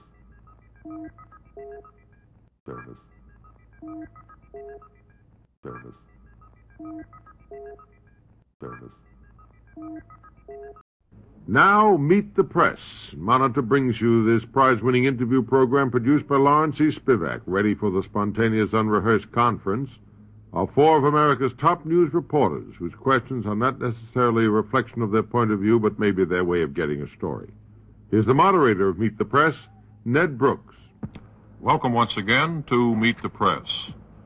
During the 6 weeks that the new Congress has been in session, one issue has become paramount: our military power as compared with that of the Soviet Union. The answer holds the key to our very survival. Our position in the struggle for supremacy in the field of guided missiles has become the chief point of disagreement. Administration spokesmen say that the progress has been satisfactory. Indeed, they say outstanding. Critics on the other side say that the program has been sharply limited by budget considerations and that we are falling dangerously behind. The leading critic is Senator Stuart Symington, Democrat of Missouri, who is our guest today. He is a member both of the Senate Armed Services Committee and the Space and Astronautics Committee. He served as the first Secretary of the Air Force when that position was created in 1947. He then was elected to the Senate in 1952, and he was re-elected last year with the largest majority, percentage-wise, in the history of the state. Senator Symington often is mentioned as a possibility for the Democratic nomination for president in 1960. And now seated around the press table, ready to interview Senator Symington, are Marquis Childs of the St. Louis Post-Dispatch, May Craig of the Portland, Maine Press Herald, Charles Cordry of United Press International, and Lawrence E. Spivak, our regular member of the Meet the Press panel. Now, Senator Symington, if you're ready, we'll start the questions with Mr. Spivak. Senator Symington, Secretary McElroy is quoted as saying recently that the United States would have a squadron of intercontinental ballistic missiles by January of next year. Now, I know you take issue with that. When do you think we will have one? As to when we will have a squadron, Mr. Spivak, I don't think I should say. But when a statement is made that we would have one by January of 1960, then on the basis of the people's right to know the facts, I thought it was necessary to say that isn't correct. You believe that we will not have a squadron by January 1960? I don't believe it, I know it. Do you think we will have any ICBMs ready in place to fire by January 1st, 1960. I think the President said that we would have a missile operational this year, and I have never disagreed with that statement. Senator, I'd like to take up one or two other things that Secretary McElroy has said, with which I think you're in disagreement, and I'd like to know why. He said we have no evidence of any Soviet ICBM currently operational. Do you agree or disagree with that? As to whether or not we have any Soviet, I would say that's classified. If he wants to make that statement, I wouldn't argue with it. Would you make that statement? Myself? Yes. I would not make that statement. Senator, President Eisenhower said the other day that our missile program was remarkable and was going forward as rapidly as possible. Now you say the opposite. Can you give the American people any good reason why they should accept your estimates of the situation rather than the President's? I think that we have here a problem as to whether research and development and production are the same things. In other words, if we are working hard in research and development, that's all right. But if we don't interpret it into production, then it doesn't mean anything fundamentally from the standpoint of our military strength. And I believe it's fair to say that now the Secretary of Defense has stated that we plan to pass over within a relatively short time long-range missile superiority to the Soviets. Last January, people in high office said we plan to close the gap. That's when I said that I thought that they ought to tell the truth about this situation, which was we plan to let the gap widen. Now, I believe it's clear that we do plan to let the gap widen, and I think that's most unfortunate from the standpoint of the security of the United States. I don't quite understand this. The President says our progress is remarkable, that we're going forward as rapidly as possible. You take exception to that. Am I to understand that he isn't wrong, but he's just talking about different things? Well, when he says we're going forward as rapidly as possible, he can't mean that we're making as many missiles as we could with the present setup. We could make a great many more. He may say that we're going forward as rapidly as possible because he believes we're spending as much money as we should in the missile field. That's his opinion. I don't agree with that. But do you think we're going forward as rapid as possible or as rapidly as necessary? I know that we're not, because we could make a great many more missiles with the same setup if we wanted to. On this program, it was rather on this station, it was said recently by somebody who's making missiles that we could make twice as many with the same setup if we wanted to make them. Mr. Cordray. Senator Symington, supposing that you were President Symington at this moment, how much would you increase defense spending, and where would you put the extra effort?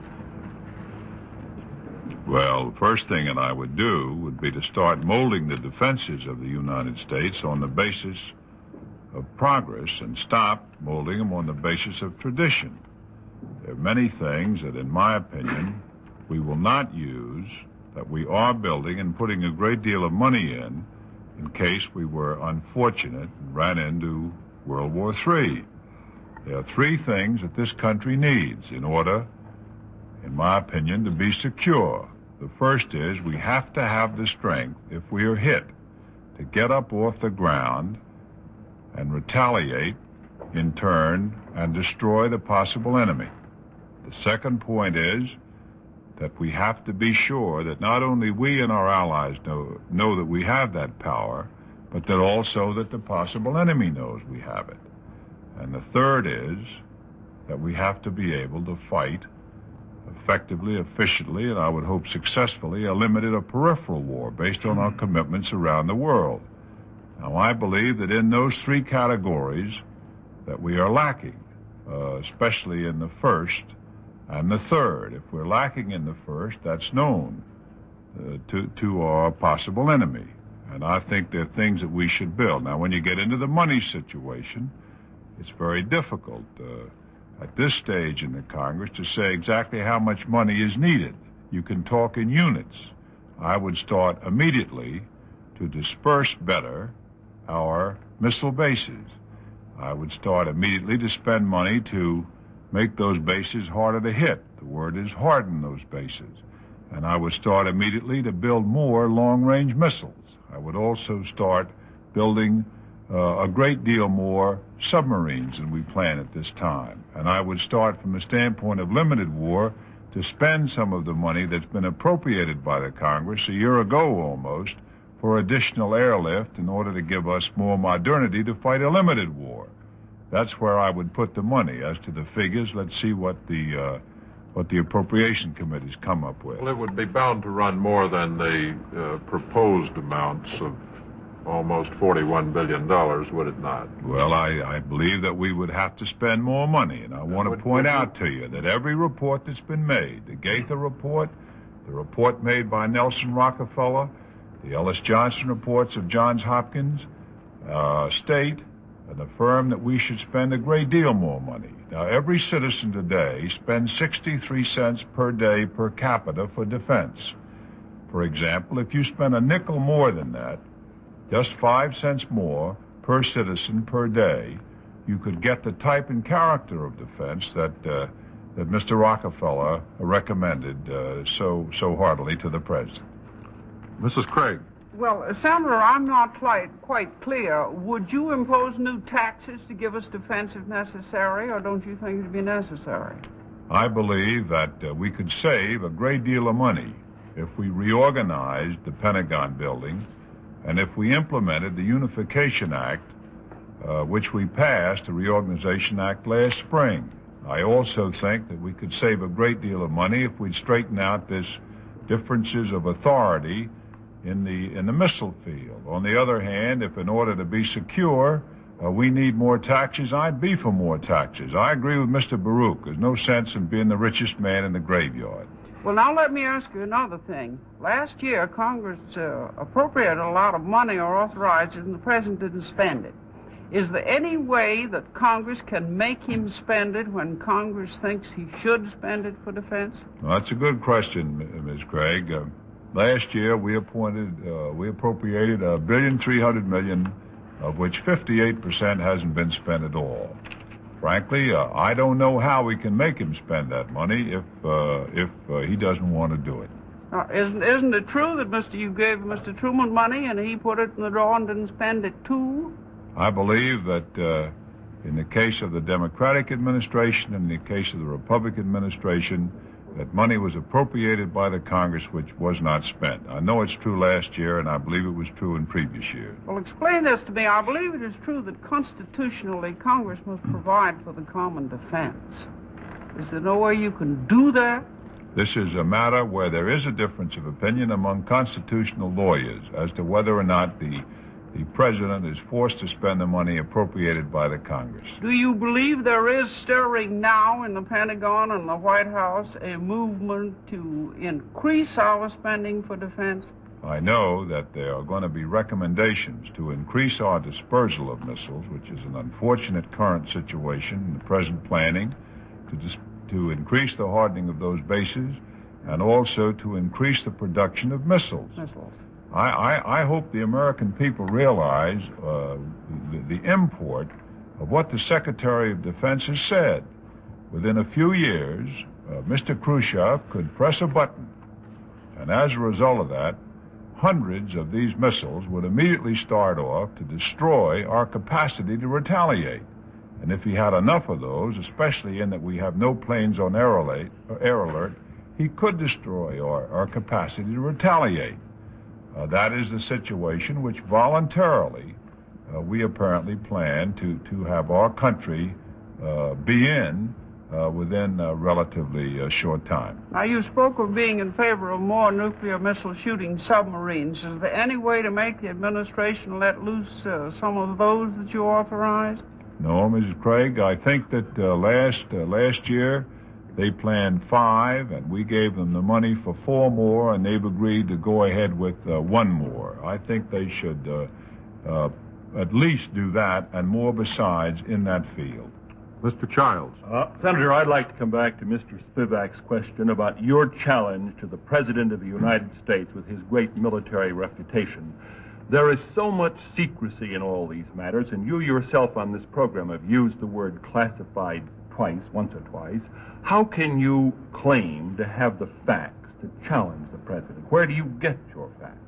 My information comes to me as a member of the Senate Armed Services Committee, as a member of the Space Committee, and as a member of the Senate Subcommittee on Military Investigation, of which Senator Lyndon Johnson is the chairman. To the best of my knowledge, I have access to all the information in this field. At least that is what we are told by the administration. But you don't have more than the President or Secretary McElroy. You don't claim that. I don't have more, I'm sure of that. This matter of a president and his authority, Senator, as was pointed out in the introduction, you have said, of course, that you're not a candidate for president, but you are mentioned invariably among the 3 or 4 who are candidates. Now, in getting bipartisan support for this crusade of yours, would it help if that were not true? Well, of course, the way you put the question, it's a little hard to answer, but I'll say this. I knew when I made my decision, regardless, to give the American people the truth with respect to our national defense and to deny any statements that I thought were misleading or inaccurate, I knew that I would be heavily criticized. And one of the criticisms that I'm getting on all sides is the one which by inference you refer to. If it's correct, I'm sorry, but I intend to continue to do what I have been doing in recent weeks. I intend to continue to inform the American people the truth in this matter because, frankly, I believe it involves their freedom and their survival. Well, I wondered if it would make it easier for you, and something that you obviously put of paramount importance, if you took yourself completely out of consideration. Is that possible? Well, by inference, you say that I'm a candidate for the presidency. I'm not a candidate for the presidency, and I don't think that has much to do with my desire or anything to do with my desire to give the American people the facts. For many years now, we have been getting different information in classified hearings before the Senate Armed Services Committee than has been released to the American people. I believe you know something about the details on that. And I think it's time, because this Russian situation is getting increasingly delicate. This Berlin situation, for example, is perhaps the most serious thing that's happened since World War II, in my opinion, not excepting Korea. Therefore, I intend to give the information out. Mr. Spivak. Senator, as far as the American people are concerned, this is a thing that disturbs me, and I think a great many other people, because of the conflicting opinions that we have. Now, why should the American people listen to you rather than to the President and to Mr. McElroy? Well, He tells us we're in good shape. I don't think that anybody would agree that we're in good shape if in this new missile, which we've realized is the new art, we now admit that we're going to let them have many times as many as we have in a very few years. I believe that what we're doing now is tuning our defenses in production and operations to a subsonic era, when actually we've gotten into a supersonic era. And when you realize first that we plan to pass over a large preponderance, hundreds of more long-range missiles by plan to the Russians, which can only be done on the grounds that we can't afford it, and when at the same time we find that we have no true air alert of any kind over here for our bombers, which must retaliate after this country is hit, against a complete alert that the Soviets have, waiting for those bombers, then I think we're in very difficult shape. Therefore, we don't disagree on facts, to the best of my knowledge. We just disagree on whether that is a condition which justifies optimism, or whether it's a condition that should result in a change in our military policy and posture. Well, you have said that you don't even agree on facts. The Secretary said we'd have a squadron by January 1st. You say that's not so. Well, he admitted that was incorrect. No, he admitted it was incorrect in July. And he's equally incorrect if he said it in January. So that it isn't merely a difference of facts. Now, why do you think, if you both get your facts from the same place, why do you think they're giving us facts that are inaccurate? Well, I think the Secretary, who is an honorable gentleman, was misinformed. And I would hope that, as a result of your asking the question, that he corrects himself and tells the American people the truth, that we will not have a squadron of ICBMs by January 1st, 1960. Well, do you both get your information from the same place? Well, I don't know where he gets his from, but I know that we get ours from people, including him, that come over from the administration. Well, you get your information from him. A lot of it.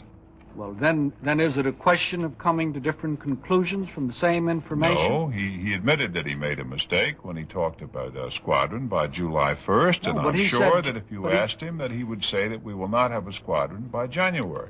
Well, what he changed it later, as I remember, to January 1st, and you take exception to that. That's right. And I'm sure that he would agree that I was right in the exception that I took. Well, now, do you think that the balance of military power has shifted to the Soviet Union? No, but I agree with General LeMay, who warned us in 1956, as did others, that if we didn't do something, it might shift very soon. I think he used the year 1959, and we're in 1959. And the testimony of Dr. Van Braun as to when we have to start before our condition is hopeless was very intriguing and interesting testimony. I'll say this, that pretty soon, unless we change our position and stop putting fiscal policies ahead of our defense strength requirements, and stop letting that place over there stumble along without any true unification, there will come a day when, on a program of this character, somebody who wants to give the people the facts will say, yes, we now are behind the Russians. Well, Senator, I'd like to ask you the question you asked Dr. Von Braun. I'd like to get your answer to that, and that is, if we don't change our national approach now, how soon do you think it will be before our position is hopeless? Well, you remember the question that was, and if you were at the hearing, exactly you saw that he was reticent about answering it at all. He finally said a decade. That's right. I think that he believes it would be considerably shorter than a decade. What do you believe? Well, I would say 5 years anyway. Mr. Cordray. Senator, do you think that it's significant that when you did ask Dr. Von Braun a question about missile production in Russia, he said, I know practically nothing about the production figures? Don't you think that the President of the United States and the Secretary of Defense would be somewhat greater authorities in view of Von Braun's testimony to your committee to that effect? Once Dr. Von Braun made a very optimistic statement on a program, and I protested it to the Secretary of the Army and the Chief of Staff of the Army. And later on, he said publicly that he'd made a mistake. And the reason that he'd made it was that he didn't have access to classified information. Now, Dr. Von Braun, on this program, not too long ago, or one like it, stated that we were 5 years behind, in his opinion. Intelligence is never positive.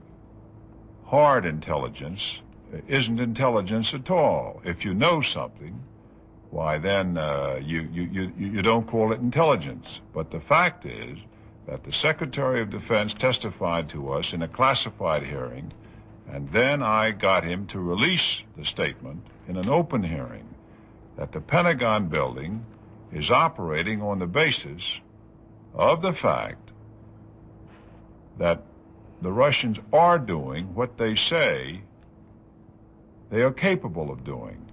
And if that's true, I don't understand what anybody is talking about, because if that's true, why did we let them get a 3-to-1 lead on us, which is the figure he used that I think was pretty low, but that's his figure, 3-to-1 advantage on us in the long-range missile field. In that connection, his 3-to-1 figure varies from your 4-to-1 figure, doesn't it? That is correct. Do you suggest that there has been a dressing down of our intelligence estimates by people who are not intelligence experts? Well, what I asked Secretary McElroy was that could the director of the Central Intelligence Agency be overruled in the Well, field sir, do you of think he intelligence? was overruled? And Secretary McElroy said that he didn't know, but he felt if there was any major disagreement, it would go to the president. Mrs. Craig. Senator, we have to make some choice as to what we put brains and time and money into. Would you have a priority between space and missiles? Do you regard them as related? I would have I think they are very related, but I would look to a solution of this organizational dilemma that they're now in pretty soon. We've got ARPA, we've got NASA, we've got Dr. Killian, we've got the Atomic Energy Commission, we've got the Department of Defense, and the three component parts, and nobody seems to quite know what anybody else is supposed to do. As a result, unless we work this out pretty soon, especially as NASA is now a contractual agency, which NAC was not, we're going to lose a good many $1 billion a year in the effort. I think that the best thing to do is to fix the organization up as soon as possible. Congressman Price, who is chairman of research and development for the Congressional Joint Atomic, is going to start hearings soon on developing a nuclear aircraft. Do you think we should have put money into that? Yes, I do. I think it's very important that we should go ahead with that development, which unfortunately we didn't do in the past. Where do you put it in the priority? Submarines, I missiles, couldn't put a space? thermometer on it right now from that standpoint. I think the most important thing to do today is to start building more long-range missiles, Atlases and Titans as soon as they're ready, and Minutemen when they are ready. And also at the same time to put some planes on air alert.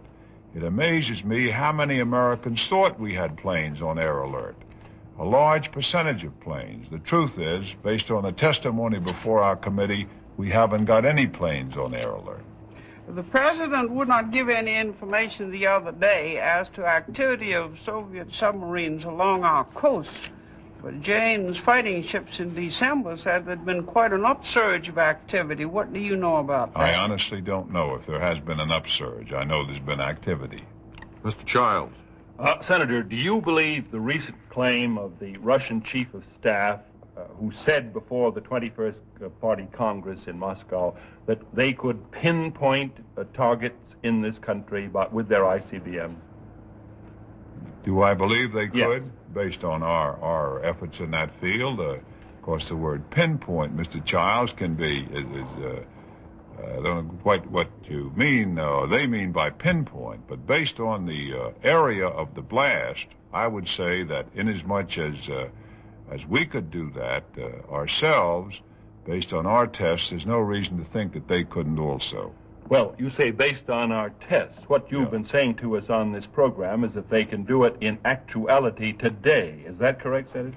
Now, as far as this year is concerned, and what the Russians could do this year, I agree that we might be relatively even at this point this year. But what worries me is the voluntary statement by the Secretary of Defense that they would be many hundreds ahead of us in a relatively short time. Because then, regardless of what we can do experimentally or they can do experimentally, that isn't the point. The point is that we have enough production so that we have a true military defense posture. Now, what about Khrushchev's claim that they are in serial production with our ICBM? Do you accept this as fact, too? I do not know, but I'll say this, that I've had some very sharp surprises. We figured that they wouldn't have the bomb until 1953, and they had it in 1959. We did not know that they had hundreds of good MiG fighters at the start of the Korean War. When they first showed their strategic bomber, long-range strategic bomber, we said, well, they would only do that in prototypes. Well, later, the next year, they flew more in one formation than we had in the Air Force. They've been very bad about many things as far as living up to what they said was concerned, but to the best of my knowledge, they have never said anything in a military weaponry way that they didn't come through with on the basis of the way they put it. Mrs. Craig and gentlemen, I don't think we're going to be able to cover this entire subject. We've covered a great deal in our allotted time. I'm sure that the panel has a great many more questions. Sorry to interrupt, but I see that our time is up. Monitor's thanks to Senator Stuart Symington, Democrat of Missouri, and to the members of the Meet the Press panel for a stimulating and enlightening half hour. The panel today included Marquis Childs, May Craig, Charles Cordray, and the program's producer, Lawrence Spivak. And now, a personal word, if I may. Did you ever hear of a radio station that broadcasts nothing but noise? And I don't mean immoderate presentations of some types of music that you don't particularly like. I mean the kind of noise that's called jamming. And the communists have a lot of such stations contrived to keep agencies like Radio Free Europe off the air. You see, the Reds know that Radio Free Europe helps keep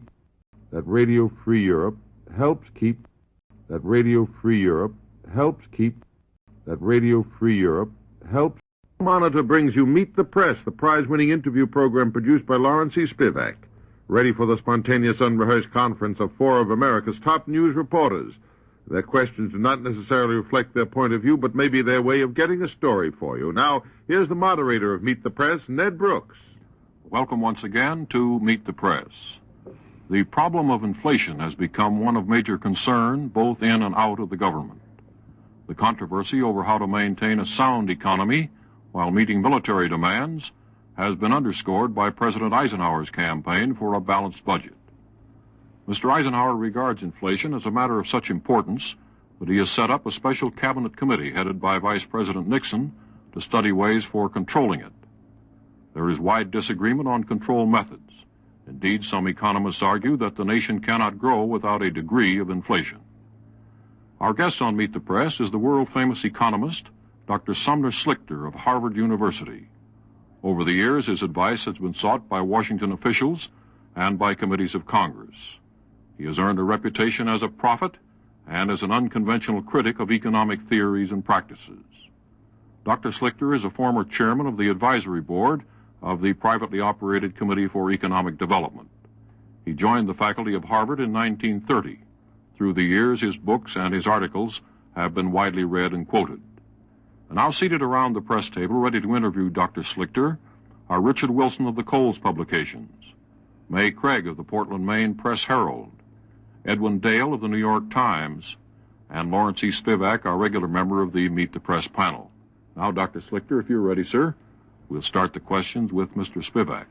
Dr. SLICHTER, it's not always clear to uninformed laymen like me whether you favor what you call creeping inflation or whether you simply report and analyze it.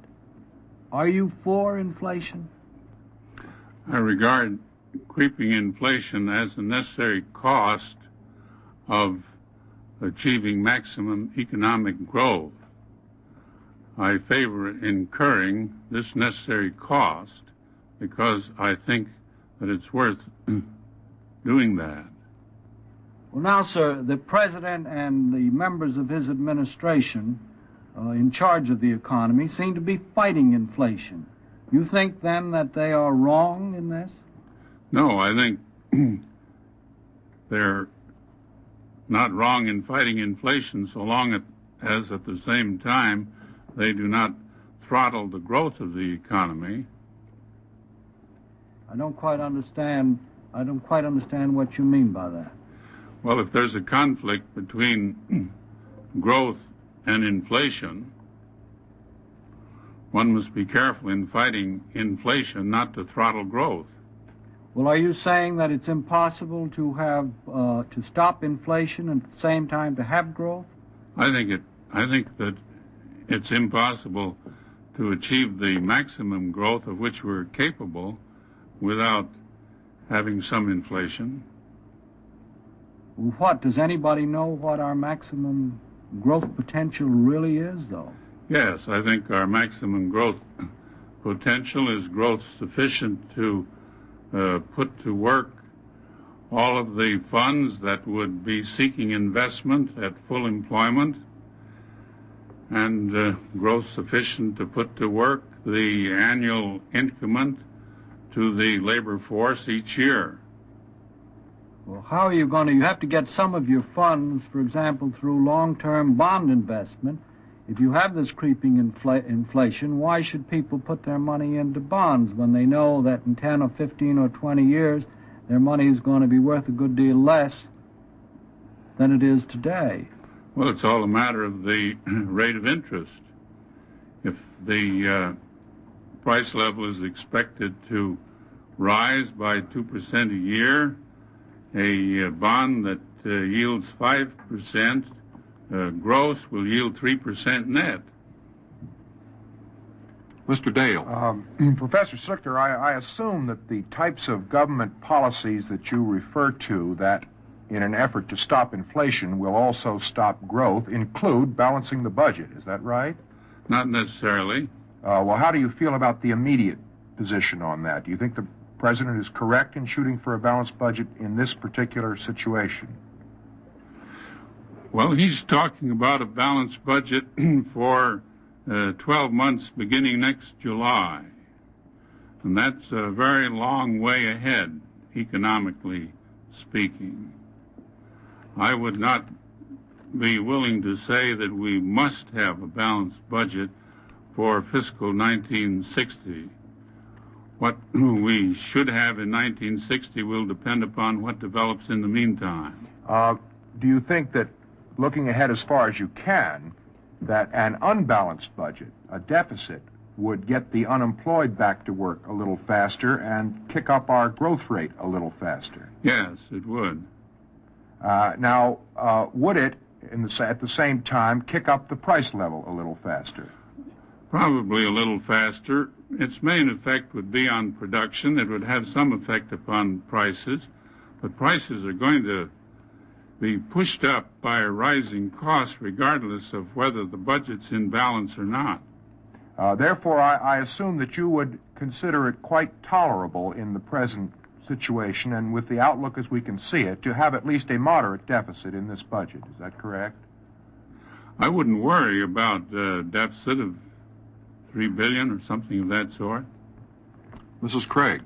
Well, Professor, the question to me is whether we pay for what we want now or never or later, and whether we pay as individuals or pay as a government. Now, how do you think we ought to pay for what we want?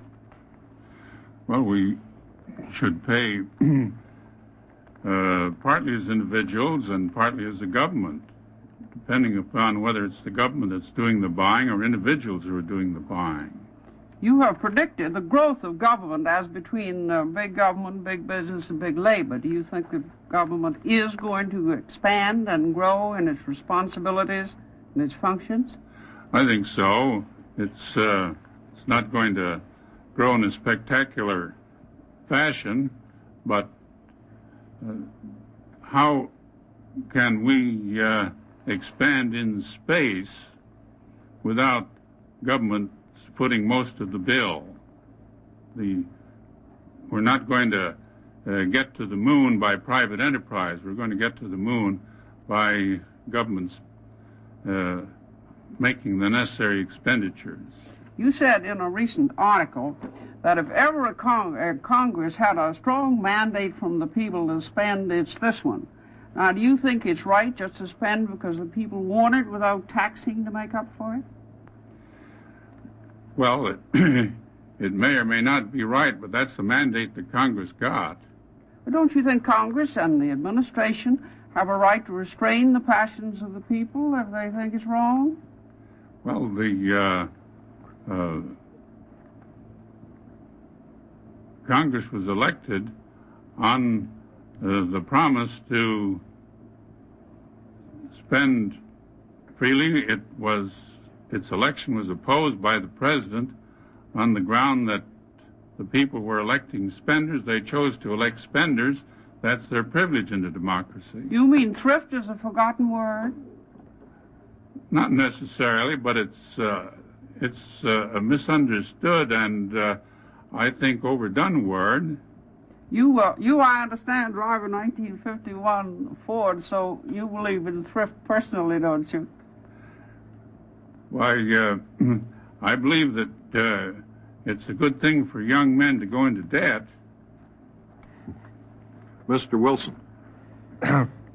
Professor Slichter, I don't get it clear at all yet whether you think the present policies of the Eisenhower administration are right or wrong on this question. Well, I think the administration is placing too much emphasis upon a stable price level and too little emphasis upon achieving maximum growth. And I disagree with the President when he says there's no conflict between the two. When he says that we get the most growth in the long run by a stable price level. Well, you think it's inevitable, then, that people who have pensions today are going to see the steady decay of the value of those pensions? Oh, they're well taken care of. The pensions are liberalized a little bit every 2 years, and pensions have been going up far faster than the price level. You don't think there's any difficulty caused by the fact that a man who had a pension 35 years ago, according to the President's chief economic advisor, finds that diminished in value by 1/3 at the present time? I think there's a difficulty, but for the most part, pensions have outrun the rise in the price level. During the time when the cost of living index was doubling from 1940 until about 1956, the average pension under the government pension scheme trebled. The President's economic advisor, Mr. Paarlberg, also makes the point that the purchaser of a government bond today is going to find, if you have this slow creeping inflation, that in 17 years the bond is worth about half what he paid for it. Is that an argument against your creeping inflation, a valid argument or not? Oh, it's an argument for an adequate rate of interest on government bonds. You wish the rate to be increased? Well, I wouldn't buy government bonds at the present rate. What would you increase it to, 4 1/4? Well, I'd let the market say, but I'd eliminate the ceiling, which is 4 1/4. I think the market has been slow to appraise the real value of government securities. Let me read you. Has them overvalued. Yes. Let me read you one point from an article you wrote for a Japanese newspaper, I think in February of this year. The new economic competition from Russia promises to benefit the United States by compelling the country to reevaluate its economic policies and to pay more attention to economic growth and less attention to a stable price level. And you conclude that if the challenge from Russia does force us away from this stable price level, we'll all be better off. Well, how much inflation can we stand, Professor Slichter? I don't know. Much more than we're likely to get. I don't think we're likely to get more inflation than 1 or 2 or 3% a year. When inflation wrecks an economy is when it feeds upon itself, when it becomes so great that it begins to feed upon itself. Mr. Spivak. Dr. Slichter, since 1939, I think the dollar has been cut in value about a half, hasn't it? I think so. Well, is that creeping inflation or is that galloping inflation? Well, I'd call it creeping inflation. When does it start galloping?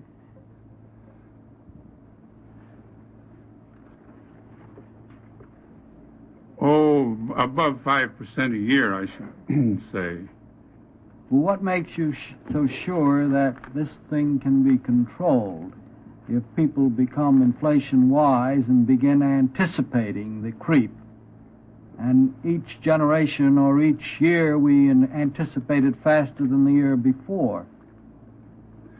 Because it's not easy to flee from a currency such as the dollar. In order to flee from the dollar, to buy stocks or commodities or other currencies, one must give up present consumption, or one must use one's credit. One's credit is limited, particularly if the monetary authorities are on the job and do not put unlimited reserves at the disposal of the banks. One's ability to spend from one's income is limited. It's not easy to flee from a currency. Well, are you saying that what is happening is that we're captives here, and that there isn't much else we can do with the dollar except take the depreciation of it each year? Well, in a sense we are, because the dollar is the most attractive currency there is in the world, and when you own the most attractive currency in the world, you are a captive. Now, what do you mean by maximum production? We can produce probably 10 million cars a year here. Do you think that we ought to? I think maximum production should be looked at in terms of the labor force. We've got about 94% of the labor force at work. We have a margin of somewhat less than 6%. One must allow for the fact that people are between jobs. But maximum production would be employment around 97% of the labor force, I suppose. In other words, your aim would be to make sure that everybody is employed. That's right. But you wouldn't necessarily produce 10 million cars because you can produce 10 million cars. Well, that's up to the consumer. Or 3 suits for everybody. That's right. It's up to the consumer. You think you can do all of this and keep freedom without having a great deal of planning and a great deal of government controls? I don't see where government controls would come in, except limiting the expansion of credit, but you're not going to control the consumer. The consumer's going to buy cars or suits or whatnot as he so desires. Mr. Dale. Dr. Slichter, twice in the last few seconds here, you've mentioned the need to limit credit, and yet my understanding is that your complaint over the period of 56 and 57, that it was precisely the limiting of credit that slowed down our economic growth, namely the tight money policy. Is that correct? That's right. Well, how can we have it both ways? How can the Federal Reserve both promote growth and still limit credit so that we don't have a runaway inflation? By not overdoing the limiting of credit. Your conviction, then, is that the tight money policy was carried so far as to help bring on a recession. Is that correct? That's right. It's being carried too far today. We have 6% unemployment today, and we have no free reserves. The borrowings of the member banks now, week after week, have exceeded surplus reserves.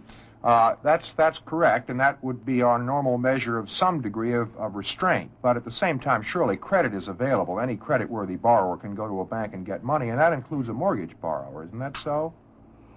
Well, when the banks are limited as they are, they're going to be less enterprising in putting money to work than they would be if they were running a surplus. Well, just to ask an opinion on this, which would you say would get the men back to work, get us up to 97% employed faster, to have the Federal Reserve quickly make money a lot easier, or for the president to try to unbalance the budget? Or do both? Well, the budget is already unbalanced, and I'm not suggesting that the Federal Reserve should make a drastic change in its present policy because of the problems that are immediately ahead. The deficit this year, thus far, has been financed by the purchase of government securities by corporations which temporarily have idle funds. As the recovery proceeds, those corporations are going to want their money in their own business. And we're going to have a repetition of this recent experience in which the attrition on the government maturing debt was very high. And the Federal Reserve must take that into account in making its policy. But I think that it's rather extreme to have net borrowed reserves of $183 million, as was reported last Friday, when we have an unemployment rate that's a little higher than it was a year ago, and when we've had recovery now for a good many months with total employment still less than a year ago in January. Dr. Schlichter, I wonder if I could ask a question which certainly must be on the minds of a great many people. Something over half of this federal budget we've been talking about is allocated to the defense program. What, in your judgment, would happen if our economy suddenly were able to dispense with these enormous expenditures? I know it's not likely to happen, but what do you think would happen under those conditions? Well, it would be necessary to cut taxes quickly and drastically. I think our economy could adjust itself to a drastic cut in defense expenditures just as successfully as it adjusted itself to a drastic cut in military spending in 1945 and 1946, provided we cut taxes as we did then. Do you think it would be a long and rather painful period of readjustment? No. Would not? Not if taxes were promptly and drastically cut. Mrs. Craig. Professor, you have been critical of our government farm subsidies. For one reason, you say it prevents a shift to production of more meat, which everybody wants. Is that so? That's right. It discourages it. How? Because the land is used for crops and to some extent the wrong kind of crops instead of for livestock raising. What we should encourage in our farm policy is a great expansion of livestock production in the southeastern states, where the climate is mild and moist. There's a tendency in Congress, apparently, in order to appropriate a lot of money for things they do want, to cut out our foreign aid. Do you think that would be good or bad? Well, I think that would be a mistake. Walter Reuther says that if we revise the tax structure, we'd get $9 billion, which would go far toward balancing the budget. Do you think that's an excessive estimate? Well, I don't know what revision he has in mind, but... He meant closing loopholes and things like that. Well, I doubt whether there's that much escaping through loopholes. It should be borne in mind that about 30% of reported personal income escapes taxation because of deductions. Mr. Wilson. Professor Schlichter, if you and the Eisenhower administration are obviously at odds on this point, the Eisenhower administration has set up a special committee to stop inflation. What do you think will be the result if they're successful? I hope they will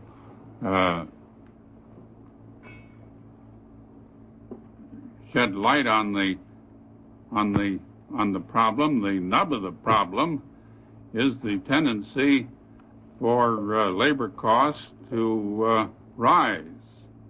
And if they make plain that that is the nub of the problem, perhaps there will be of some little assistance. In other words, you really don't think they can do it, do you? They can do it if they've got the courage to do it. Well, that's the point. Can any government have courage to do it in view of the present political situation? I don't know.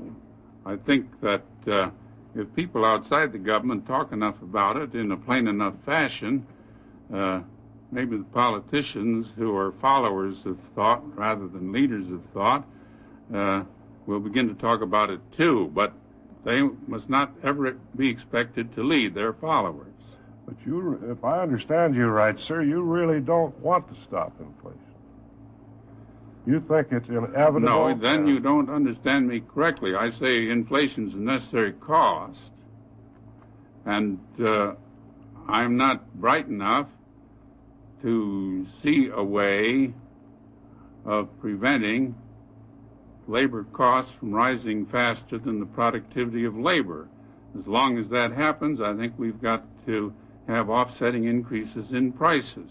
Perhaps someone sometime will discover a way of doing it, but it hasn't been discovered up to now. Mr. Spivak. Dr. Schlichter, you're famous for your predictions. Will you give us at least one? Do you expect that 59 is going to be a good year or a better year? And what about 60? Well, I think 60 will be better than 59. 59 is a good year. And what about beyond 60? That's too far to see. But I think that many makers of durable consumer goods need the time between now and 1960 to improve their products and to discover better than they have been able to discover thus far what consumers would like to buy. I think when those discoveries are made, the economy will get a strong stimulus. Mr. Dale, a short question. Yes. You said that the real root cause of this creeping inflation is labor costs rising faster than labor productivity, and I assume you mean by that mainly labor unions.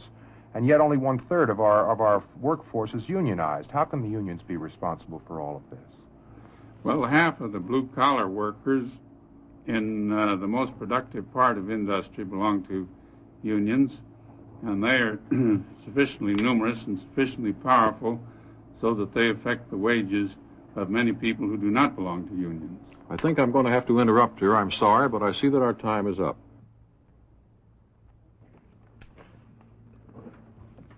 Meet the Press, produced by Lawrence E. Spivak. The panelists in the Meet the Press program today, in which SUMNER SLICHTER of Harvard was the guest, were Richard Coles of the Coles publication, Edmund Dales of the New York Times, May Craig of the Portland Press Herald, and Lawrence Spivak, producer of Meet the Press. Ned Brooks was the moderator. Now a personal word, if I may. Another gifted professor left school today. Good teacher, all right, loved to teach. There really isn't anything he'd rather do. You know why he left? Couldn't afford it. He was not earning enough money to support his family, so he went to another position. A professor left school today. Didn't make the headlines, but it should have. Our colleges are overcrowded right now. Some are even turning students away. And in less than 10 years, college applications will double. Think how important these qualified instructors are. To ensure the future of your children, write for this free booklet, The Closing College Door, which tells how you can help. Write to Higher Education, Box 36, Times Square Station, New York 36, New York. And thank you. There'll be 5 minutes of news coming up, and then more and more of Monitor. Coming up, and then more and more of Monitor. Coming up, and then more and more of Monitor. Coming up, and then more and more. Nelson Riddle's Get Happy. Now, Monitor brings you Meet the Press, the prize-winning interview program produced by Lawrence Spivak, with Senator William Proxmire, Democrat from Wisconsin, as today's guest. 4 of America's top news reporters are ready for this unrehearsed conference. Here is the moderator of Meet the Press, Ned Brooks. Welcome once again to Meet the Press. Our guest is Senator William Proxmire, Democrat of Wisconsin. He became a center of controversy a few days ago with a surprise attack on what he called one-man rule of the Senate. He charged that the Democrats have surrendered their rights and their powers to party leader Lyndon Johnson of Texas. He said party conferences for all practical purposes have been abolished, and the typical Democratic senator no longer has any voice in policies or programs. Senator Proxmire, in turn, has been accused by other Democrats of turning against a man who had helped to promote his political career. Senator Proxmire was elected in 1957 to fill out the term of the late Senator Joseph McCarthy. He was the first Democrat to be elected to the Senate from Wisconsin in 25 years. Last November, he was re-elected to a full 6-year term. Senator Proxmire served in the Wisconsin legislature, and he was nominated 3 times as the Democratic candidate for governor. Before introducing our panel, I'd like to announce that our guest next week will be the Secretary of Defense, Mr. Neil McElroy. That program will come to you over television, over most of these stations, an hour and a half earlier than the usual time. And now seated around the press table, ready to interview Senator Proxmire, are Richard Wilson of the Coles Publications, Jack Bell of the Associated Press, Sarah McClendon of the San Antonio, Texas Light, and Lawrence E. Spivak, our regular member of the Meet the Press panel. Now, Senator, if you're ready, we'll start the questions with Mr. Spivak. Senator Proxmire, did you make your attack on Senator Johnson's leadership only because you were unhappy over the part you're playing in your Democratic councils, or because you're unhappy also over the part the Senate Democrats are playing in legislating for the nation? I made my position clear publicly on this situation, Mr. Spivak, because I was unhappy about the failure of all Democratic senators to have a voice in our party's program and policies. What I'm really fighting for is more democracy in the United States Senate. Well, is it just a theoretical fight for democracy? Absolutely not. Or are you dissatisfied, with the legislative program that is being presented in the Senate by the Democratic Party? Well, number one, it's not just a theoretical disagreement. It's a very practical disagreement. It's a practical disagreement over the kind of program that we should have. At least I think it would develop that way. And it's a very, very important practical disagreement over who should determine our program and our policies and the party position on important legislation.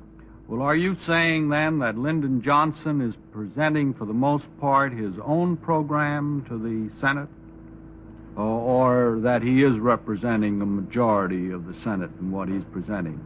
I'm saying that Lyndon Johnson is presenting a program which, in his judgment, is a program which would be acceptable to many senators and which, in his judgment, is a good program.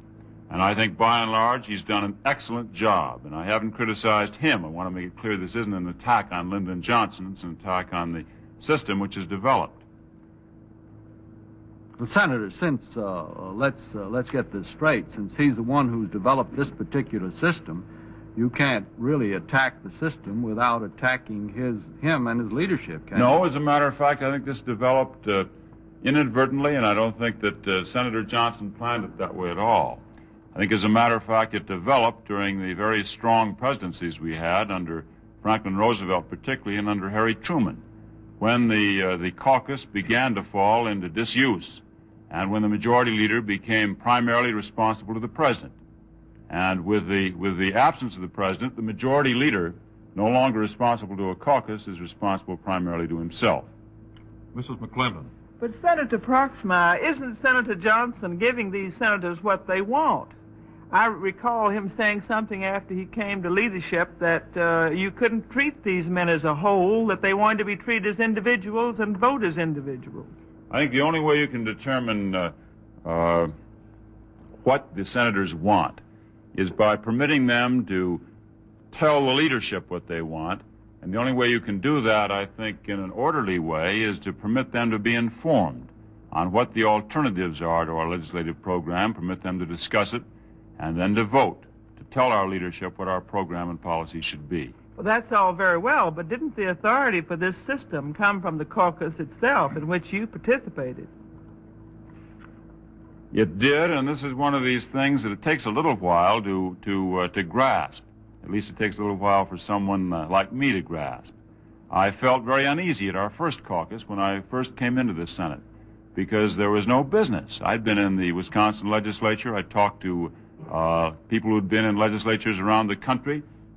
There were always regular caucuses that determined policies.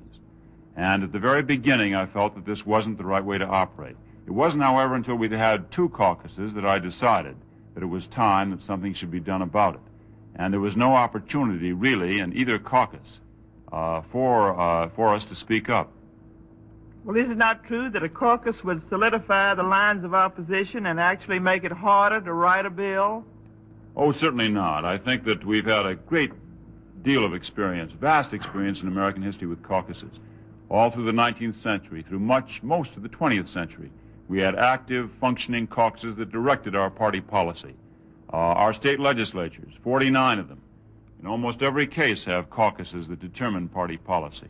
And it seems to me that it makes a more unified party and an opportunity for the leadership to arrive in an orderly way of what the party position should be, instead of talking indiscriminately to whatever senators he chooses to talk with. Mr. Bell. Senator, as I parse your complaint, the heart of it is that you, as a senator from Wisconsin, don't have anything to say about the kind of bills that are going to be brought up in the Senate. Is that essentially it? Well, Mr. Bell, I think that I have little to say, and I think that that position is shared by the vast majority of my colleagues.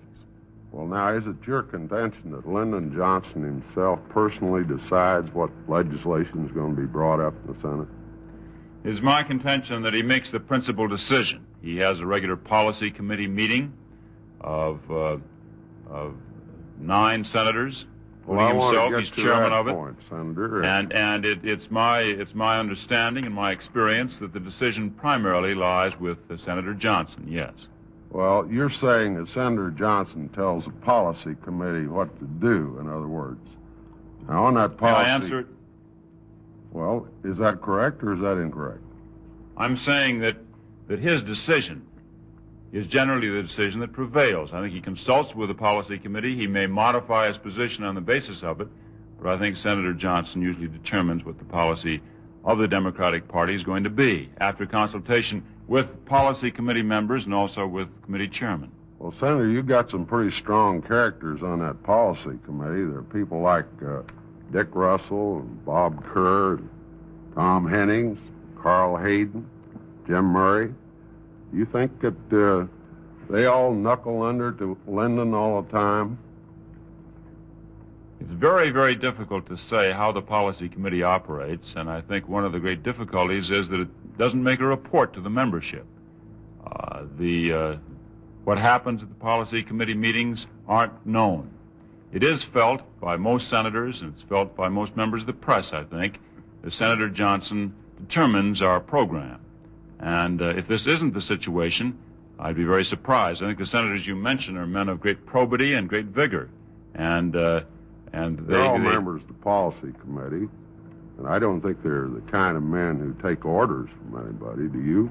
I think they're the kind of men who would tend to agree with Senator Johnson on most issues, although they undoubtedly disagree on some, and perhaps they prevail sometimes. I say that the general feeling among Democratic senators, and I've talked to many of them, conservative and liberal, is that Senator Johnson's will generally prevails. Well, would you settle for a place on the policy committee then? Oh, certainly not. No, this is not a personal fight. Believe me, it isn't a personal fight. This is a fight to permit all senators, whether they represent Texas or represent Wisconsin or Pennsylvania or Michigan or any other state, to have some opportunity to determine in our caucus what our party's program and policy should be. Mr. Wilson. Senator Proxmire, the discussion of inter-Senate arrangements is very interesting, but it seems to me some people might regard it as rather pointless unless there were really some issues involved that affected the entire country. Is your complaint that Senator Johnson has been too conservative? Doesn't he want to spend enough money? What is your complaint about the kind of a program he offers to the Senate? No, as a matter of fact, I think if you examine Senator Johnson's voting record and Proxmire's voting record, you'll find that on spending issues there's very little difference. I think there's a sharp difference between Senator Johnson's viewpoint on the filibuster fight, for instance, and a very important difference. There's a difference perhaps on aid to education. There's a difference on other measures. But the important thing, even if Senator Johnson and I agreed 1 for 1, it seems to me that we should arrive at these decisions on the basis of democracy, on the basis of permitting all senators to have a voice, all states through their senator to have a voice. You're just arguing about procedure, then. You don't really have... No, indeed. I'm arguing about an issue as important as civil rights. I feel very strongly that the reason that we didn't get the kind of filibuster control measure that our party platform promised was because our leader took a position directly contrary to the party platform, and with the immense power of leadership and his immense influence was able to win not just a victory, but a smashing victory and a crushing victory. Yes. Well, now, that's just one example. Well, what are some other examples of his failure to carry out the party's platform? Well, I wouldn't say his failure to carry out the party platform. I think his judgment may have been that it couldn't get through anyway. I think we should have had a chance, however, to determine it. But other examples are in federal aid for education. We never had a chance during the last session to vote for federal aid to education except through an amendment of a bill that came in to, rather an amendment that came in to a bill that was on the floor. This is always disadvantageous. On our party pledge for increasing exemptions from 600 to 800, a clear and specific pledge. This amendment was introduced by Senator Yarborough and myself, and the position of the leadership was against it. Now, he has every right, it seems to me, to be against it. When you take a position against our party platform, it would seem to me that leadership should be constrained to do this on the basis of a caucus and decision of all senators, not on the basis of his own determination. Well, have his differences with the party platform been so broad that you feel that it's necessary to have a meeting of all Democrats to see whether or not Lyndon Johnson is living up to the party platform? Well, I think I've mentioned some pretty fundamental differences. Unemployment compensation is another. There are a number of them. But even if the differences were very few and very slight and very insignificant, it seems to me that it's extremely important that we operate under a democratic arrangement rather than under an arrangement which is one-man rule. Isn't your complaint basically then, Senator, that Johnson did not follow the results of the last election? Well, that's part of it, yes. I think we have quite a difference between the situation in the 85th Congress, when we had a very narrow balance. Till I came in, it was 49-47. And then it was 50-46. Now it's 64-34. Now it seems to me we're in a position to put our platform into effect. You have a liberal mandate, in other words, is that right? Well, if we have a mandate that we should carry out the program that the Democratic Party pledged to the people of America that they would carry out. Mr. Spivak.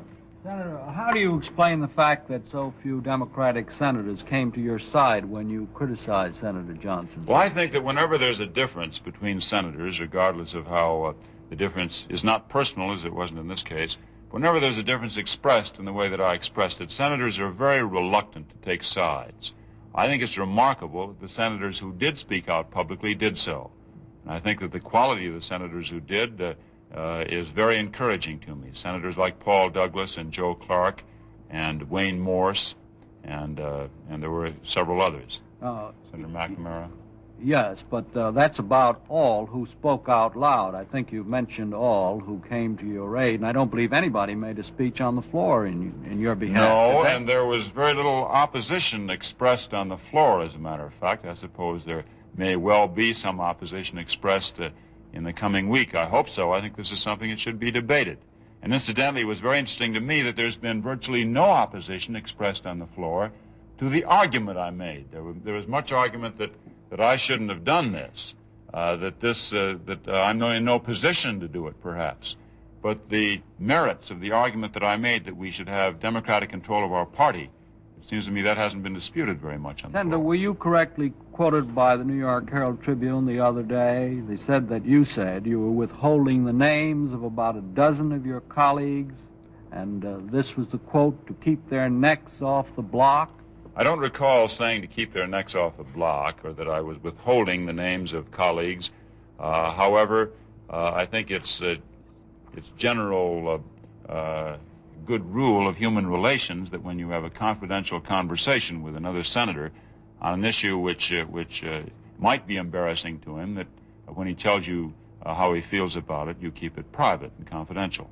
Well, are you suggesting, though, that anybody who came to your aid out loud would be likely to suffer at the hands of Senator Johnson in the Senate?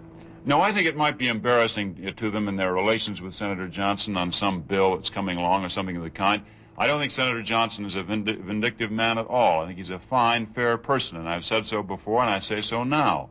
However, I think that these are things that might become offensive, and I think senators may be acting wisely. They know what their own particular legislative situation is. I don't quite understand this. You seem, on one hand, you keep praising him. On the other hand, you keep saying that he's really acting as a dictator in the Senate. Now, well, I certainly haven't said that he's acting as a dictator. Well, I mean that Senator Johnson is an efficient leader and an effective leader, and that he's done a good job.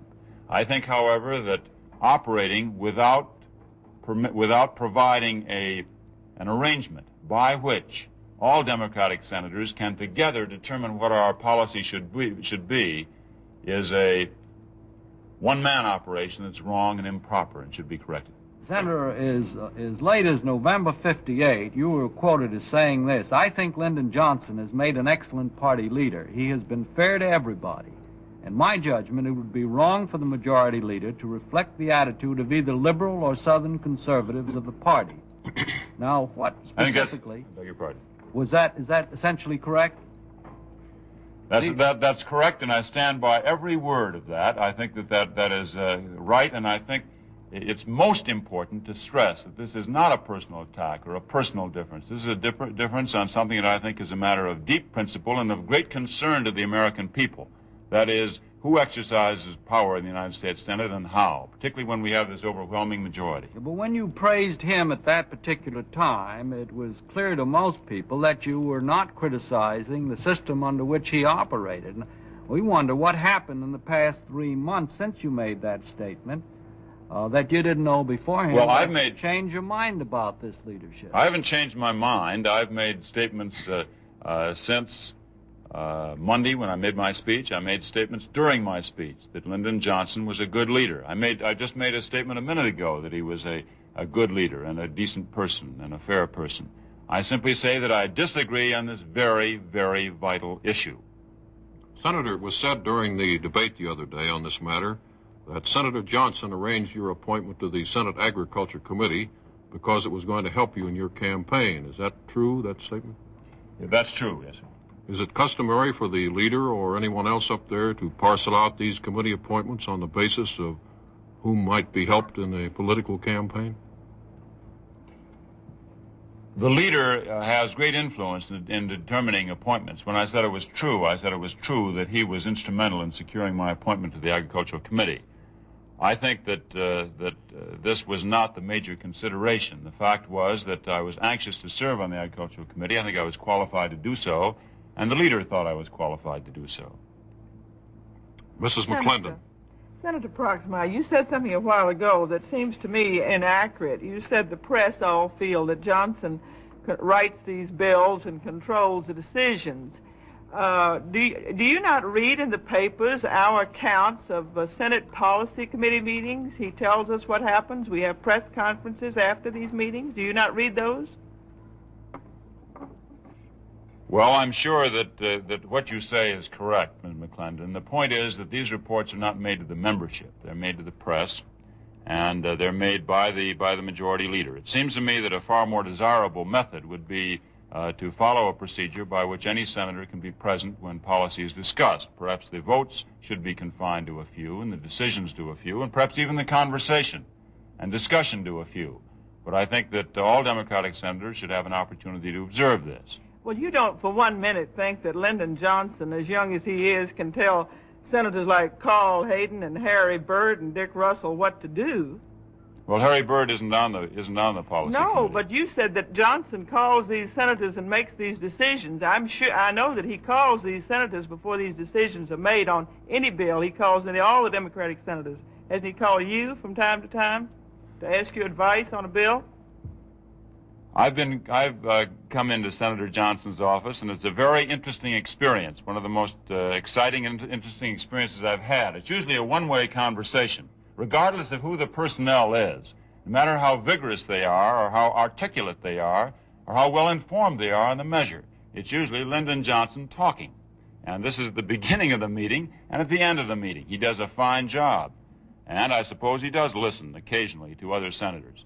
But it seems to me that in order to get the viewpoint of all senators, regardless of the state they come from, and regardless of whether they've been in the Senate 30 years or 2 years or 3 years or 1 year, we ought to have a conference, we ought to have regular conferences to make these important policy decisions. Well, now, look what he said in his speech last night at this Democratic fundraising dinner. He said, "This does not mean there should not be discussion, debate, dissension, and disagreement. That is the right and the strength of free men." Do you think he's such a dictator if he said that? I never said he was a dictator. I don't say he's a dictator now. Thought that was an excellent statement. I think that that statement would mean that the kind of difference and dissension, if you want to call it, that's going on between us on this issue can be a constructive and useful difference, and it can serve democratic services, democratic interests, and the interests of our party and our country. Mr. Wilson. Senator, I'd like to take you away from Senator Johnson for just a moment. Perhaps you'll return. I'm glad to be taken away, Mr. Wilson. I'd like to discuss with you just very briefly the office staff situation in the Senate. How many people do you employ in your office, connection with your office, either here or in Wisconsin? I employ full-time about 14 or 15 people, I believe. How many are paid from your office account? Well, they're all paid from all the people I employ are paid from my office. How many are paid from your office account? Well, I say I employ, there are part-time people, but it'd be very hard for me to say because we have them come in, maybe 15 or 20 people to do a rush job, get a big mailing out. They'll be working a week, a day, 2 days, 3 days. It's very hard to say at any one time how many people I have on my... At certain times you've had as many as 75, have you not? Oh, I would doubt that. I would certainly doubt that. And it surprises me. As you know, all senators have a distinct limitation on the amount that they can pay their office help, and they all usually, it's my understanding that most senators use that clerk hire allowance. Full. As I understand the recent reports, your office costs are running at about the rate of $120,000 a year. This raises the question that I'd like to ask you about. In spite of what so many senators say, is it not possible that the Senate has gotten so involved in itself, has built up these individual senatorial offices so much, that they've gotten the thing entirely out of perspective? Well, I think not. I think that a senator is involved in an extremely complex series of problems. First place, you have a vast amount of legislation, a tremendous number of fields with which you try to become acquainted. It helps enormously to have a staff to help you become acquainted with those various fields. In the second place, you have a tremendous amount of mail that you want to answer personally, and it should be answered. In the third place, you have services to your constituents with the departments and agencies. Now, all these things take a tremendous amount of effort and time. And I think they serve democracy well to have senators who are able to do these jobs as well as possible. And you can't do them without a staff. I think these staffs are necessary, essential, and I think they're money well spent. In terms of overall spending, they're very, very modest. Yeah, but how can a $12,000 assistant keep you advised of all the problems which come up before? Well, that's exactly the point. That's why we need to hire more than one assistant. And that's why we have to have ample clerk hire. Mr. Bell. Senator, on a national scale, are you a radical spender? I ask you that because the President of the United States and the Vice President in the last campaign singled you out as the wildest-eyed of the spenders. What is your feeling on spending? Well, the President of the United States and the Vice President hadn't done their homework when they made that statement. The fact is that I was very careful and very meticulous about adding up the cost of every bill I introduced. I got estimates from the Treasury Department, estimates from the other department involved, if there was any, estimates from the Hoover Commission where they had any kind of an estimate, estimates from committee staffs, and I found out that the PROXMIRE program, as introduced from the time I was elected, would have saved the Treasury $728 million. Well, the President said the cost of it would be $26 billion. Now, what the President did, of course, was to take certain bills that introduced that would have cost money, including tax reduction bills, and as a matter of fact, they multiplied those by 5 and said over a 5-year period, this is what the PROXMIRE program would cost. And then he ignored the Hoover Commission bills I'd introduced, the bill I introduced to cut down appropriations for military foreign aid, the farm bill I introduced that would have reduced spending, and the result was that he gave a very unfair impression. Well, this is all... This was done by the Republican National Committee. This is all in the past. Do you want a balanced budget now? I certainly do, emphatically. I think we should have a balanced budget this year. Are you introducing bills to balance that budget? In other words, are you introducing all the spending bills that you introduced before, or are you throwing some of them out? I'm introducing measures that I've introduced before, including measures that would recover revenue for the Treasury, that is, plugging tax loopholes, revenue measures that would reduce spending and so forth. Yeah. I'm sorry, but I'm going to have to interrupt at this point. Thank you very much, Senator Proxmire, for being with us. Monitor's thanks to Senator William Proxmire, Democrat of Wisconsin, and the Meet the Press panel. Meet the Press, produced by Lawrence C. Spivak. And now, this word, if I may. The communists are really afraid of truth. You can send your own truth broadcast through the Iron Curtain over Radio Free Europe. Simply complete this sentence in 25 words or less. As an American, I support Radio Free Europe because, and then your 25 words. If your truth broadcast is accepted, you may fly to Europe or be awarded one of 200 powerful Hallicrafter shortwave radios. If you send a truth dollar with your entry to support Radio Free Europe, you might double your award. Sit down now and write a truth broadcast. Selections will be made on the basis of appropriateness, clarity, sincerity, and originality. In 25 additional words or less, complete this sentence. As an American, I support Radio Free Europe because... Then send your dollar and your truth broadcast sentence to Crusade for Freedom, Mount Vernon 10, New York. That address is Crusade for Freedom, Mount Vernon 10, New York. For complete rules, see announcements throughout the country. 5 minutes more of news coming up, and then more and more of Monitor. This is Ben Grauer saying thank you, and for tonight, good night.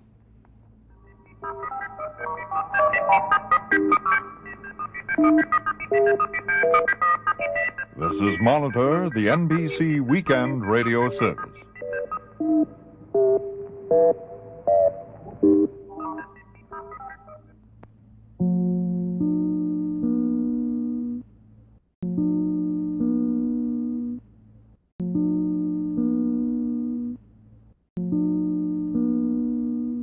Now Monitor brings you Meet the Press, the prize-winning interview program produced by Lawrence Spivak.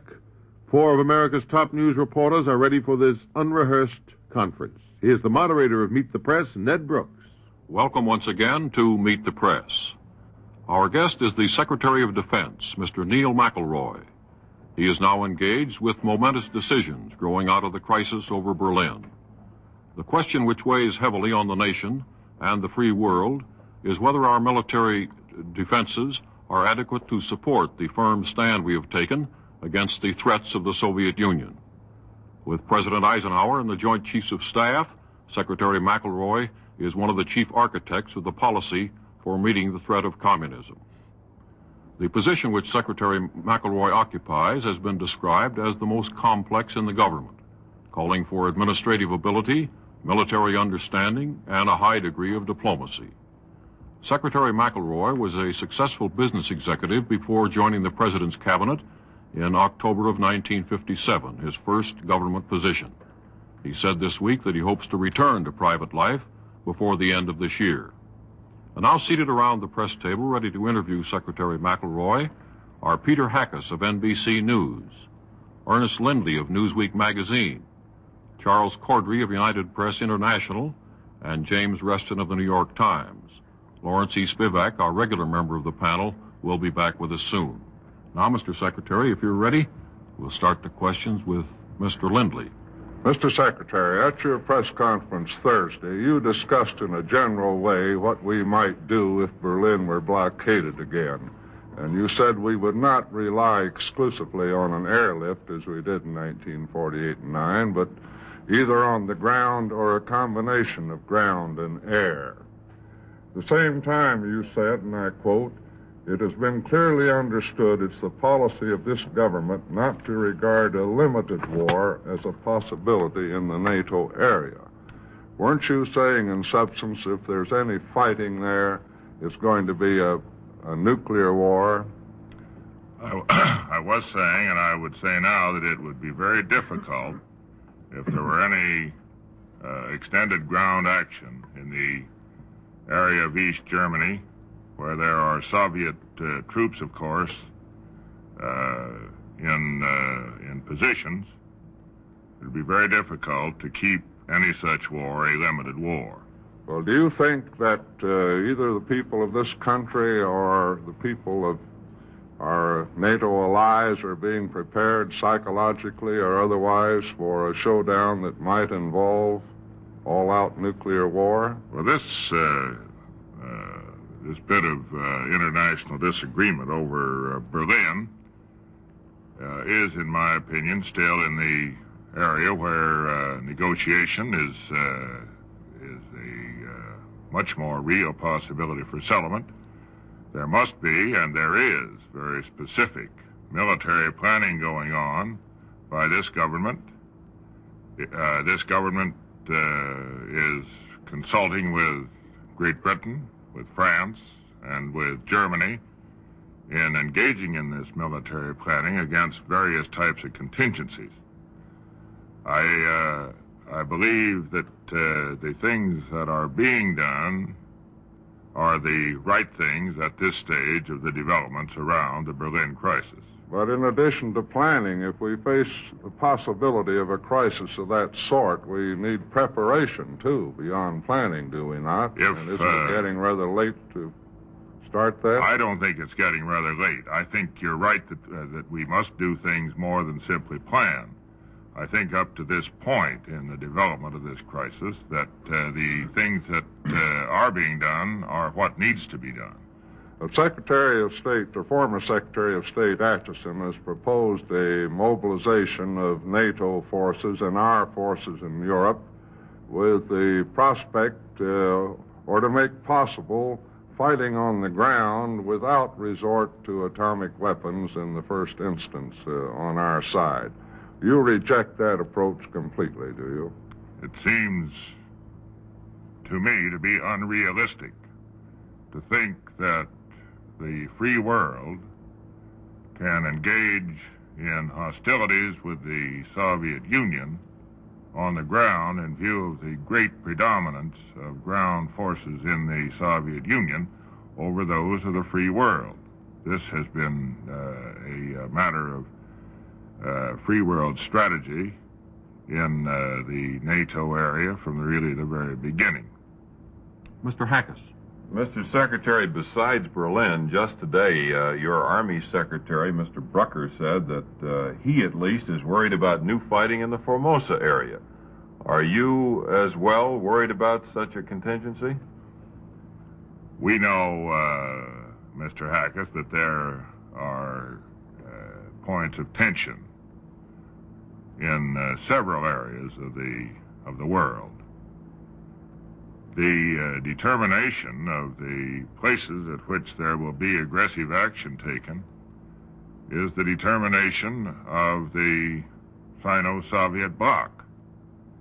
We are not inside of their minds, so we don't know what may occur. But we are always alert to the possibility of the tension in Berlin being balanced by some additional tension in some other part of the world. Well, in light of this, isn't it hard to justify going ahead with this cut of one full Army division and the Marine Corps cuts? It must be realized that the large ground force availability to the free world is made up of the ground forces of our free world allies. We have very effective ground forces of our own, but in relationship to the ground forces of the Sino-Soviet bloc, ours are not large in themselves. So we must rely, as we have done in the KWAME crisis, on the ground forces of our ally, and I would think that that would certainly be true if there were any further tension in the KWAME area. Mr. Reston. Mr. Secretary, why, if we were able to meet the last crisis in Berlin by an airlift, why do we reject that as a means of doing it this time? I don't say that we completely reject the use of an airlift. I say that there is no decision at this time, nor do I think there should be, that the occupying powers other than Russia should yield their right to ground access to Berlin.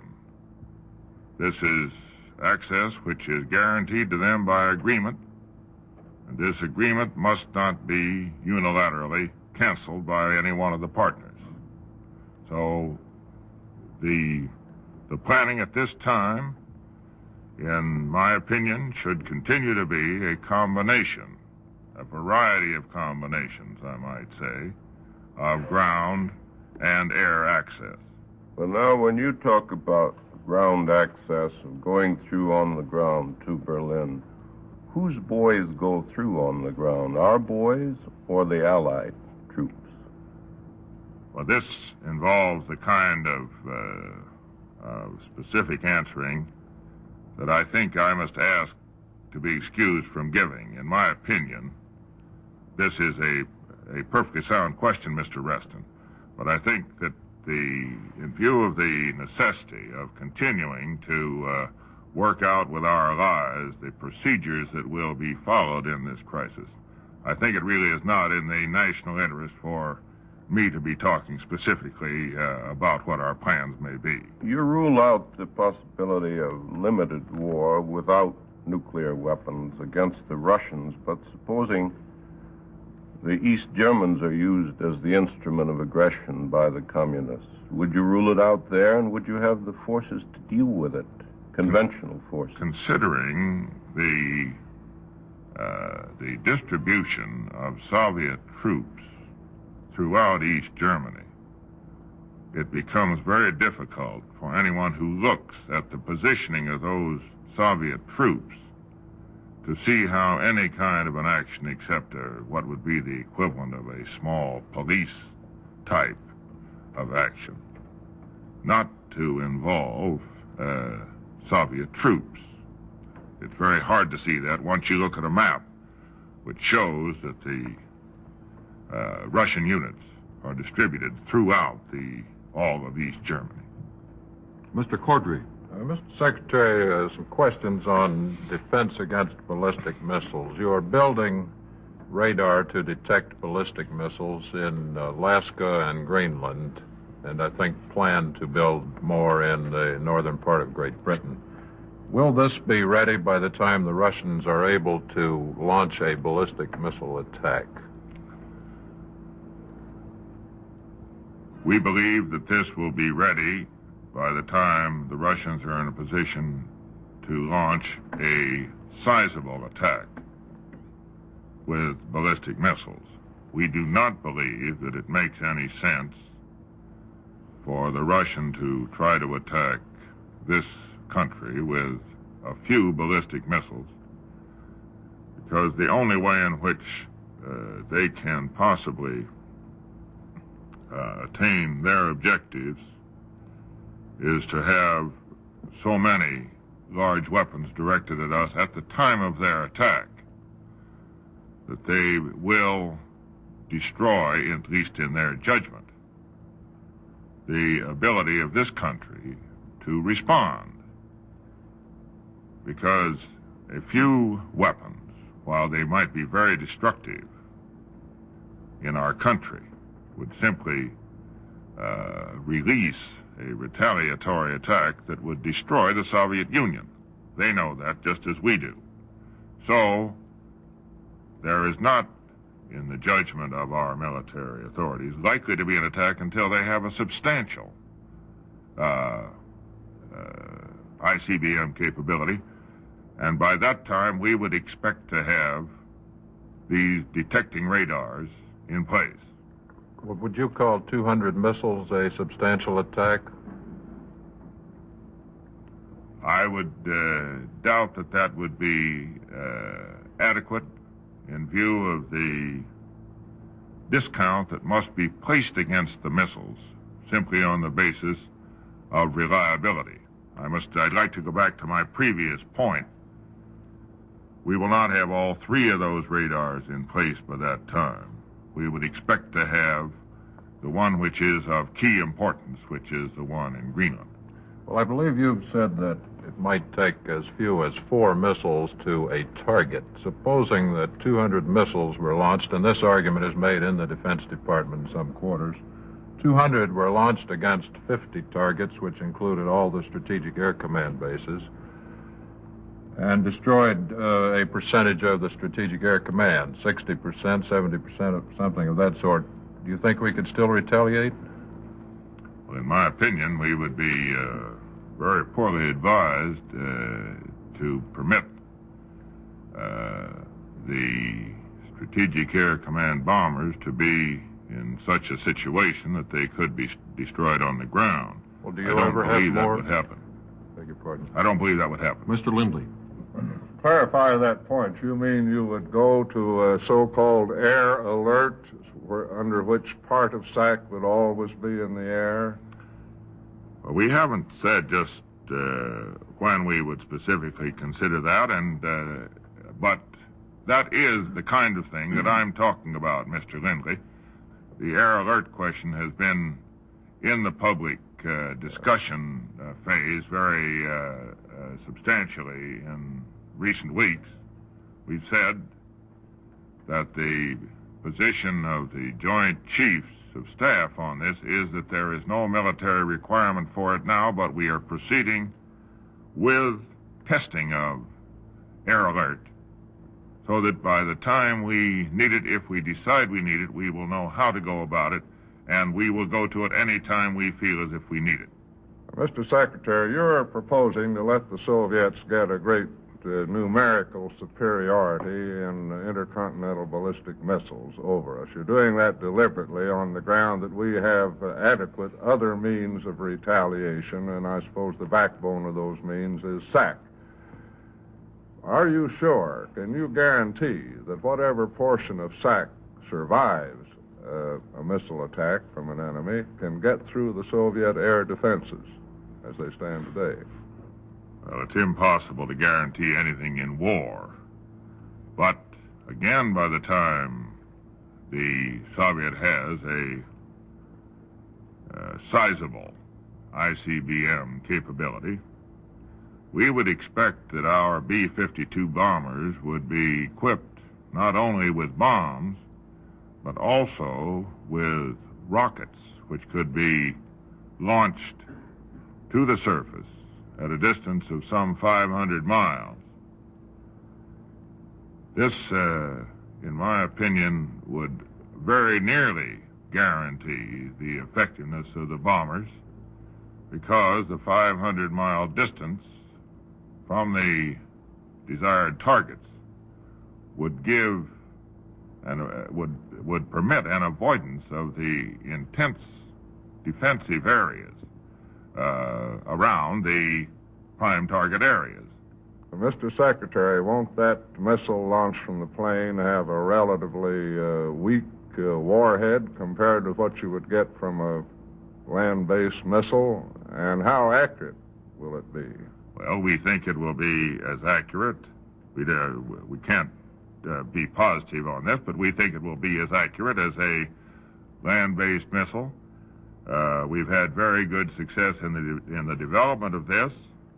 It will carry a sizable warhead, and of course, the aircraft that carries it still will carry the same bombs that it carried before. So the thing that you can visualize is the rockets going into the target, which is your objective, and giving the great problem of demoralization of the defense, and moving in then with your heavy weapon, which of course can be pinpointed by aircraft. Well, Mr. Secretary, if we don't need a large number of ICBMs, if we can rely on SAC to go through, why do we need to build any of these liquid-fueled ICBMs? And above all, why do we need to build two types at great expense? Wouldn't it be better either to skip this generation of ICBMs or to concentrate on one and build more of them? Well, one of the fundamentals in the decision that this administration has taken is that once you accept the prime responsibility of this government at all times to maintain an effective deterrent to general war, whatever that may require, then you also say, in my judgment, that a first generation of ICBM, which is lacking in many of the attributes that you would certainly like to have there, can very well be purchased in relatively modest amounts as you very rapidly prepare the second generation for deployment. Now, we feel as if it would be doubtful not to make some use of the very large amount of development work that's gone into the Atlas and the Titan, the two liquid-fueled missiles, so that we are buying moderate numbers of these. But we feel as if the Minuteman, which is the second generation, is sufficiently close to being deployable that we should not go very far with the liquid-fueled rockets and should save the large deployment of the future for that second generation. Mr. Secretary, isn't it practical certainty that Congress, insofar as it can override your judgment and the President's on that, will override it by appropriating more money to build more of these liquid-fueled ICBMs? I know that there is very serious consideration to this in the Appropriation Committee of the House. What the decision will be, I don't know. I do think, however, that when you have a combination of the Joint Chiefs of Staff, who are the best military minds in this country, and the President of the United States, who is himself, I think, a notable military figure, as well as a leader of our civilian government, in agreement on this point, that going against it is something which takes a degree of knowledge which I would be surprised if it existed someplace else in the country. Mr. Hackett. Mr. Secretary, along those lines, last year Congress voted $700 million, as you recall, in excess of the military budget request, and the President refused to allow it to be spent. If the same thing happens again this year, Congress voting additional funds, will you advise the President to hold it back and not spend it? What I said last year to the Congress with respect to this would be true again. We would regard any such appropriations or authorizations by Congress over and above what had been requested in the President's budget as offering to us in the Defense Department and to the administration additional flexibility in providing for the defense of the country. If it seemed desirable, as we went along through the year, to spend additional funds in the ways in which Congress had indicated its desire that these be very carefully re-examined, we would then have the funds available. And that's exactly what we did last year. We did use a portion of the funds that had been appropriated over and above what had been requested for the Polaris acceleration. I'd ask you one question on a different subject, Mr. Secretary. You said you'll resign late this year unless an emergency situation crops up to keep you on. I wonder, sir, what would you consider such an emergency situation? Would it be similar to the Berlin crisis? I think this would be the kind of situation which would be the type I was referring to.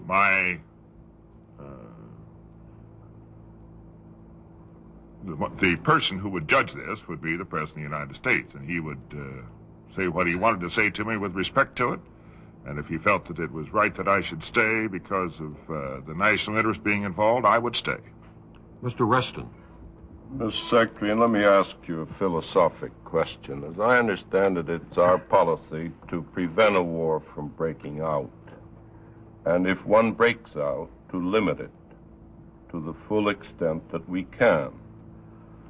Now, the question is this: is it morally defensible for a society like this, with a policy like that, to leave itself in the present situation where it does not have sufficient ground conventional forces to fight a sizable conventional war?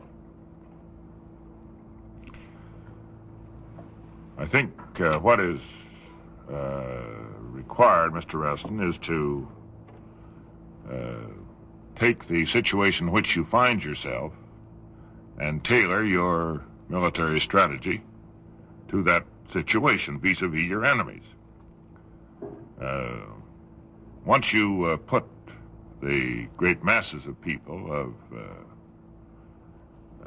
the Communist Chinese along with the large numbers of people in the balance of the Sino-Soviet bloc, it becomes quite apparent to anyone that on numbers against numbers of people, there's no way to wage a war of that kind, which a ground forces war to some considerable extent is, without having lost it before you begin it.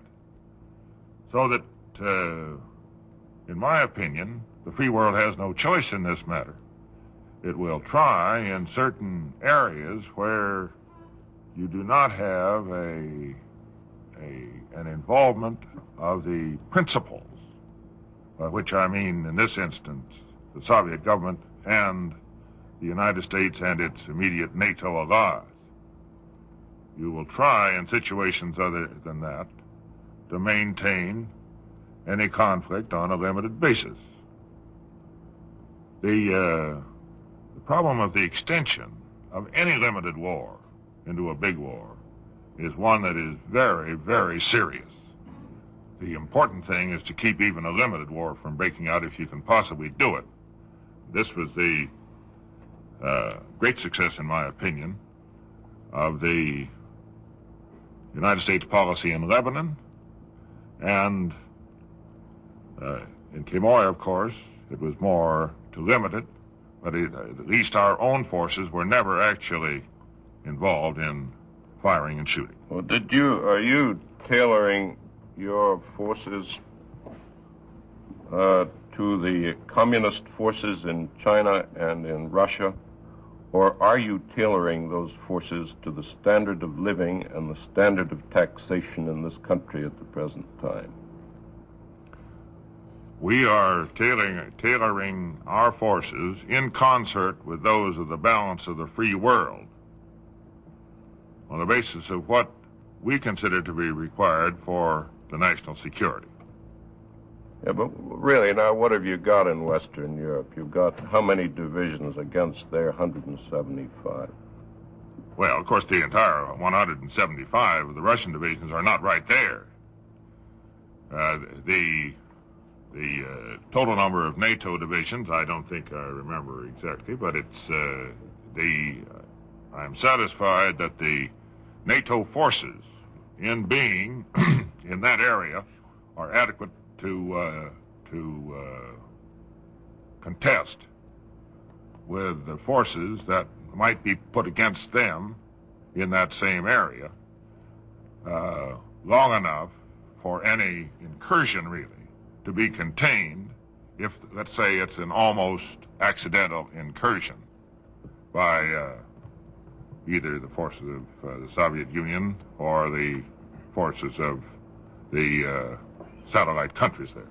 Gentlemen, I'm afraid we're not going to have time for any more questions. I'm sure our reporters have many more that they would like to ask you, Mr. Secretary, but I guess we'll just have to save them and hope that you will pay us another visit. Monitor's thanks to Neil McElroy, Secretary of Defense, and the members of the Meet the Press panel for a stimulating and enlightening half hour. Meet the Press, produced by Lawrence E. Spivak. Now a personal word, if I may.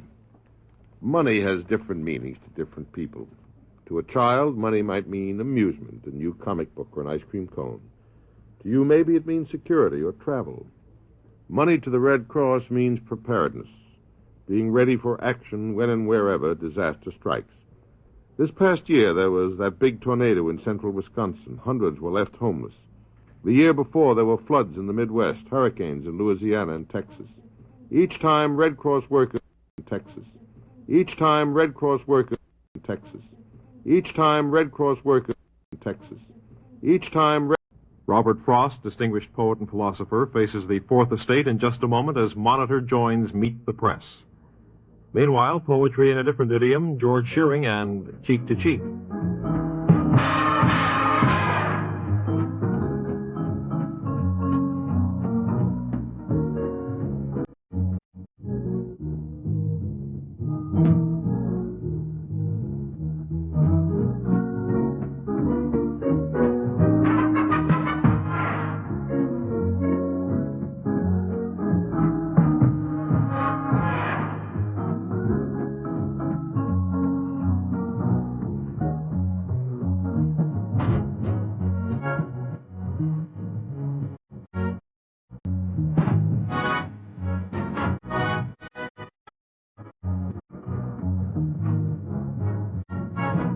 Ready for the spontaneous, unrehearsed conference are four of America's top news reporters.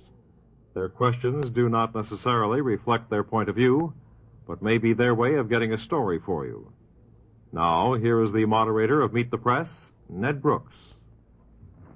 Welcome once again to Meet the Press. Our guest is the distinguished American poet, Mr. Robert Frost. Since his last visit to Meet the Press, Mr. Frost has received many high honors. Recently, he was chosen as a consultant by the Library of Congress. In the opinion of critics, Mr. Frost has written more poetry that will endure than any other writer of our generation. He has been awarded the Pulitzer Prize in Poetry 4 times. This spring, the Henry Holt Company, which has been Mr. Frost's publisher for more than 40 years, will bring out a new book of his poems, the first in about 10 years. Mr. Frost is now almost 85 years old, but he still is young in hopes and in dreams, free from despair and pessimism. He is a man of deep loyalties to his land and his people. While he is known as a New England poet, he is the poet of all America. Indeed, it can be said that he is the poet of all mankind. And now seated around the press table, ready to interview Mr. Frost, are Ernest Lindley of Newsweek magazine, May Craig of the Portland, Maine Press Herald, James Reston of the New York Times, and Lawrence E. Spivak, our regular member of the Meet the Press panel. Now, Mr. Frost, if you're ready, we'll start the questions with Mr. Spivak. Mr. Frost, you once said that poetry isn't too different from politics. Were you just pulling somebody's leg, or were you serious? Yes, pulling somebody's leg. But I meant it in this way, that the worst politics I ever see is in the poetic world, among the poets, you know, and among the faculties, too, the literary faculty. It's all politics. Life is that, what's use talking? You also said, and this is still sticking to politics, that you would like to have a crack at being a statesman on a temporary basis. Yes. That must mean that you have some things you'd like Congress to do. Can you tell us what? I'd like them to do a little more for the arts, I suppose. I'm not too particular about that. And I'd like them to make a better... I suppose I'd tell you what I'd like. I'd like to be there to talk a figure of speech. I'd like to tell them that I was interested in the House, Congress, and in the Senate as a handicapper, and in the Supreme Court as a referee. And I'd like to get going on that subject, the difference between a referee and a handicapper. And I'd like to put them both in their place. And I'd like to admit that I've been rather opposed to handicapping. I never liked the Sunday school picnic sporting event because there was too much handicapping in it. I like everybody, if I really have my way, I like everybody to start from scratch. You know, a real competition. I like Casey Stengel to be just as strong as he can be without anybody stopping him by law or anything else. Mr. Reston. Mr. Frost, why do you take so many of your images and metaphors from the world of games and sports? It's a strange thing that I do. I played games, I suppose, and I don't think anybody can think right in this world who didn't play games sometime in his life.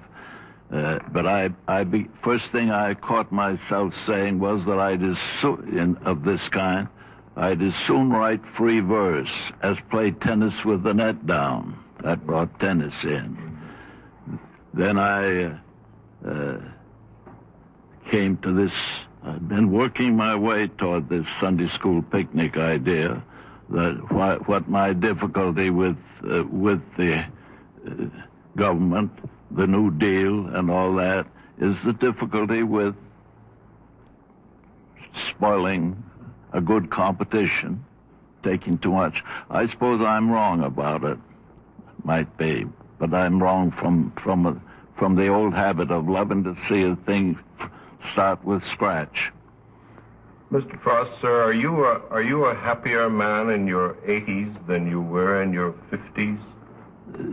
Than in when? Than in your 50s or your 40s?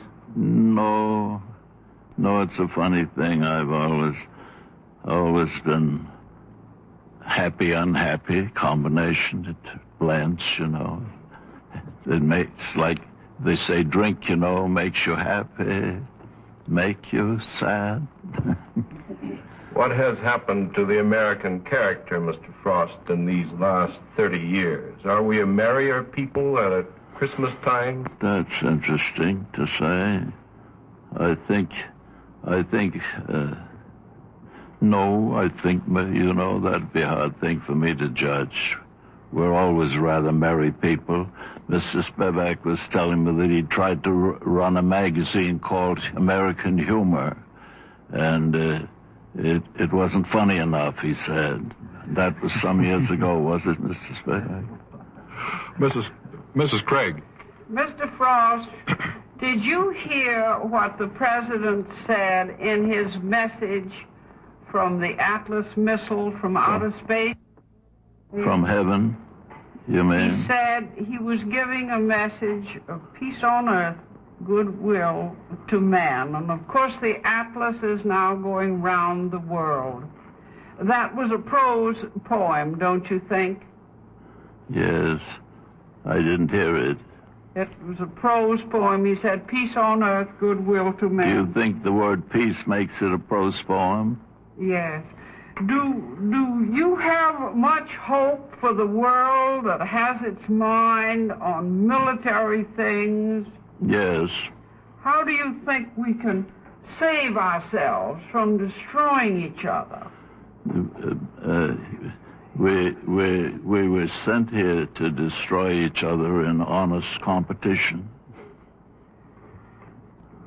Mr. Lindley. Mr. Frost, next summer in Moscow, as part of the Soviet-American Cultural Exchange, there's to be an American exposition. And the suggestion has been made that you should be one of the exhibits. That is, that you should go to Moscow and lecture. Would you be willing to do that? I suppose so.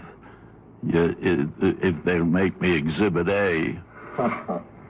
In one of your poems, Bill Soil, a political pastoral, you say, were I dictator, I'd let things take their course, and then I'd claim the credit for the outcome. Yes. Would you enjoy giving that piece of advice directly to Khrushchev? Yes, I should.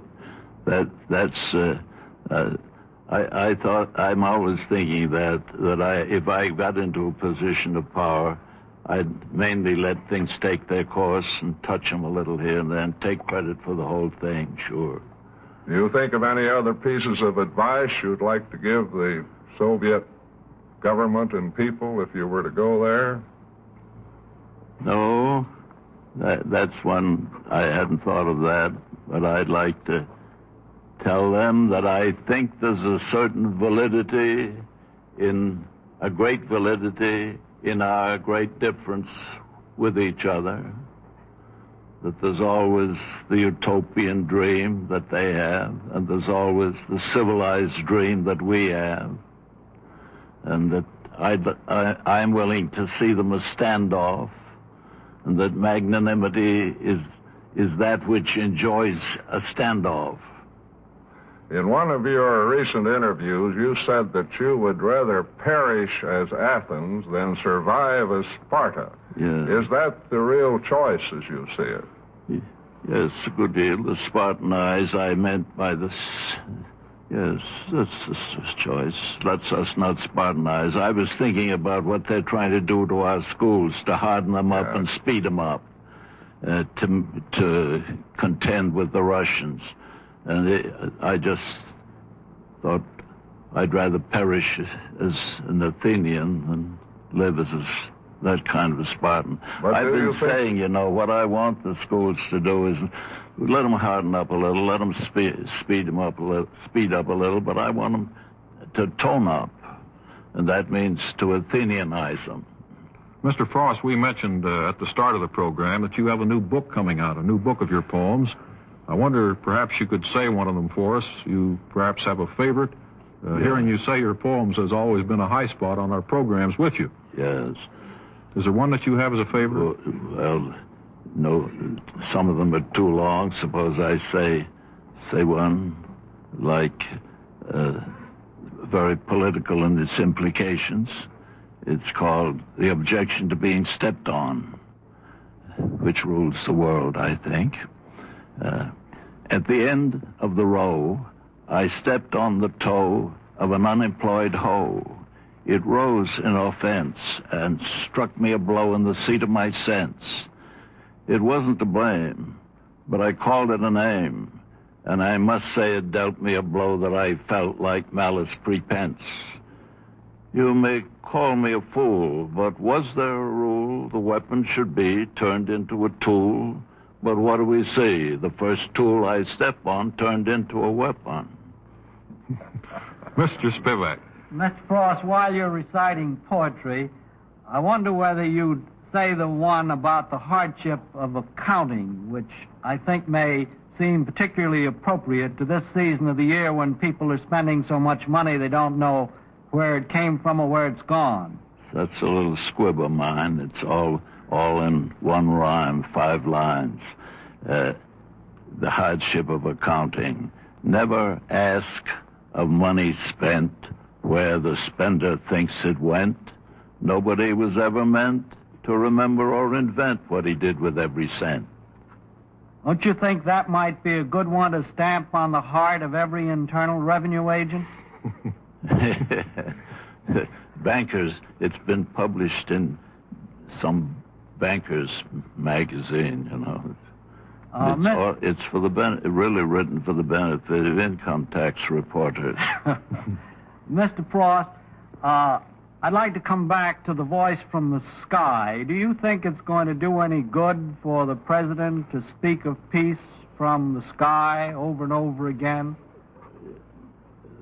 Somebody said to me the other day that the Wright brothers, one of them a great friend of mine, the Wright brothers never thought of all the harm they were going to do with their airplanes, did they? And I said, oh no. The first thing the Wright brothers did when they had a plane that would fly and land safely, they went to the Army with it, thinking of all the harm they could possibly do. Not peace. Not if you want to talk peace one way, like this way, just say bombs for peace. Sure, I'm in favor of bombs for peace and sewing machines for peace. Anything for peace, if it's the peace I want. Mr. Frost, change the subject just a bit and go back to your poetry. When you wrote, "The Earth's the right place for love," yeah. I don't know where it is likely to be better. Did you mean that this is the best of all possible worlds and that there is no future in death? Nothing, no future that we know anything about. And I meant a lot of things about love. All kinds of love. You're going to keep it a secret from us? Not just loving kindness. You're going to keep what you mean about love a secret from us? Keep it from you? Yeah. Yes. What you meant about love? Yeah, I could tell you a lot of things about Anchises and Venus and all that sort of thing, but I won't go into that. We're all ears. Yeah, I bet you are. Mr. Reston. Mr. Frost, should we have a poet laureate in this country? It seems as if some sort of recognition would help a little more recognition than just consultant. I was down there complaining of this word, consultant. I thought I was brought down to be consulted on all subjects. See, turned out I was only here to be consulted about poetry. And so I rebelled, and I said I'd only been consulted. I hadn't been consulted at all, really. I'd only been consulted 3 times from the White House, once from the Supreme Court, and not at all by Congress. And they said, well, you weren't expected to be. You only be consulted by poets. And all I get is a fellow that wanders in there with some poems that he's going to carry to the subarctic with him. He's been appointed poet laureate to deep freeze. Sir, they say there's a lot of talk in the country at the present time about the anti-intellectualism of the American people, that poets are not appreciated and so on. What has been your experience about that? I take little stock in that. It's true that there's always in the world a scorn of the intellectual, the religious scorn of the intellectual, as well as a poetic, as a business scorn of the intellectual, the egghead word. And that's just too bad. I don't pay much attention to it. It's always been that. Is it getting better or worse? No, it comes in waves. We may be getting a wave of it right now. So's to defeat Adlai Stevenson. Mr. Frost, you indicate some dissatisfaction with your arrangements with the Library of Congress. Does that mean that you do not intend to remain there? Oh, no. I'll stay to see things through. I'm just going to treat myself as if I was there to be consulted by everybody. You'll wait till they come along? Yes. Well, call for them, summon them. Comes to consult. We'll have to give you the subpoena power.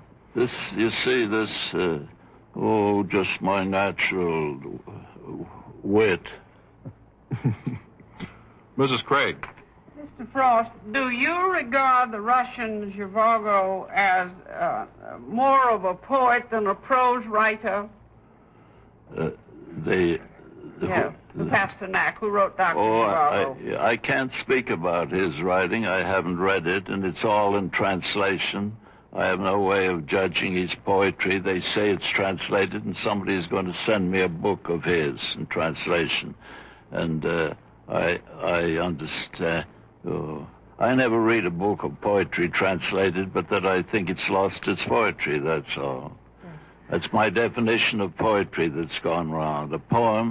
A poetry is that which is lost from both prose and verse when translated. Don't you think it was quite logical that the Soviet Union should crack down on him because his poetry was a danger to the communist system? Oh, yeah, that's their lookout. And that's a very... Don't you think poets deal more with life and death than others do, and that we need that in this country too? Yes, I guess we got it. What do you think? You probably know, I've talked about this so many times, that Homer, the greatest poet of all, was a beggar all his life. He wasn't treated any better than I am, anyway. Yes. What do you, as a poet, think is the meaning and purpose of life? Of life? Yes, sir.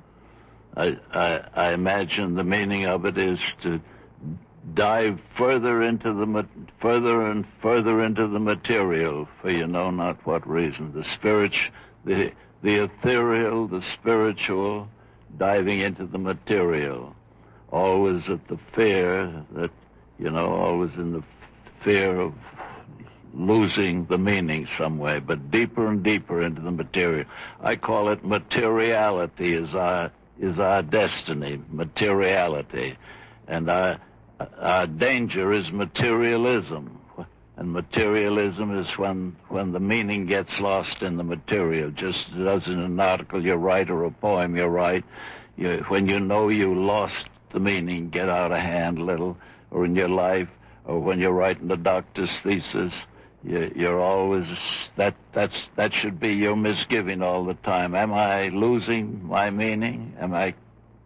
Is there something carried out of meaning? Or have the material been too much for me? Then we perish of materialism. That's what my long poem is about in my new book. It's called, the book is to be called The Great Misgiving That Becomes a Soul. It's like the fear of God, that you'll lose God, that you'll lose meaning, that the material will be too much for you. But it's got to be material. You've got to, and one of my words in the poem is, substantiate. You've got to substantiate your claim to being anybody or alive or anything. Substantiate. Mr. Lindley. Mr. Frost, do you think American civilization has improved or deteriorated during your lifetime? I think it's made its way forward, natural way, We're so rich that we're like like rich parents that wish they knew how to give their children the hardships that made them so rich. Well, I wanted to ask you about the young people today. Do you think they're more promising? Do they have a better opportunity? Are they harder or more alert than those of a generation or two ago? I've lived with them all these years, Live with them now very thick. I'm very thick with them. I suppose I think well of them. Well, do you think they're better than their fathers or grandfathers? The fear is they won't be if they made too comfortable and to have their life too easy. That's what I just said, that we're like a rich father that wishes he knew how to give his son the hardships that made the father such a man. We're in that sort of position. Give him commando training, do something to him. And we can't, there seems to be no answer to that. Some very rich families have come down now 3 generations to show plenty of character. Mr. Spivak. Mr. Frost, you've often spoken of courage as one of the great human virtues. Why do you place so much emphasis on courage? Because courage is the whole thing in art or in politics or in business. Enterprise is one great thing, isn't it? Enterprise is one. Great nation, great business, great art, and all with great courage. I like to tell about a lady I met not long ago who said, isn't it the saddest thing in the world that courage should have to be the greatest thing in the world? What has been the most important thing, do you think, in your life to you? Love, justice, learning, truth, faith, work, or has it been courage? That's hard to ask me. Easy to ask, Easy maybe to hard ask. to answer. Yeah, hard to answer. I suppose that the greatest thing of all that I would be magnanimity. To achieve magnanimity with all those things, you know. And I don't want to sound like as if I believed in the perfectibility of man or of myself either. Mr. Reston. Mr. Frost, you have celebrated New England through most of your life. What is the New England character? Is it different in any special way? More simple, perhaps? No, it has something left of Cromwell and Milton in it. And it has, I like to say that the Reformation, it's something left of the Reformation in it. It has something of that severity, if you want. It gave so much to the world. It gave the Reformation, and then gave the Counter-Reformation to the world. It gave New England its character, and it spread character all over the United States by spreading school marms all over them, out in Kansas and everywhere. Mrs. Craig. Mr. Frost, Russians call us barbarians and uncultured. Do you think it would be helpful if we had more Russians visit us? No. Don't take much. Don't matter. Doesn't matter. Let them come. Yeah. I don't count on that sort of thing, going coming with each other.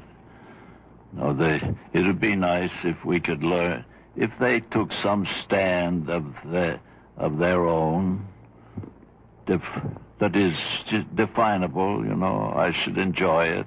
I don't want to see them fail in their own ideals. I'm afraid that would be my fear, that they have fallen away from their own ideals. Mr. Lindley. Mr. Frost, 3 years ago on this program, you were asked if you agreed with T.L. Eliot's line, "This is the way the world ends, not with a bang, but a whimper." You disagreed completely. You said it wasn't going to end at all. No. Since then, we've had some rather formidable developments in missiles and whatnot. Do you still feel confident that the world, or at least civilization as we know it, isn't going to end? I got acquainted with a young man in the train who said when I asked him what his occupation was, he said, "It embarrasses me to tell you I'm an exterminator." And I said, that just comes in handy. I like to go around telling people that when we talk about being wiped out, you know, by the bomb or by a big enough bomb, I like to say I think we're inexterminable, like lice and bed bugs. You can't really exterminate them. There'll always be some in cracks and crevices, and that's us. Mr. Frost, on that note of philosophy, I think I'm going to have to interrupt. I'm sorry to have to bring our proceedings to a close, but I see that our time is up. Thank you very much, Mr. Robert Frost, for being with us. Our thanks to Robert Frost and the members of the panel for a stimulating and enlightening half hour. Meet the Press is produced by Lawrence E. Spivak. And now a personal word, if I may. Nobody wants to throw his money away, and I know that you don't. And if you're going to give it away, you want to know where it's going and how it's going to be used. Now, if a man came up to you on the street and asked for a dime, you'd probably hesitate before giving it to him, and maybe deny him entirely. On the other hand, if you saw a neighbor in need of help, you wouldn't hesitate at all. You know what the money will be spent for. And this is true when you give it to the Red Cross. You know your money will buy food, medicine, and shelter for the victims of disaster. It will pay for rebuilding and refurnishing their homes. It will pay for instruction in first aid, swimming, and life-saving. It will finance loans and grants to servicemen and to their families in time of need. And in many areas, it will pay for the collection and distribution of blood for use in hospitals. These are some of the things you help finance when you contribute to the Red Cross. So let's give generously and keep Red Cross on the job. Thank you. 5 minutes of news coming up, and then Monitor continues. But for me and for this week, time has run out. This is Monty Hall saying thank you and good night.